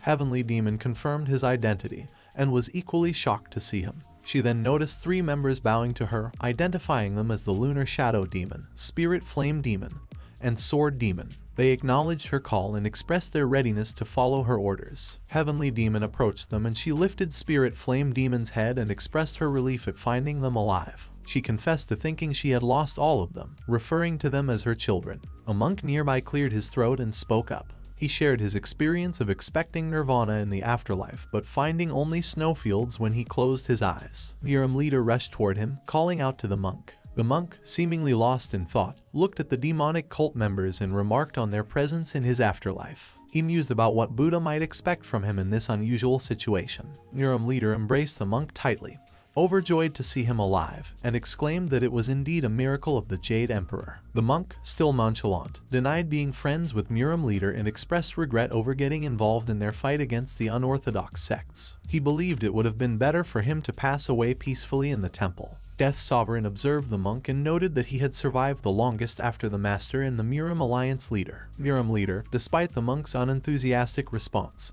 humorously commented on how the monk had managed to destroy the wonderful atmosphere of their reunion after such a long time, confirming that he was indeed the monk he knew. Heavenly Demon seized everyone's attention as she declared herself as the leader of the demonic cult and stated her identity as Sobi Kyong, the Heavenly Demon. She expressed indifference to whether the current situation was an illusion or if she was merely a sick person dreaming. She didn't care if the world of the demonic faction was transient. She believed that life was about people carrying their burdens like illnesses, and the world was about people sharing common dreams. She emphasized that she hadn't forgotten the names of the illnesses she suffered from and the warmth of the dreams she was meant to have. Therefore, she vowed not to let go of anyone or the world. With a resounding shout, she wished that the name of her illness would signify her position rather than her martial arts skills. May the warmth of her dream prove her existence, not the prowess of her internal energy. She then requested the 990th duel. Miram leader, from the Namgung clan, identified himself as the Miram Alliance leader, Grand Clan head Namgung Woon,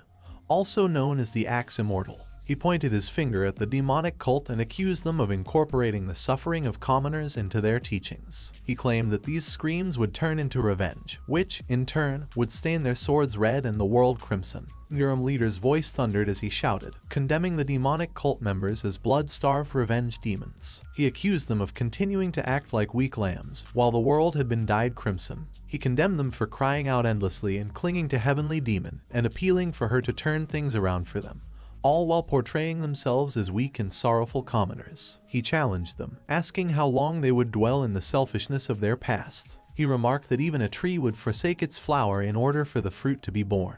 But what about the demonic cult members? He compared them to merchants in a flower garden, selling their pain. Tensions escalated, and everyone prepared to draw their swords, ready for confrontation. Amidst the rising tension, Heavenly Demon intervened. She acknowledged Miram leader's words and interpreted them as acceptance of her request for a duel. With a calm demeanor, she inquired if he wanted a fight to the death. Miram leader affirmed this, and she accepted the challenge. Heavenly Demon turned to her demonic cult members and spoke with conviction, addressing them as the children of the demonic heavens. She dismissed the notion that what was happening might be an illusion or hallucination, or that their dreams were meaningless. She declared that if that was the case, they would live as though they were in their dreams. In unison, every member of the demonic cult chanted their prayer, declaring their fiery determination. Heavenly Demon then declared her intent to transform the world of the demonic faction into a place for the commoners and ordered a merciless command to kill all the orthodox members.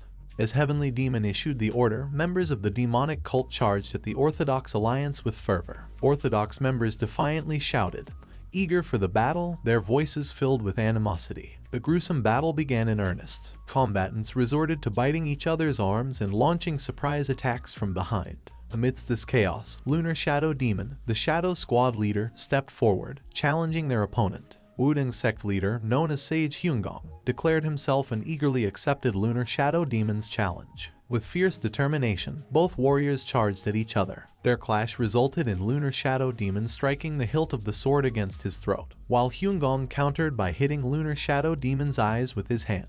Meanwhile, the demonic cult Soothing Spirit Squad leader, Spirit Flame Demon, confronted her opponent, the Shaolin Temple Abbot Divine Master Jo Myung. Words were exchanged as they squared off, with Spirit Flame Demon boasting of her status as one of the 4 demonic generals. She, seemingly courteous, offered the monk the privilege of making the first 3 moves. Monk prepared to attack, acknowledging her gesture. However, as he was about to make his move, Spirit Flame Demon struck him hard in the stomach, causing him to cough up blood. The monk was somewhat surprised and questioned her about her promise to let him make the first 3 moves. Spirit Flame Demon questioned if he had seriously believed that. The monk asked if it looked like he had believed her. Spirit Flame Demon, with blood oozing from her nose, remarked that it looked like he had believed her promise. The monk laughed playfully and claimed that it looked like his acting skills weren't that rusty. Spirit Flame Demon fell to the ground and in frustration, started to curse him. Amid the chaotic battle, the monk seized her head and taunted her, daring her to take his remaining 2 moves. He then delivered a powerful knee strike to her head.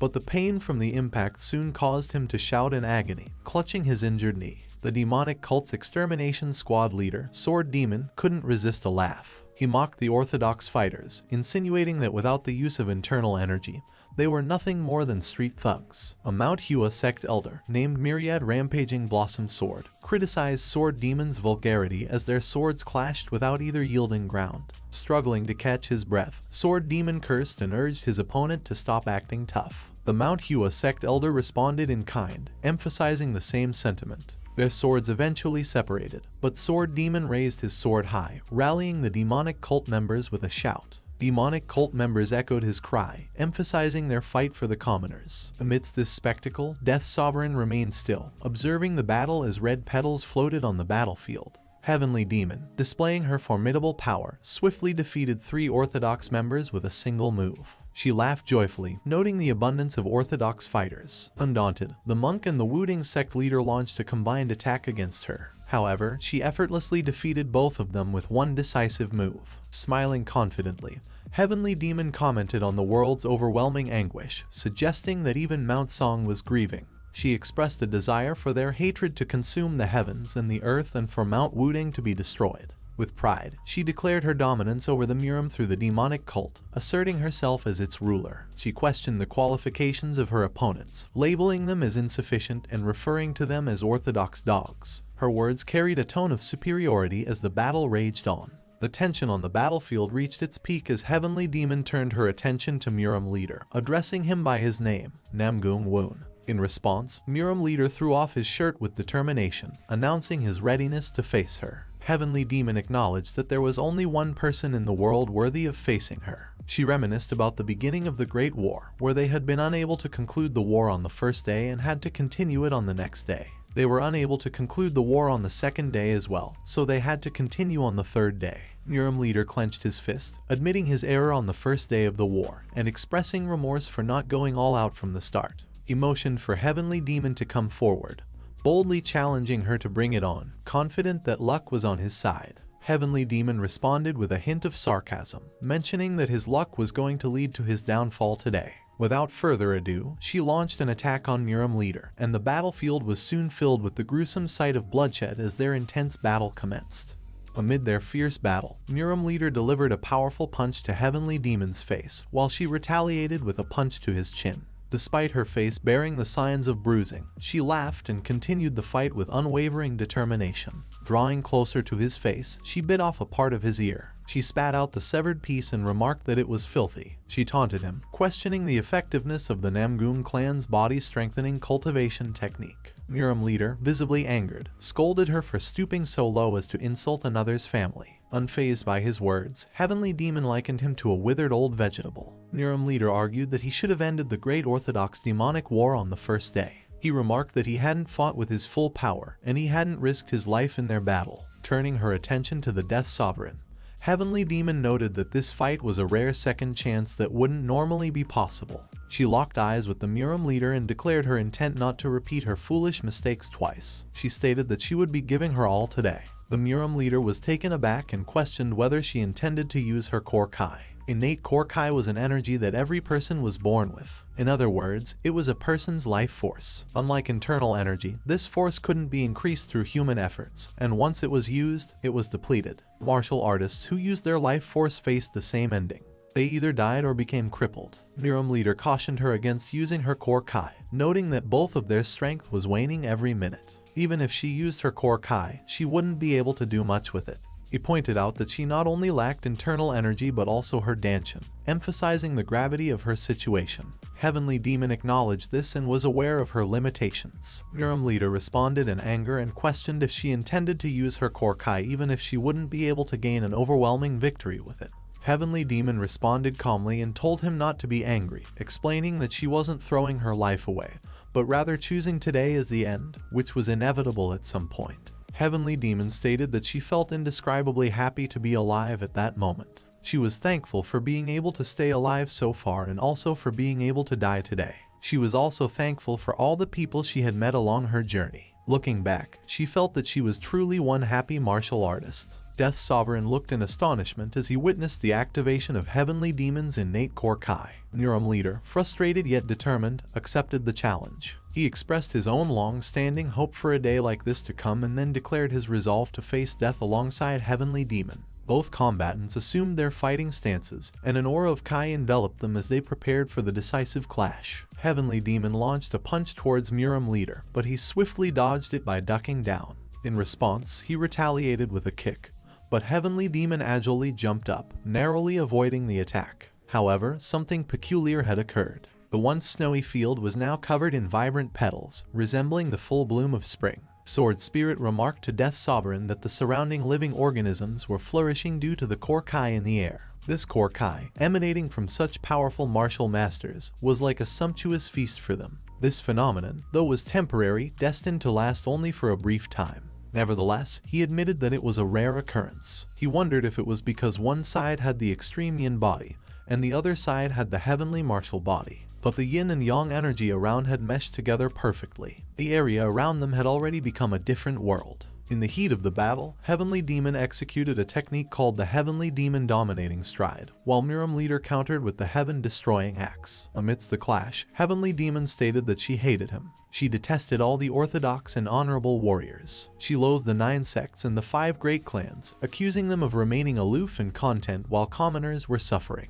She couldn't forgive them, not because of their happiness, but rather because of their capacity to feel pain, suffering, and the desire for comfort. She despised how they acted as if they were humans too. She questioned how they could be so cruel to others like beasts yet act humane towards themselves. As she completed her words, her fist had already struck Muram leader's stomach. He stood still for a moment, and the flower petals floated in the air. Soon, he coughed up blood and collapsed to the ground. As the battle concluded, the surrounding area once again returned to a white snowy field. Death Sovereign rushed toward her, shouting, "Master." He caught her in his arms and echoed, "Master." With a faint voice, Heavenly Demon whispered, "I won." As Death Sovereign laid her head on his lap, he felt that her body was as cold as ice. He then acknowledged her victory, affirming that she had indeed won. Heavenly Demon, however, expressed her shame and disappointment. She confessed that she was supposed to have punched a hole through the Muram leader's heart and pulled it out. Not only was she unable to do that, but all she had managed to do was hit Muram leader. She then remarked that Death Sovereign was in a much better condition than she was. She then noticed the worried expression on his face and asked why he looked that way.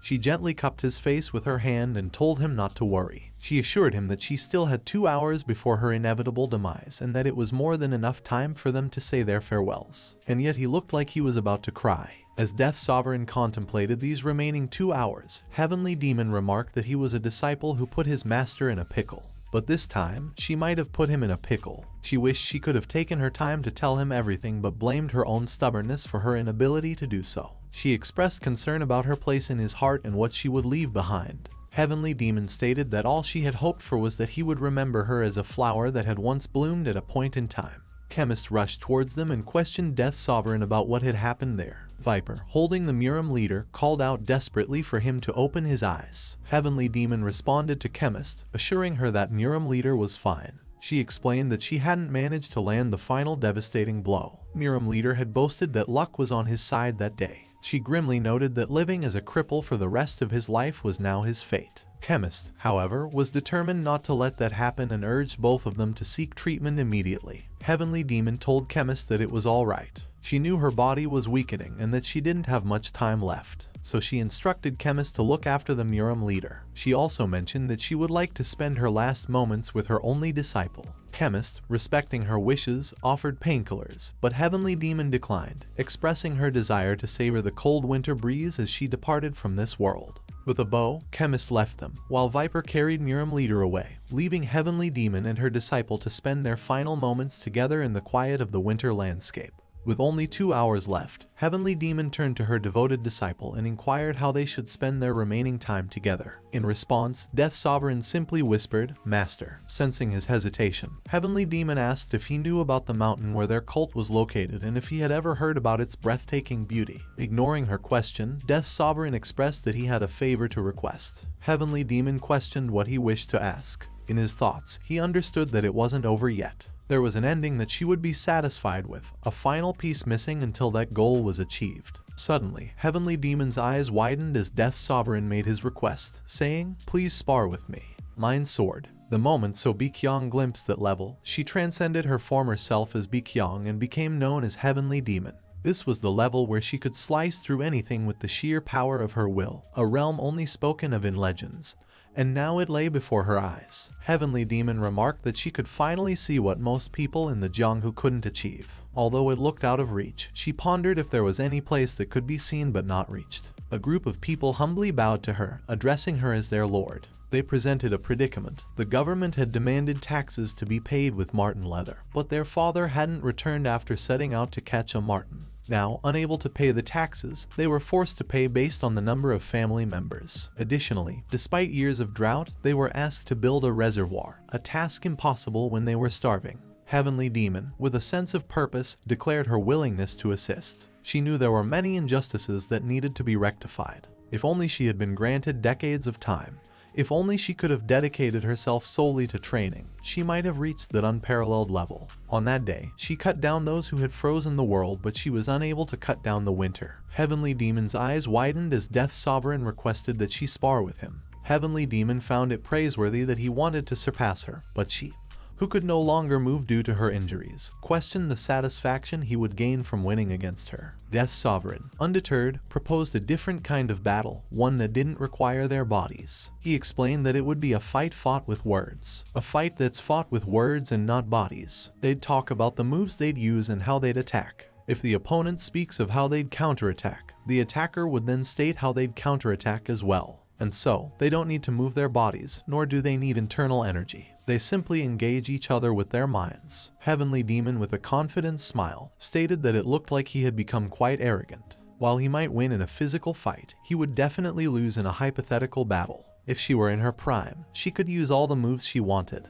How would he be able to defeat her? In response, Death Sovereign expressed his belief that her recent battle with Murim Alliance leader hadn't showcased her true potential. He argued that normally, she would have easily defeated him. Despite the battle being one of words, he wanted her to have a fight that truly satisfied her before she left. Heavenly Demon, intrigued, asked if he could indeed provide such a battle. With unwavering determination, he affirmed that he could do that. Heavenly Demon, with a faint smile, agreed to the hypothetical fight, assuring him that she wouldn't hold back. She granted him the first move but teased him not to resent her when she ended it in one move. Death Sovereign cheerfully acknowledged her instructions, saying, "Yes, Master." Heavenly Demon then mentioned her intention to share stories from the past after their battle, and she instructed him to show her the results of his training. Death Sovereign turned his gaze towards Sword Spirit, also known as Sword Emperor, an individual who had reached the peak in Jianghu of another realm. Sword Spirit pointed at him and asked if it was finally his turn.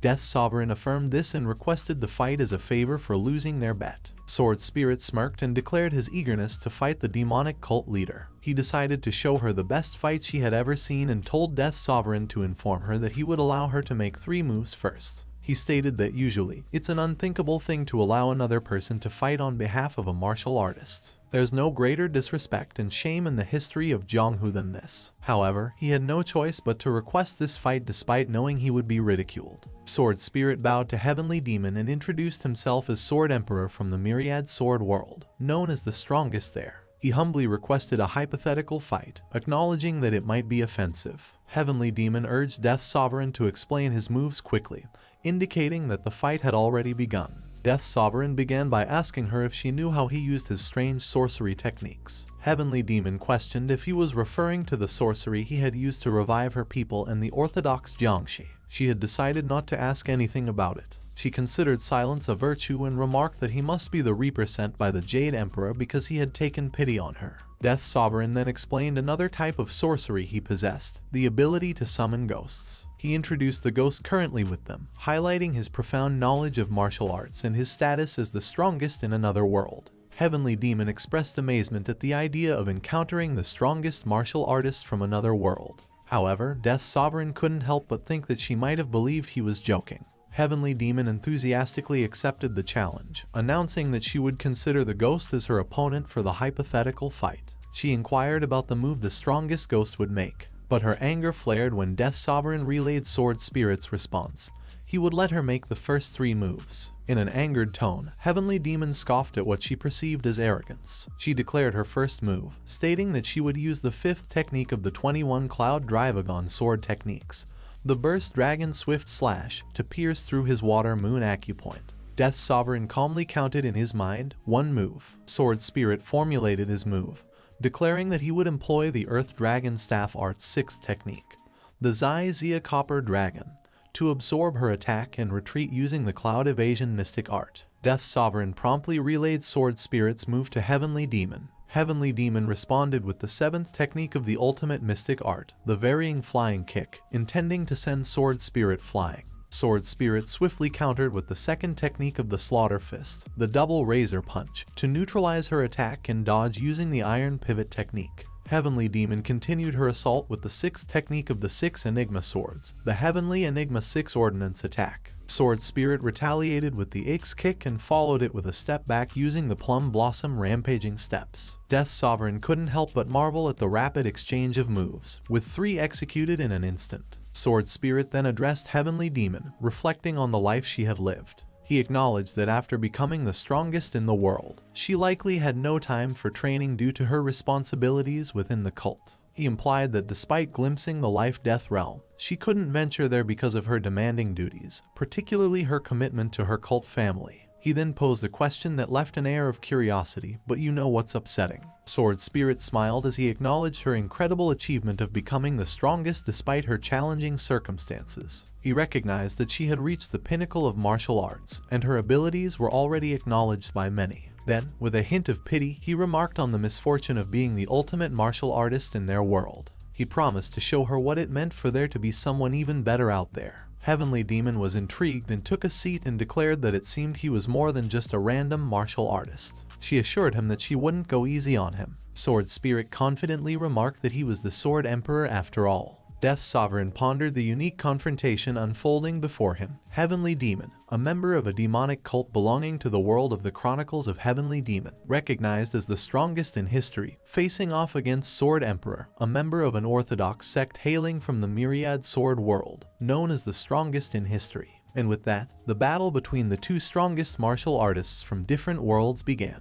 Heavenly Demon declared her intent to unleash the Fire Blood Flame Dragon's first technique, Rampage Explosions, aiming to send her opponent flying. Sword Spirit, however, questioned her behavior, likening it to the orthodox sects, and countered with the first of the 18 Cloud Drivagon sword techniques, planning to follow it with an uppercut if needed. Death Sovereign observed their every move, anticipating a critical moment. As the duel continued, Heavenly Demon pondered her options. She decided to incorporate the knowledge of the laws of life and death into her strategy, using the Butterfly Impact technique. Death Sovereign's thoughts ran deep as Heavenly Demon and Sword Spirit engaged in verbal sparring, each move a calculated step in their battle. Frustrated, Heavenly Demon voiced her irritation at his tactics, threatening to employ the 2nd technique of the 3 demonic leeches, Burn and Leech Ravage, to tear him apart. Sword Spirit responded with a smile, maintaining his composure. He planned to take off from the ground, performing a lazy donkey roll in the air. Simultaneously, he intended to use the fourth technique of the Divine Revolving Charge, Life-Death Rotation, targeting her right ankle, right wrist, and the White Tiger 3 acupoints. Heavenly Demon, in response, decided to employ the Heavenly Demon Dominating Stride, taking 3 steps back to create distance. Sword Spirit, in a bid to match her change in tactics, announced his use of the deadly Frozen Sword, adopting a more demonic approach in his response to her moves. Death Sovereign thought that the Murim Alliance leader was not good enough for his master. Axe Immortal was definitely the strongest within the Orthodox Murim in this world, which is why he was the only one capable of facing her. Yet, it seemed that the outcome of the final Orthodox demonic Great War had already revealed the likely victor in a clash between the two. Maybe that was why she had deliberately delayed the conclusion of the Orthodox demonic Great War until the 990th time.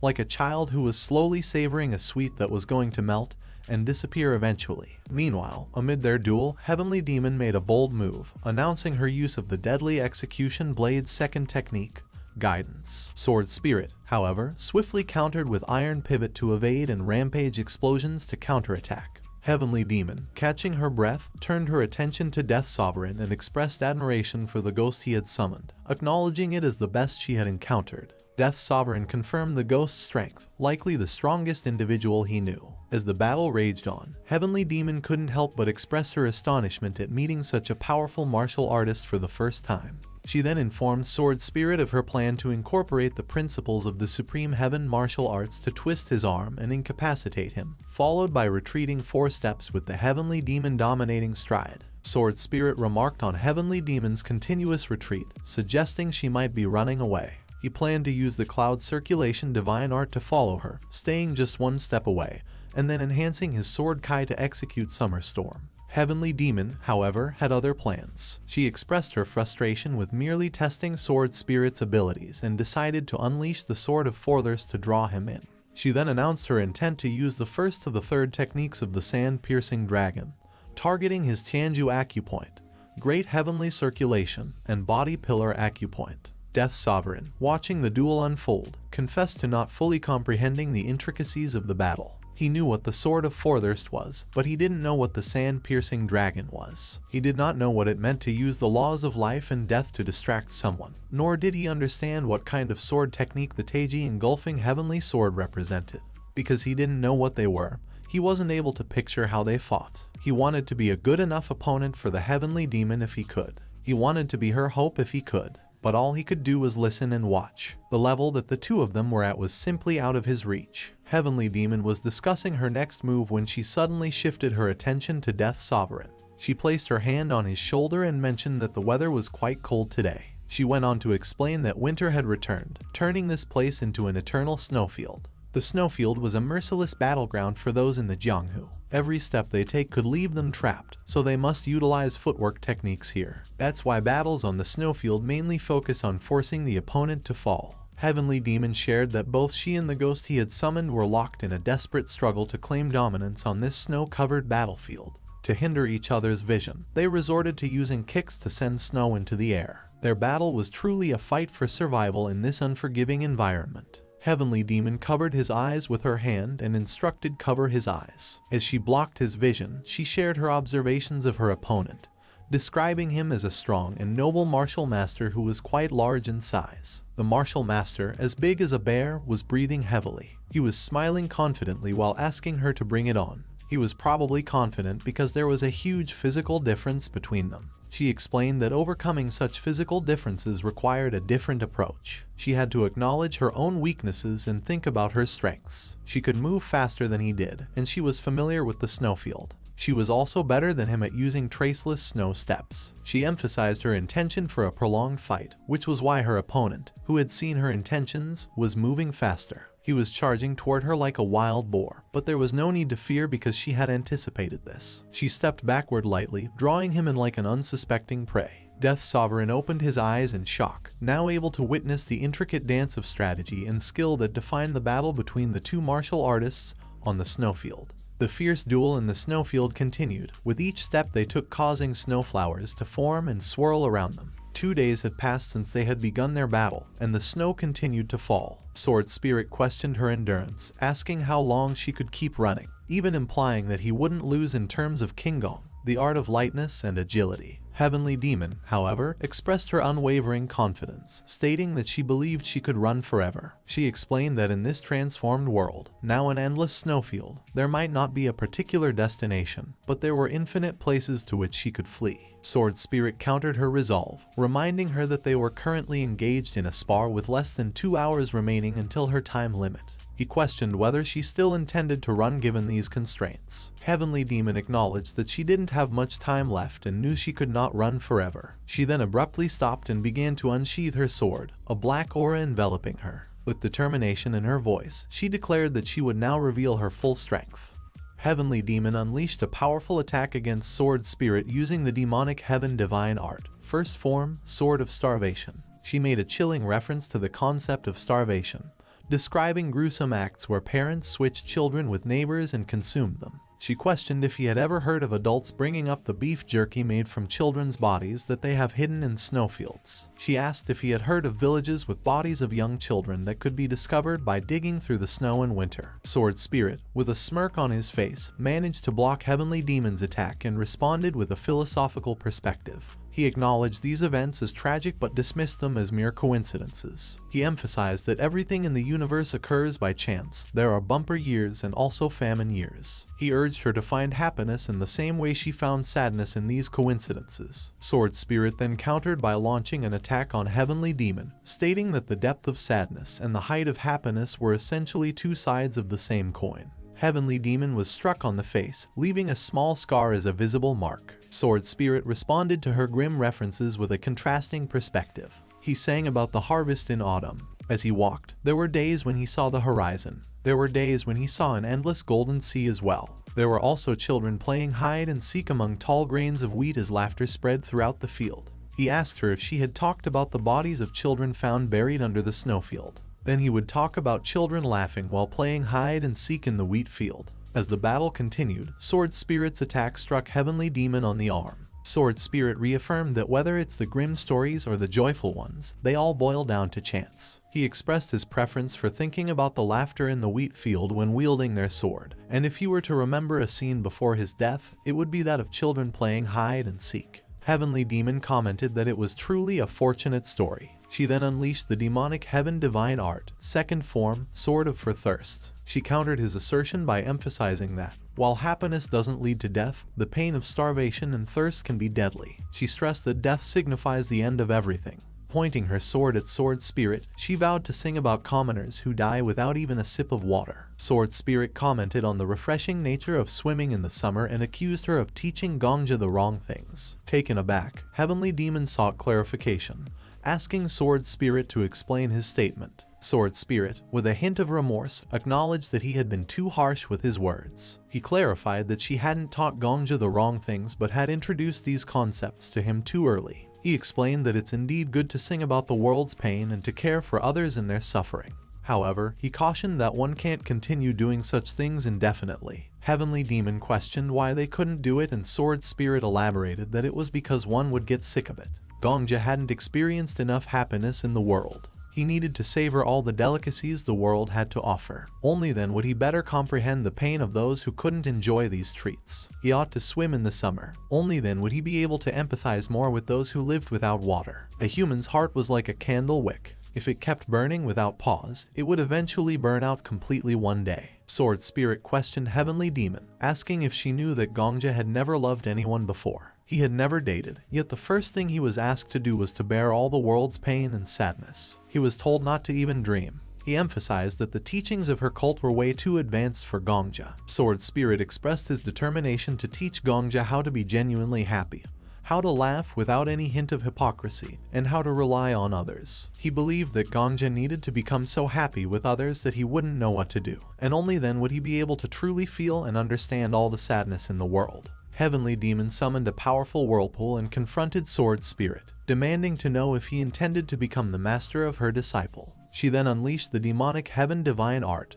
Third form, Sword of Asphyxiation. In response, the Sword Spirit confidently admitted to this intention. Heavenly Demon, in frustration and anger, questioned how he dared to covet her only disciple. The Sword Spirit told her that he had planned to become his master from the very beginning.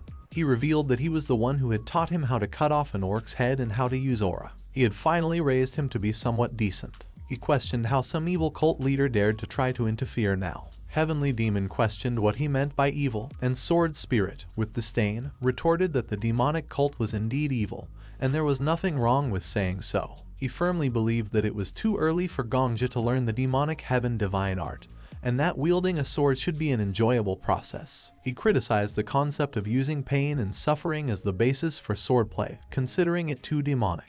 He argued that Gongja should only focus on singing about enjoyment and happiness. Heavenly Demon defended her perspective, stating that Gongja was her disciple and destined to become the next cult leader. In response, Sword Spirit condemned this outlook, claiming that it was precisely what an evil person would think. Heavenly Demon unleashed the demonic heaven divine art's 7th technique, the Sword of Battering. Sword Spirit, undeterred, countered with the harmony engulfing strike's 4th technique, the Autumn Night Setting Moon Strike. However, Heavenly Demon was not finished yet. She decided to employ the demonic heaven divine art's 8th technique, the Sword of Continuous Immolation, to resist Sword Spirit's attack. Meanwhile, Death Sovereign, who could now see both of their swords, finally understood that Sword Spirit was teaching Heavenly Demon. Heavenly Demon was struck and coughed heavily. She confessed that she had never been able to complete the last sword path of the original demonic heaven divine art due to a deeply rooted fear of death from the cold. She recounted a traumatic experience of being abandoned by her mother to die alone in a snowfield, which had defined her understanding of death. With a raised sword, Heavenly Demon declared that, paradoxically, as the world approached its end, she had gained the ability to complete the demonic heaven divine art's 9th sword technique. She claimed sole dominion over heaven and earth and stated that her song would become the only song in the world.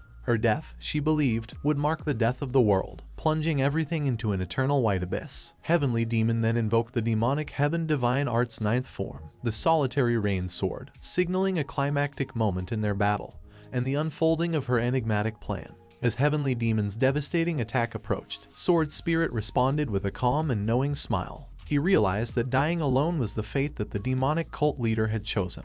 He acknowledged that this attack was befitting for the last martial artist in a world that was ruined. However, Sword Spirit then turned the tables, asserting that he knew more about solitude than her. He questioned her. How long had she survived alone in the world? 3 years? 2 years? No, she had never truly experienced it, as the Murim Alliance leader was always on her side. He asked for forgiveness and revealed that he had lived alone for 130 years. As their attacks collided, a surreal and beautiful scenery seemed to manifest in the space between them. This extraordinary clash left Death Sovereign in awe, prompting him to close his eyes. As he opened his eyes and breathed heavily, he witnessed Heavenly Demon sitting on her knees and trying to call out to her. He rushed towards her and embraced her in his arms, expressing concern for her well-being and asking if she was all right. He quickly checked her pulse and realized that she was still alive, bringing a sense of relief. Suddenly, Heavenly Demon exclaimed that she could now see the truth. She fell into his lap and called out to him as her disciple. She realized that from the beginning, he had only ever wanted to help her. He had claimed to come from the outside world because he admired her and her reputation. But it was all just a colossal lie. Why hadn't she realized this sooner? He was her disciple, not someone who would cross over worlds solely for her reputation. With gratitude in her eyes, Heavenly Demon thanked him and asked if he was happy to have met her. He sincerely acknowledged that he was. She then inquired if he could remember her as a stalk of a flower, to which he again answered affirmatively. Curiously, Heavenly Demon asked what kind of flower it was, and he replied that it was a peony. He promised to remember her as a red peony. Heavenly Demon found this description beautiful. As she spoke her last words, "My disciple," her hand, which had been on his face, fell limply, and her lifeless body rested in his embrace amid the vast snowfield. In the distance, a lightning strike struck the peak of a mountain, splitting the mountain in two. Tears welled up in his eyes as he hugged her lifeless form and spoke softly that she had split winter apart. The winter has been cut. As Death Sovereign cradled the lifeless Heavenly Demon, the 4 demonic cult generals approached him and respectfully addressed him. Blood Demon spoke, inquiring about the rumors that Heavenly Demon had taken Death Sovereign as her disciple. He questioned whether Heavenly Demon had personally accepted him as her direct disciple.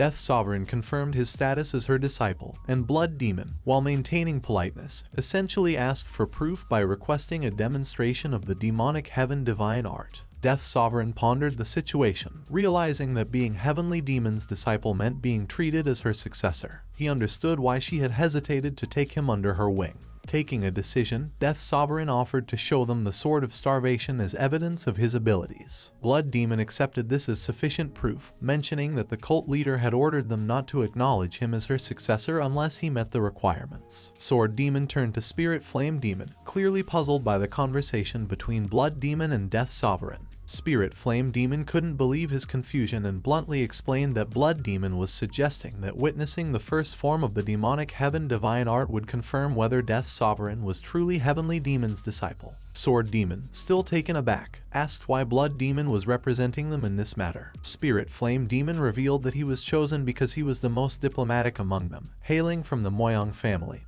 even though he was a love child. Sword Demon couldn't believe what he was hearing and reacted with surprise, but Spirit Flame Demon noted that this information had been mentioned many times before. She then tried to downplay its significance, telling Sword Demon that nothing could change who he was. Sword Demon, now irritated, demanded an explanation. Spirit Flame Demon, not mincing words, told him that his existence was like a cancerous growth, comparable to the Sichuan Tang clan's poison arts. She mentioned that, despite her invulnerability to over 1,000 poisons, she was somehow affected by his presence. Sword Demon, seemingly unfazed, asked if that was meant as a compliment. Spirit Flame Demon, exasperated, called him a rockhead. Just as the tension escalated, Blood Demon cleared his throat, attempting to intervene. Sword Demon shouted angrily at him, challenging him, while Spirit Flame Demon also yelled at him, expressing annoyance at his lingering stare and suggesting that he look elsewhere. As Death Sovereign witnessed the scene, he couldn't help but reflect on the peculiar nature of the demonic cult. He understood that the cult had initially attracted people who were not inclined towards scholarly pursuits, and his master had always been naturally graceful. However, most of the cult members seemed to lack manners and etiquette. Despite the chaos around him, Death Sovereign began performing the demonic heaven arts with his bare hands. He stated that starvation represented children waiting for the sun. Dying from dehydration would be represented by the sea. Dying from drowning would be represented by the last breath of a father. Freezing to death would be represented by the last warmth of a mother as she holds her child. He realized that his improved skills were the result of glimpsing his master and Sword Emperor in combat. His master's attacks had grown sharper with each strike. The demonic generals were in awe of Death Sovereign's display. He confessed that he hadn't mastered the remaining techniques yet and felt embarrassed to showcase them, and he asked if this demonstration was sufficient. Blood Demon, showing deep respect, knelt down and acknowledged him as the direct disciple of the demonic faction and the new Heavenly Demon. The other generals followed suit, paying their respects and addressing him as the direct disciple of the demonic faction and the cult leader. However, he humbly declined the title of Heavenly Demon, citing that he was already known as Death Sovereign.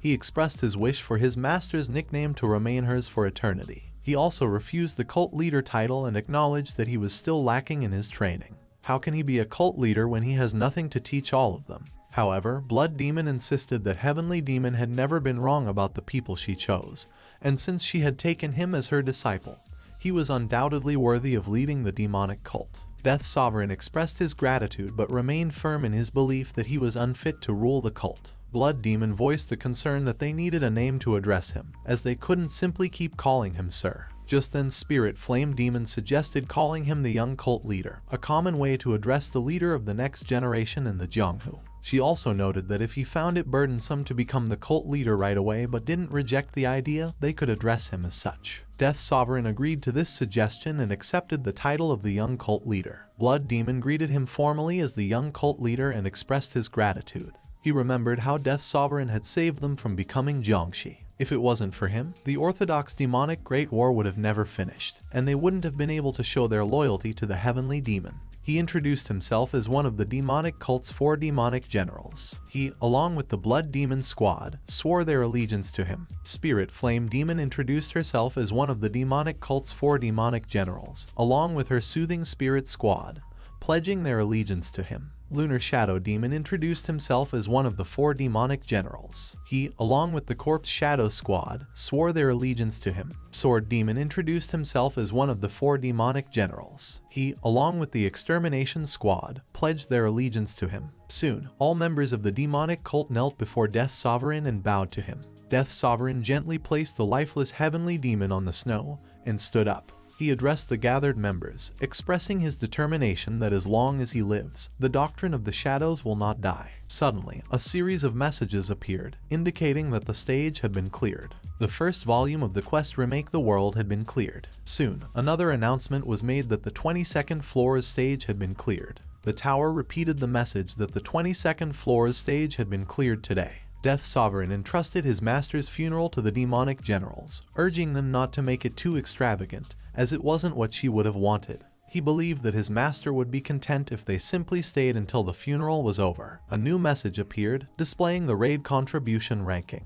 As Death Sovereign was enveloped in light, he requested them to take care of her. Upon his return, the librarian appeared and welcomed him, congratulating him on completing the Chronicles of Heavenly Demon. The last word recorded was please, symbolizing someone's wishes, and the demonic cult interpreted it as Berea, which carried a similar meaning. However, Death Sovereign suddenly wore a shocked expression and instructed the librarian to halt. He noticed that all the other hunters were unconscious and inquired about the reason for their condition.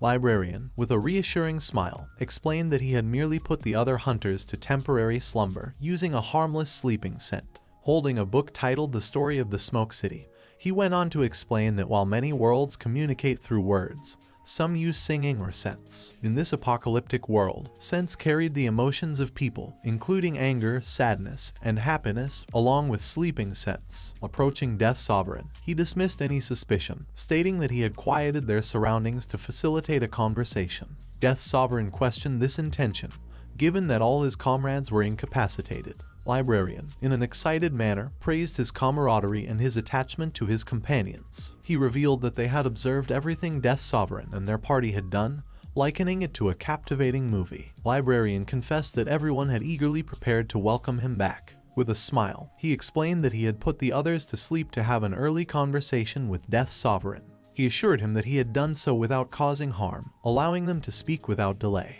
Death Sovereign approached Black Witch and checked her pulse, relieved to find her in a comfortable state with normal breathing and pulse. Turning his attention to Librarian, he urged him to speak quickly so he could awaken his comrades. Librarian, however, seemed in no hurry. He explained that he intentionally summoned him back without the others who had raided with him. This frustrated Death Sovereign, who was anxious to continue his quest on the 22nd floor, searching for a sword. Librarian pointed his scissors at him and insisted that the sword could wait. Death Sovereign, realizing Librarian's formidable power in commanding monsters from other worlds, reluctantly agreed. Librarian then surprised him by trimming his long hair and collecting the cut strands in a small red bag. He also noted that Death Sovereign's fingernails were quite long and proceeded to trim them as well, putting the clippings in another red bag. Anxious and fearful, Death Sovereign finally asked him about his intentions, uncertain about what he was planning. Librarian began speaking to him in an oddly cheerful tone. He presented a hypothetical scenario, having an intense, pure love for a character from stories, someone who doesn't exist in reality. And then, miraculously, that beloved character appears before one's eyes. This bizarre analogy left Death Sovereign with a sense of unease. He used his character window ability to inspect Librarian's information. Librarians preferred all genres and he had no disliked genres. His preferred character types were characters and killer's star, with no disliked character types. Librarians favored plots involving stories, while he disliked cancelled serializations. He then peeked into Librarian's current inner thoughts. What he found was both puzzling and unsettling. Librarian had an inexplicable desire for toenails and even wished to acquire his eyebrows. He lamented not having the opportunity to wait for his beard to grow, and then request to shave it. Librarian expressed an odd adoration for him, describing him as bright and a brilliant protagonist. He expressed a desire to turn him into a bookmark and possess them for eternity. Death Sovereign couldn't help but think of Librarian as a crazed individual. Amidst the bizarre situation, he couldn't contain his frustration any longer. He shouted, demanding to know when and why Librarian had removed his socks and insisting that they be returned. Librarian, undeterred, pleaded with him not to move, expressing concern about damaging his perfect feet while attempting to trim his toenails. This left Death Sovereign even more bewildered. He pointed out that Librarian had not addressed him formally previously, and questioned the sudden change in tone. With teary eyes, Librarian defended his actions, claiming that someone like him wouldn't dare to speak casually to someone as esteemed as Death Sovereign, whom he referred to as Sir Light. To Death Sovereign's astonishment, he received a message indicating that Librarian desired his pinky toe's nail. This was the final straw, and he moved his legs quickly, attempting to evade Librarian's grasp. In response, Librarian rambled on about becoming a Confucian scholar and joyfully converting to Confucianism, all the while declaring his reverence for him. Exasperated, Death Sovereign questioned the sanity of a scholar who would covet someone else's toenails, unable to make sense of Librarian's bizarre behavior. Death Sovereign, frustrated beyond measure, threatened to refuse to enter the next apocalypse if he continued his bizarre behavior. The Librarian, seemingly unfazed, smirked and countered that such a threat wouldn't work because his character compelled him to help others. Just like how the heavenly demon had withered away unfairly, there were other similar characters in other apocalypses. In that case, based on his personality, he couldn't help but want to help them in other apocalypses. Prepared to cut his toenails, Librarian reminisced about his actions in the Chronicles of the Heavenly Demon, even recalling which hand he had used to eat grain balls on the first page. Continuing on to page 2, Death Sovereign, desperately trying to distance himself from Librarian's odd request, threatened to say "I hate you" if Librarian didn't back away. Surprisingly, Librarian complied, moving back 5 steps. Death Sovereign, now feeling utterly disgusted by the situation, implored Librarian to treat him as he usually did and demanded the return of his hair and fingernails. Librarian, however, claimed he couldn't comply, deeming his request unreasonable. Frustrated and wanting to put an end to this madness, Death Sovereign took the bags containing his hair and fingernails and destroyed them with his aura. After the peculiar episode with the toenails and fingernails, Librarian's demeanor shifted. He commended him for the admirable love he had for the heavenly demon, recognizing that simply becoming her disciple could have sufficed. But he went above and beyond. He mentioned the final orthodox demonic Great War and the final spar, likening the experience to savoring sweet chocolate ice cream. Death Sovereign, curious, inquired whether the Chronicles of the Heavenly Demons Jianghu would be included on the 22nd floor. Librarian confirmed this, explaining that other hunters could freely enter or leave the 22nd floor, even accessing the Heavenly Martial Academy where martial arts manuals were stored, all thanks to his actions. Intrigued, Death Sovereign delved into a deeper question, asking why the Chronicles of the Heavenly Demon was one of the apocalypses. Librarian responded with an enigmatic answer, questioning whether there was a need for a reason. Death Sovereign, contemplating the nature of endings in stories, expressed a preference for happy endings but also acknowledged the value of embracing sadness and failures in narratives. He believed that even a bad ending deserved a proper conclusion. He questioned the inclusion of the Chronicles of the Heavenly Demon in the apocalypses, considering that, even without his involvement, the story would have ended, albeit with a negative outcome. He noted that his master and the Muram Alliance leader had already done their best, and even if the Muram Alliance leader died first and his master lost her sanity,